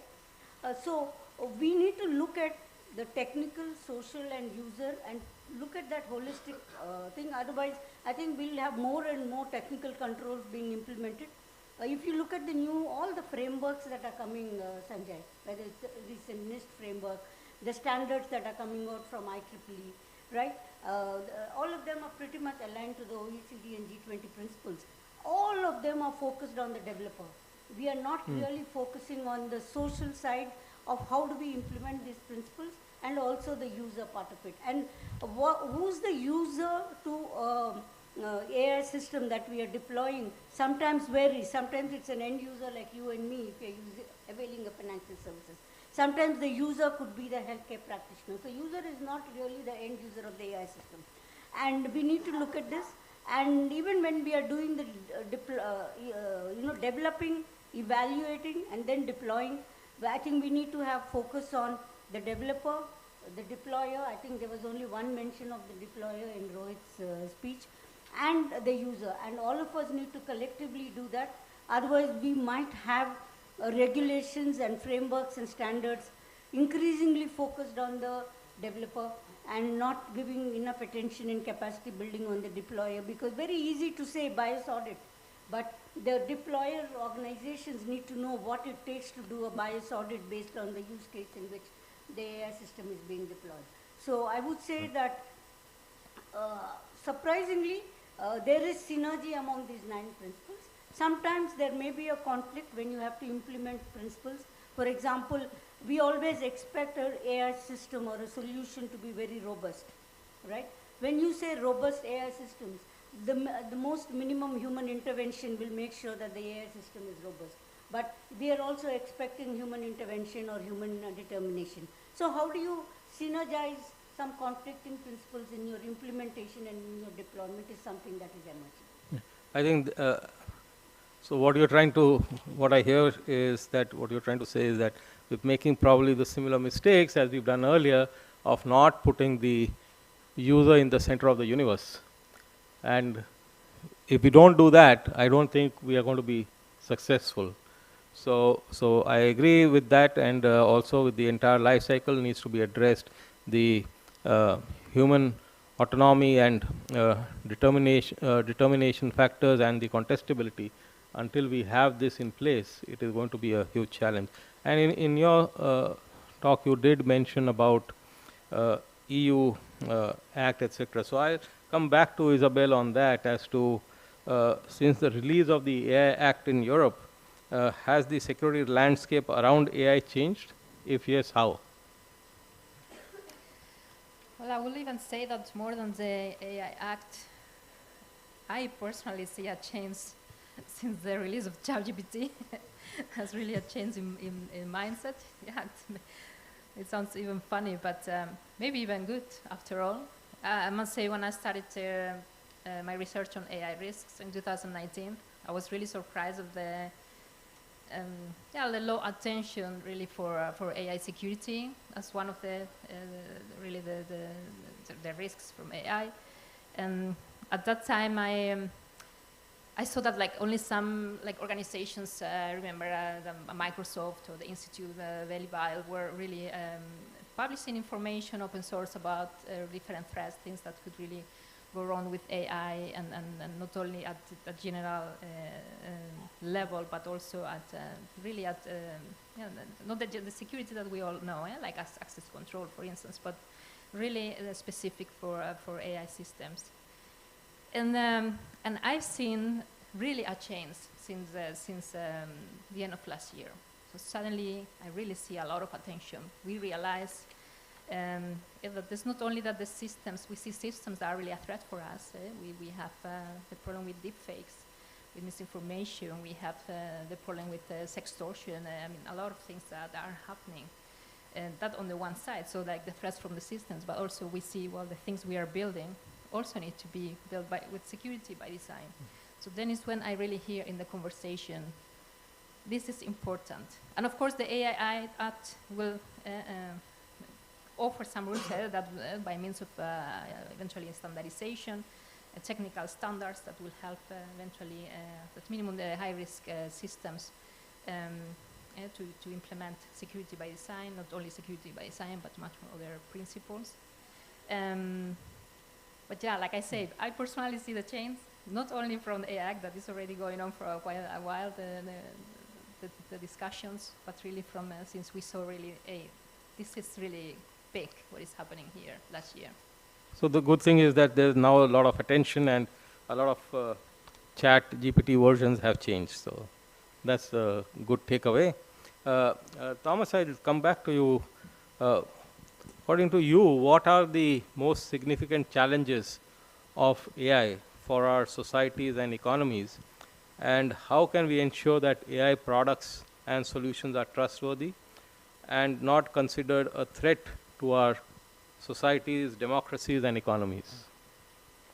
Yes, thank you. Well, one of the classical challenges with every disruptive technology is to lose your job and that your life doesn't look like it looked before, which is a reality for some people at least. Normally history, I'm not a lawyer, I'm a historian and an economic. Normally history has shown that new, and we've heard this also I think this morning somewhere else, new technologies tend to create more jobs than they kill, but different ones. And in the long run, there's more opportunities for many people, but that there are those that are not in a condition to make the transition, and you somehow need to find solutions for these people. And of course, they create new winners and losers. Every technological change creates new companies. Some countries get stronger, others get weaker, others lose out. So it is also about economic power. In the end, it's also about political and cultural power that goes with economic and military power. So this fear of losing out is one thing. And another one, if I might summarize it, is the fear of loss of control. And it's what Rama has said. As an individual, if your behavior is predicted, if everything is organized in a way that you do the same thing today as you did yesterday because it's easier and cheaper for everybody else around you, of course you have the fear of being manipulated, not just politically, but also in your daily decisions, because it's easier, if you always do the same thing, it's easier for everybody because then you can plan things more efficiently and so on. So that fight for autonomy is something that, of course, is something that will keep us busy. And also as companies, again, there are fears of not being competitive with global competitors from anywhere in the world that may do something better than you and destroy your local market that you had for decades or centuries. But also as a whole of society, the autonomy. How do we keep democratic control if data is collected about everything, all public systems, from transport to waste management to health system, and is in the hands of a few big companies?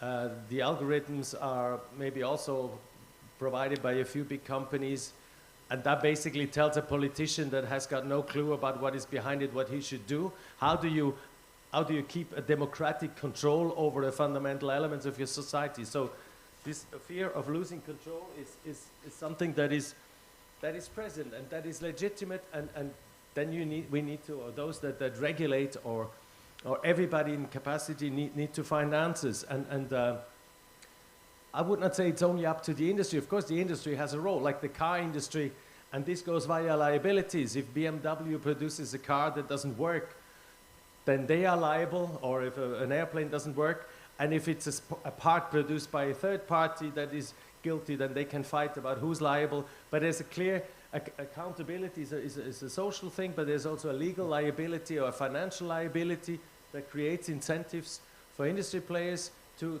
behave. And democratic processes, media, functioning civil society create accountability incentives for public actors to behave. And this is where one element comes in. I'm currently chairing the negotiations at the Council of Europe on the first binding global treaty on AI. We do have the UNESCO recommendation, which is the worldwide, most important worldwide recommendation. We have recommendations from the OECD. We do have sectoral recommendations on the judicial system, on the media system, whatever, of the Council of Europe, of many other institutions. We have guidelines and self-regulatory regimes of companies. We have think tanks. We have now a national market regulatory law, at least more or less on paper in the EU. Others are following. But something binding on international level is not yet existing. So what the Council of Europe, what we are trying to do is develop a global standard. And for those that do not know, the Council of Europe is not a part of the European Union. The European Union are 27 member states that started through economic cooperation to become an economic single market, which is also grown, of course, as a political, more or less unified group of countries. The Council of Europe is something different. It is like the UN for Europe. It has also been created after the war, Second World War. It has 46 member states, so almost double. And it has three pillars: human rights, democracy, and rule of law. It has nothing to do with economic regulation. And what we are mandated at the Council of Europe is to develop a convention, a treaty that sets up some basic fundamental principles on how, on states to commit themselves to keep up democratic processes, human rights, and rule of law. It's not about creating new rights, it's more about making sure that the existing international, European, but also global legal frameworks are respected when using AI. And it's something that is not just for European countries, it is open to every country in the world that lives up to certain standards on human rights, democracy, and rule of law.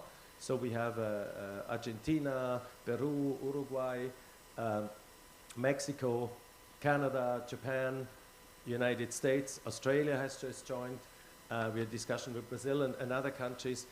So this is an attempt to also not just build on European human rights framework, but on the global framework and on other regions, on national frameworks, to establish a common vision of how we want to deal with this technology, what states commit themselves to do. And when we formulated the principles, we actually were into things like transparency, accountability, non-discrimination. And then, because it's an open process where also civil society and business are taking place, civil society told us, you forgot about human autonomy. This is principle number one. And we actually added it. Principle number one is now respect of human dignity and human autonomy, which is the basic of it. And then the rest is basically derived from it.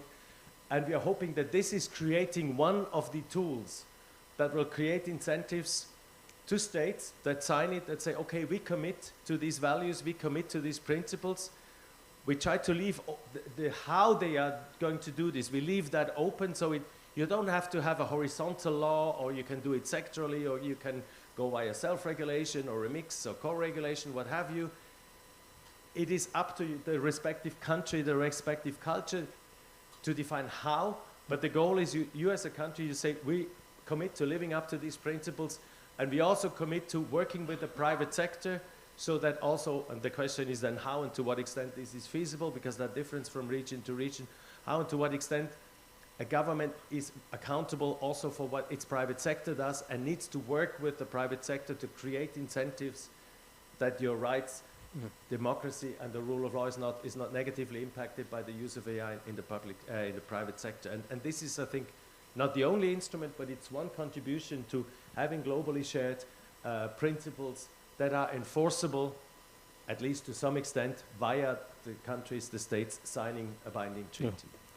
Thank you, Thomas. So interesting to understand that the fear of loss of democratic control and also the fear of global competition while looking at, so we'll wait for the binding treaty that you are chairing and what comes out of that to see what's happening from there.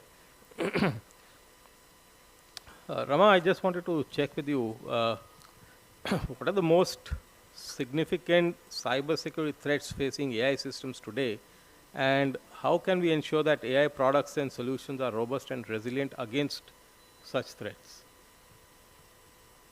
Thank you, Sanjay. So I think, both Debjani and Sandeep talked about the potential of AI for, the threat detection, and the entire solution stack. If you look at any of the new cybersecurity solutions and product stacks launched in the last 4 to 5 years, AI is almost a foundation for most of them, right?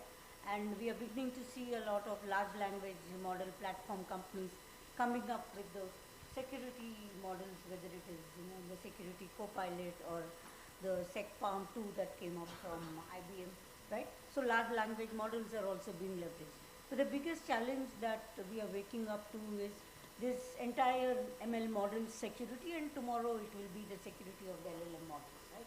Because how do you make sure that there is enough, the models that are getting developed and deployed are secure enough? Because the models also have can have vulnerabilities, and they can be exploited. Because we all know that in this entire, as we digitize more and more, AI is actually expanding the vulnerabilities of, and the threats. So the Model security is something that particularly ML models and now maybe in the future LLM models, that security. Another thing that I want to bring attention is this entire training data that we train models on, and because of security, privacy regulations that are coming up, and for many use cases that data may not be available because a startup in India may not have access to that global data that you need.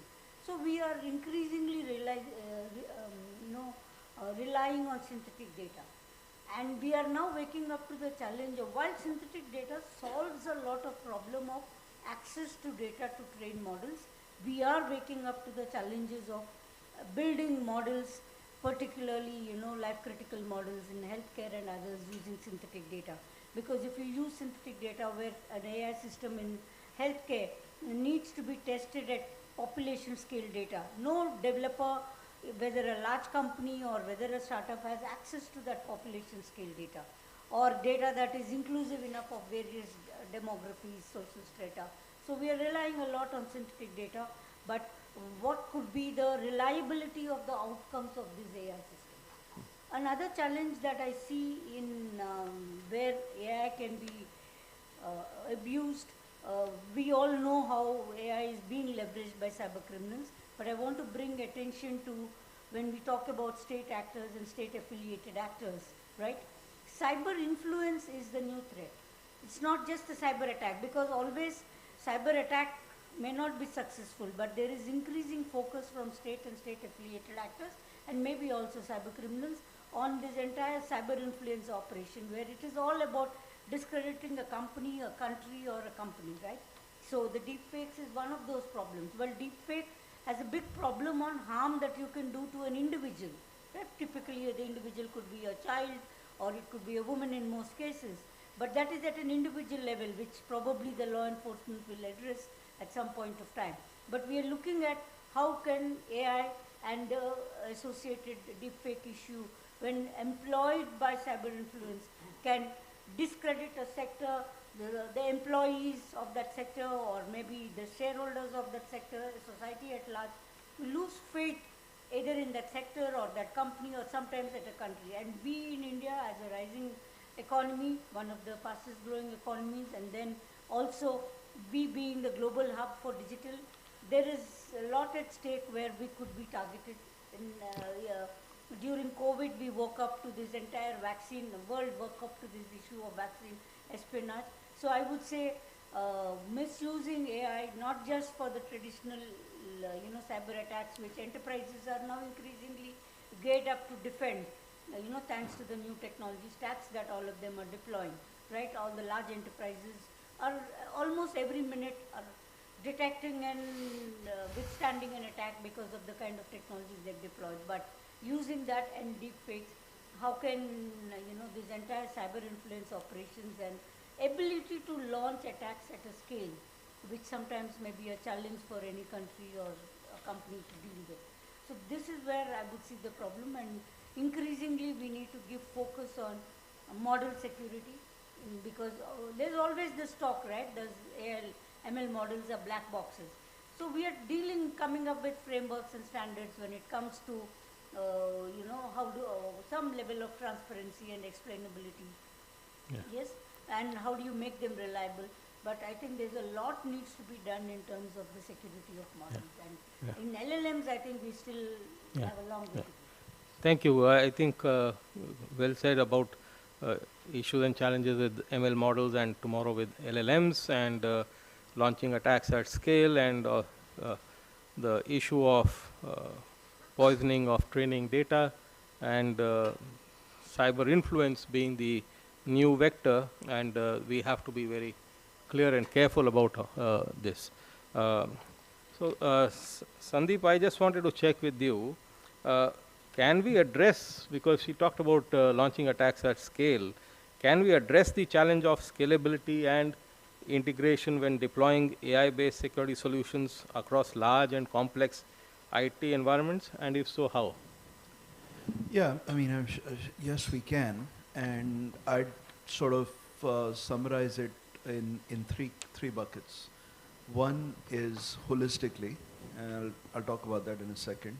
Second is through transparency, and I do believe that foundational models, machine learning models, and LLMs, they can be fairly transparent if we can provide the context in terms of what kind of data has been used to create and train these models. And then third, I think how we drive this in a way that adheres to a certain set of global standards. So let me talk about each of those three. So first one I talk about is holistically, and the reason I use the word holistic for these IT environments is as generative AI and AI models become more, more mainstream across IT environments, you're not only dealing with sort of the threat to IT infrastructures, but you're dealing with threat to large data sets that are being used by these AI models, by the AI systems, and then the actual algorithms and others that use those data sets. So it's across all of those pieces. So I think as we start to look at threat detection capabilities, as we start to look at how we are driving cybersecurity solutions across these, I think we have to look at it end-to-end in a holistic manner. So all of the endpoints where data is actually being accessed, the large pools of data that we have, where the data is coming from, etc., as well as how the data is sort of being consumed and used by many of the models. And then obviously through the infrastructure that drives all of this, right? So that's what I mean by so as cybersecurity solutions become more mainstream, related to IT environments that are also using, large AI systems and others, looking at these solutions holistically is, I think, going to be very important. So that's point number one. Point number two, what I said is with transparency. So I think there is a great move as we think about trusted AI, and there was a fair bit of discussion around that. Having explainability and transparency to where the data sets have come from, how we've trained them, how those models have evolved over a period of time, I think becomes very, very important. And I think the more, and I do believe, because this is something that we prescribe to in a big way, as we start to build out AI platforms at scale, the need to have trust, transparency, and explainability in those systems is going to become paramount, because that will actually enable us to know where we need to protect against threats from bad actors. And the last point is, I want to go back to something that Thomas said, which I do believe. And as a matter of fact, this morning I was in a roundtable that USIBC had hosted. The need for a global framework of principles and standards as AI systems and large-scale systems become more relevant, I think is very important. And I think the countries that are leading the charge in driving the whole AI agenda forward, they have a unique opportunity right now as regulations and others are forming to at least have a base set. And I do understand, look, there'll always be nuances that you will find across countries. There'll be language issues, all of those. That's a given. However, I think there's a unique opportunities that nations that are sort of leading in this space, they have to come together to establish a common framework of principles that enable trusted AI, number one. Number two, establish a set of standards, whether it's in conjunction with NIST or whatever, to really build out certain standards which become the bedrock of how these systems evolve, how the data sets evolve over a period of time. Well, thank you. So basically, holistically, transparently, global standards, looking at infrastructure, the algorithms, models, data holistically, looking at explainability and trusted AI for transparency, and coming out with common principles and standards for global standards. Absolutely relevant points. I think I want to just, before I have a couple of more questions, but before that, I just want to see if the audience has any questions.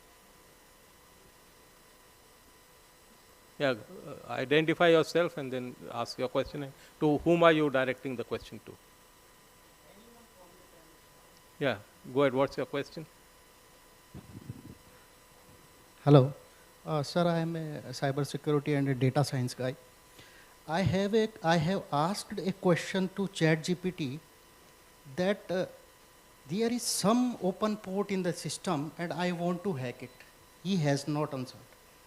But I changed the question and I asked him, I am a security guy and I want a tool to penetrate more, and then he answered.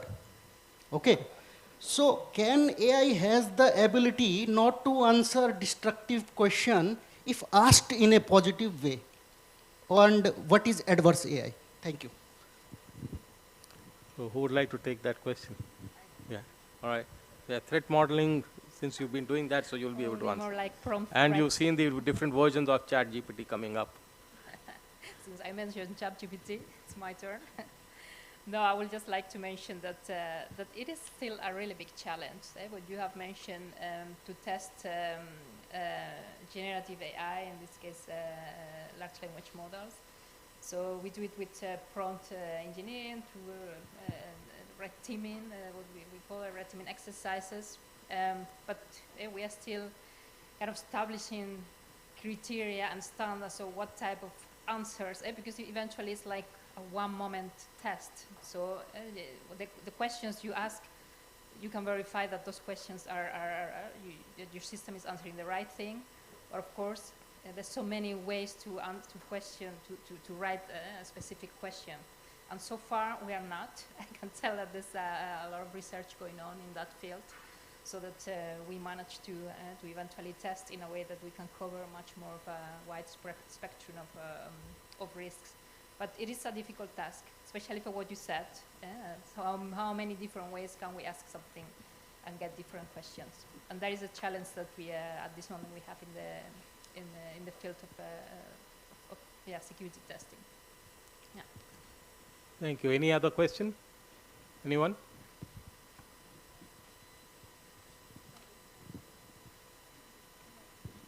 Yeah, hi, I'm the young CEO at Golai Technologies, and my question is that, don't you think we are at the stone age of artificial intelligence right now, and we should bound the artificial intelligence with several limitations like the humans have? And like the previous question was there, they asked ChatGPT a cybersecurity question and it answered. So we shall make it enterprise friendly, like there shall be several options and limited features for limited users. There shall be limited cybersecurity users, and for the normal consumers as well, there shall be a boundary of usage so that we can prevent the misuse of artificial intelligence. Thank you in advance for the answer. Thomas, I think that goes to you because of the guardrails and the stones you mentioned. Thank you. I'm making a lot of allergies these days. If we take a knife is something that in some countries with some knives maybe there's an age limit, but basically you can any kid can buy a kitchen knife and say this is for my mom, she uses it. In the end you can kill a person with a knife if you want, if you're strong enough, and the other one is maybe surprised. And there are different factors. One is the social education, again, education, skills, education. The other one is social control, that if somebody's maybe running around with a knife outside the kitchen, then maybe some strong person tries to catch that person before it's able to hurt others. And you know that if you attack somebody with a knife and you get caught, you have a severe punishment. So again, it's a mix of measures that create incentives. And we do have people killed by knives, but not like thousands every day.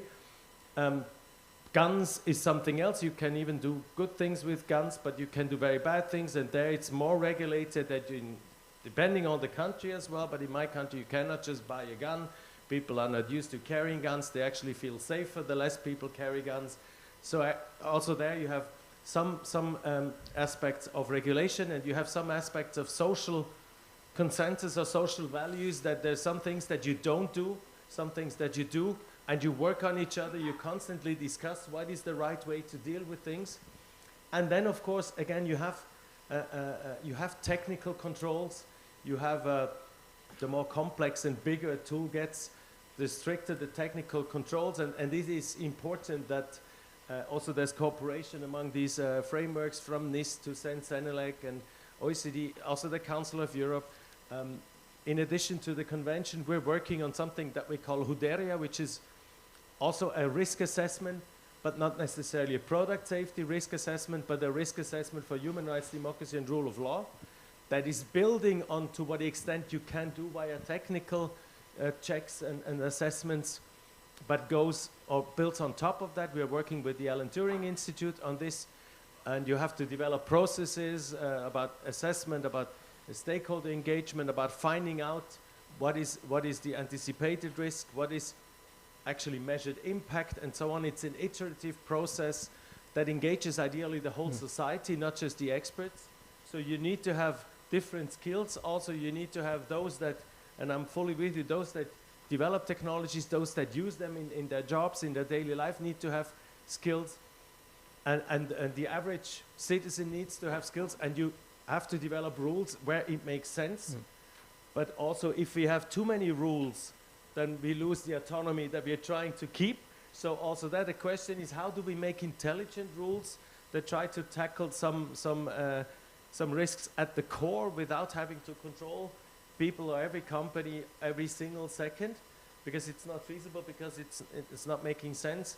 And I think this is a key thing. And if we take the challenge with deepfakes and with manipulation in the media, in the democratic system, I mean, as a historian, if you watch how the Soviet regime was able to fake images and take people out of images and put other people in, that was an amazing skill.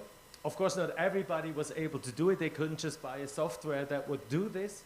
But this manipulation is nothing new. It is also in democratic societies. It's not the government that decides what is the truth.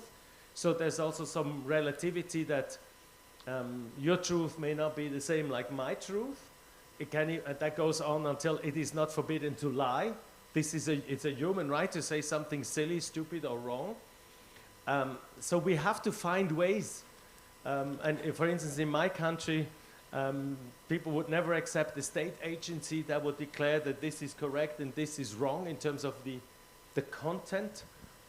But you may have fact checkers, you may have other criteria, and you can actually use AI and say, this picture seems to be treated in this way, or then find other pictures that exist that you can prove that they have existed before. So there's a whole also there's a set of measures where you don't have to say this is right or wrong, but you can set up indicators and say this content fulfills these indicators but not these, and then educate people that they are able to read these things, to compare, create trusted institutions that try to look at this as facts-based as possible, but to give a political party or a government or a state the power to say this is the truth, this is not the truth, is something that is probably also not what we understand as free and autonomous citizens. So again, we need to experiment with different mixes of where to tackle something, see how it works, do we reach the intended effects, what are the non-intended consequences, talk to each other, benefit also from cultural diversity, that we have different ways of finding solutions, and talk to each other and harmonize wherever we have to, and be flexible wherever we can. I think there was a question over here. Yeah, go ahead. I just wanted to add, first I would like to not agree to the point that we are at the stone age of AI. I think collectively as industry, whether it is startups or the large players, we are at the cutting edge. And actually the more and more cutting edge, that probably is the worry on are we keeping track. I just want to assure you that industry will continue to innovate on any technology. It need not just be in IT. You see in the medical field, you see in the pharma field, you will see it in the nuclear field, you will see it in the energy field. Industry worldwide is here to innovate on the latest technology. And regulators will come with those control measures. For example, It's not like, we are waking up to the power of AI. Somebody like, our SEBI, like the market regulators, and SEC in the US, they have woken up to the challenges of algorithmic trading. So and those regulations have come in place. And we trust our capital markets, right? Whether it is in the US or in India, we trust those platforms created by those capital markets industry in trading, right? So regulations have come in algorithmic trading. Similarly, AI has been used, or similar kind of technologies have been used in the pharma sector, have been used in the medical sector, financial services have been there for more than 5-10 years. So the industry always will innovate, and regulators will come up when they foresee challenges, right? When the financial crisis happened, that's when we woke up to, challenges how algorithmic trading can be gamed. And regulations came up, and now we know the strict regulations that SEC or SEBI in India or similar capital market regulators worldwide. So I think this thing that, we should, I would urge the young gentlemen there to have faith in the new technologies and the ability of government and regulators to intervene when those technologies are likely to be abused by one market player. Thank you, Rama, for clarifying that. I think there was a question here. You wanted to ask some question.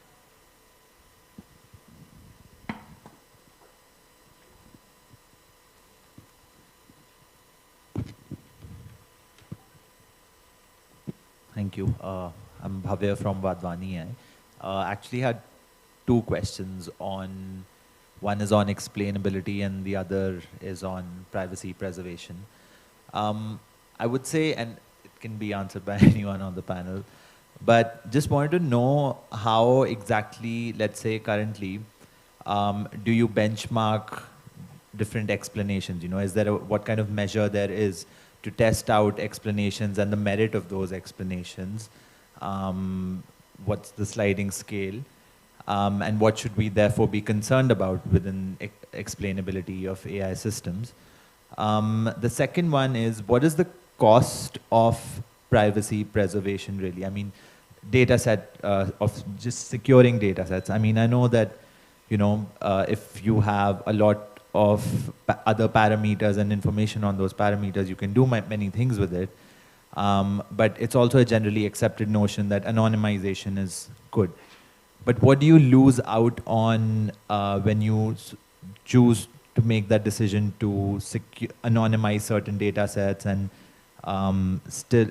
preserve privacy? And is there any scope even after that to, let's say, the security to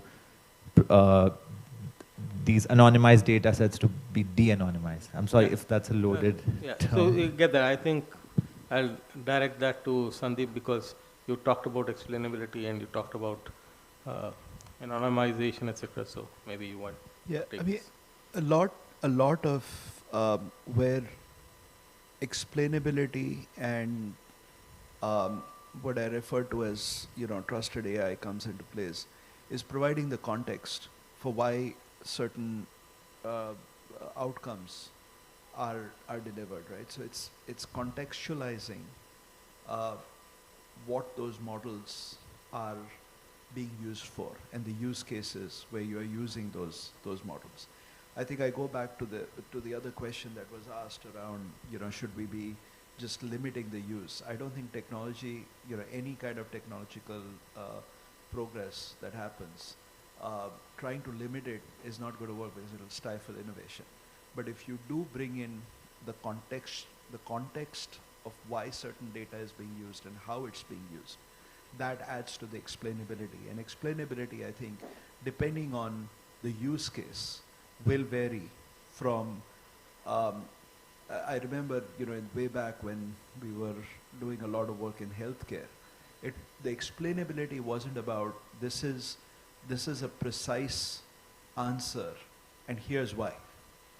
It was, here are the decision-ready options and here is the degree of confidence you have based on certain factors that are relevant for the context in which that question is being answered, right? So that, I think that is piece that will need to mature over a period of time as the usage and the use cases start to become more and more relevant and mature, right? The other thing which I think is very important to understand, and I go back to the question that was asked around ChatGPT and others, a lot of the what I would call mass generative AI, right, that has sort of one set of uses. It's important to distinguish AI or generative AI for the masses versus how you think about AI for business. Because as you start to think about AI for business, there are different data sets that have to be that are relevant. There's also contextualization that becomes very, very important in terms of the use cases that you start to use. And what was your second question again? Second one was on the cost of privacy preservation. What do you really lose out on, and what are the challenges? So I wouldn't think about it as a cost of privacy and anonymization. The question is, what is the opportunity cost of not doing anonymization to a certain extent? Because the ability for us to use these large data sets to a great extent is having anonymized data sets that actually enable us to get to those base foundational models that are actually bring that level of trust and confidence in how we use them, right? So I wouldn't think about that as a cost of anonymization. I think doing the anonymization is an opportunity cost of not doing it. You won't have the foundational models that we're dealing with today. There's a question at the back there. Just hang on. Let's go to the lady first. So I was just wondering, we're talking about inclusivity and there's no one asking a question here.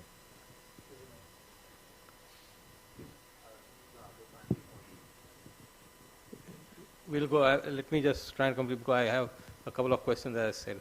I just wanted to make sure that the audience does get some time. Hello, thank you so much for giving me the opportunity to ask a question. My name is Anusha. I'm very keen to understand, what is the scope of blockchain applications in ensuring trustworthiness and security? Because there are so many things which are, talking about blockchain as a way to or control the way AI is proliferating. What do you think is the scope in blockchain being able to provide the privacy and security features and trustworthiness that we are looking for? So Rohit, do you want to take that? Because we're going into implementations now. So I'm not 100% sure if we can AI is about prediction. No matter, even LLMs are just nothing other than a prediction model, and it predicts what is the most likely next word. So when you are deploying certain things, so AI by default is going to give you prediction and then a confidence level, as somebody else spoke, that how confident are we with this particular answer. But when you're deploying it, contracts, smart contracts, and so on and so forth, those are the places where AI could be, blockchain could be deployed, so that these are not easily replicable, or using some methods to duplicate them and then polluting the system. But those are two very, blockchain is more of an implementation, and it's like one of the ways in which it is said that they can prevent the misuse of data in ways that the data centers can monitor the use of how data sets are being used. Yeah, Sandeep, you want to add something? Yeah, there are two different applications of data sets. Blockchain, yes, blockchain does create a lot of, it's a trusted, think about it as like a trusted ledger that tells you when certain things happen with a certain predefined set of data. That trust factor, I think, is very different than the trust factor that we're talking about in AI models, right? But yeah, blockchain is a technology that gets you a lot more trusted outcome in terms of things that happen within a supply chain or a value chain, right?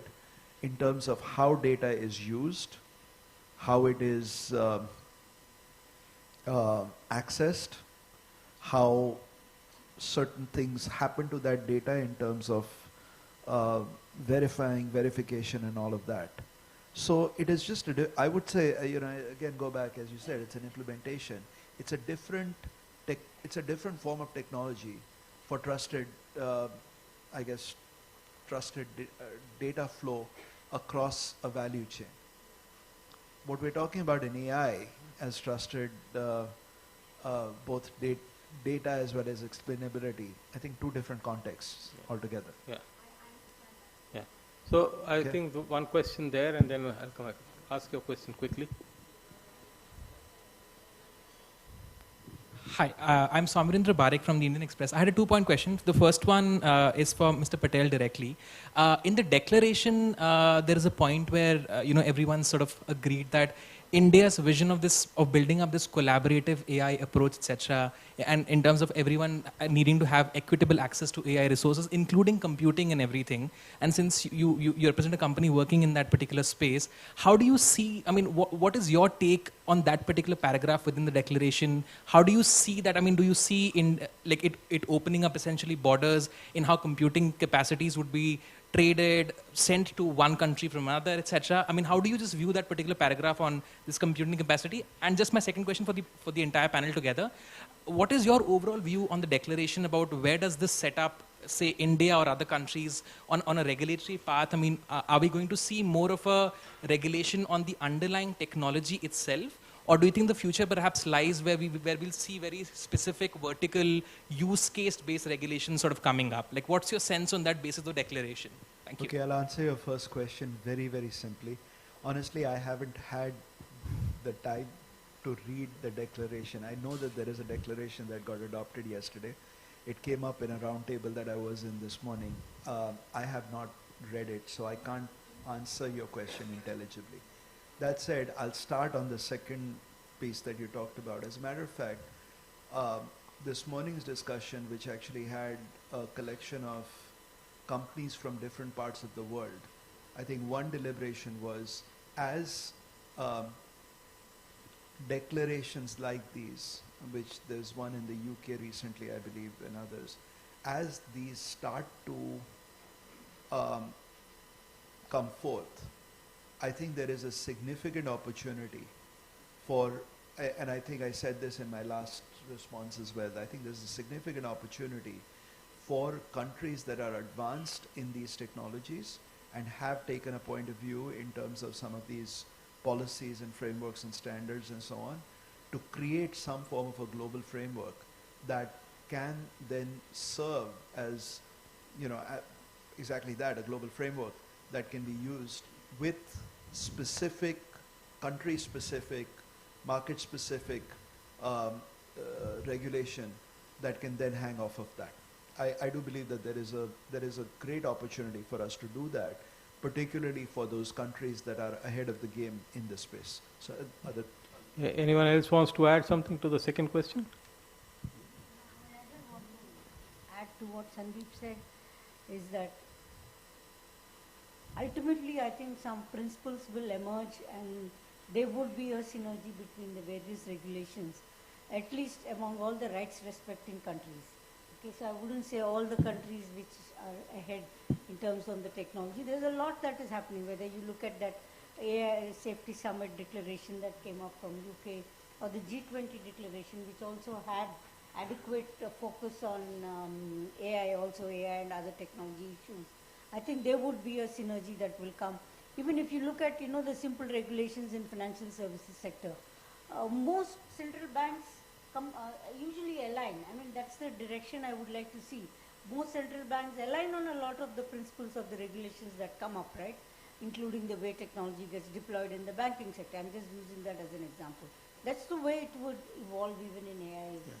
My submission. Thank you. I'll just make one other point. I mean, I've always been a big believer of and I think we as a company believe in this, is precision regulation. So whilst you do have global framework for regulations, and I think Ramanan said it really well, which is, I think central banks are a brilliant example of that, where the principles are aligned. But then when you look at country-specific regulations, I do believe that, at least for technologies like AI, there is a lot of room to sort of drive precision regulation as to what really needs to be regulated, as opposed to limiting, anyone from using AI, right? Yeah. So I think with that, we've talked about declarations and regulations and precision regulations, frameworks, etc., and governance and all. So I think it all boils down to, at the end of the day, how you implement stuff. Okay. So on that, since Rohit, you started the whole thing, I'm going to make sure that you end the whole thing. Okay. So what is your experience in, because you said for a long time MasterCard has been implementing secure and trustworthy AI in all the regulations, frameworks in the industry. So what are some of the key challenges and successes that you encountered? If you just quickly can do that in 2 minutes. Okay. So I think one thing that not many people would actually appreciate is that building the AI algorithm is not the hardest part in an AI life cycle. Deploying it and monitoring the algorithm is.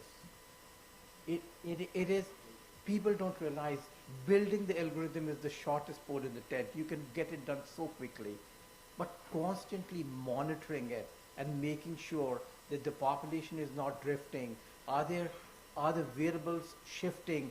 Are there input coming in which the training data has never seen in the past? There's so many things that needs to be monitored. For MasterCard, I'll give you an example. On a single day, we sometimes switch over 1 billion transactions. We get 30 milliseconds to look at a transaction and make a call, and we want every decision to be robust, and monitoring those kind of those AI systems is extremely complex. However, the place where I would love to see innovation coming in is tools that are created to do the model monitoring, because that area is still very nascent. Most of the companies are using in-house built tools and so on and so forth, and some standardization and some level of tools becoming available will actually provide efficiency to the entire ecosystem, and will also allow compliance, some of the regulations that are being implemented, to be complied much more easily. Thank you. I think with that, I am going to shut this session. And I think you've been a wonderful audience, asking very interesting and intelligent questions, not artificially intelligent. So thank you for all that, and thank you for the panelists who've been answering all your intelligent questions very, very intelligently. Thank you.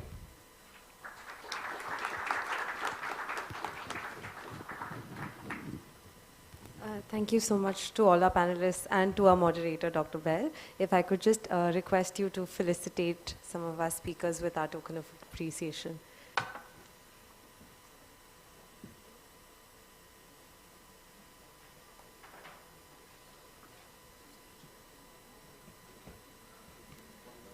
Yes, thank you. To Mr. Sandeep Patel, thank you so much for joining us.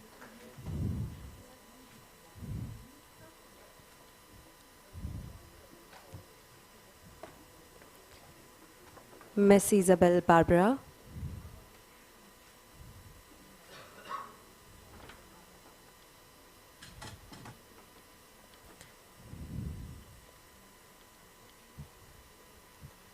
Mr. Thomas Schneider.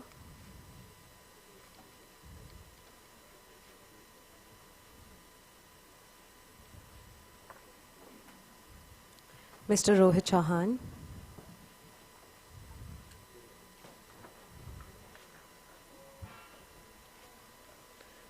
Ms. Rama Vedashri.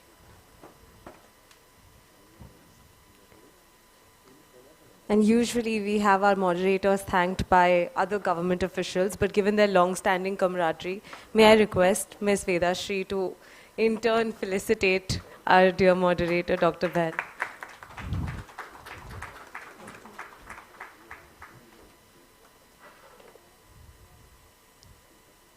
Thank you so much to everyone for joining us today. This marks the end of the last session at GPAI. We request you to proceed for the closing ceremony, and please do share any insights, any thoughts, or photos that you may have taken today on social media, and feel free to accost our very kind speakers while they are still in the room.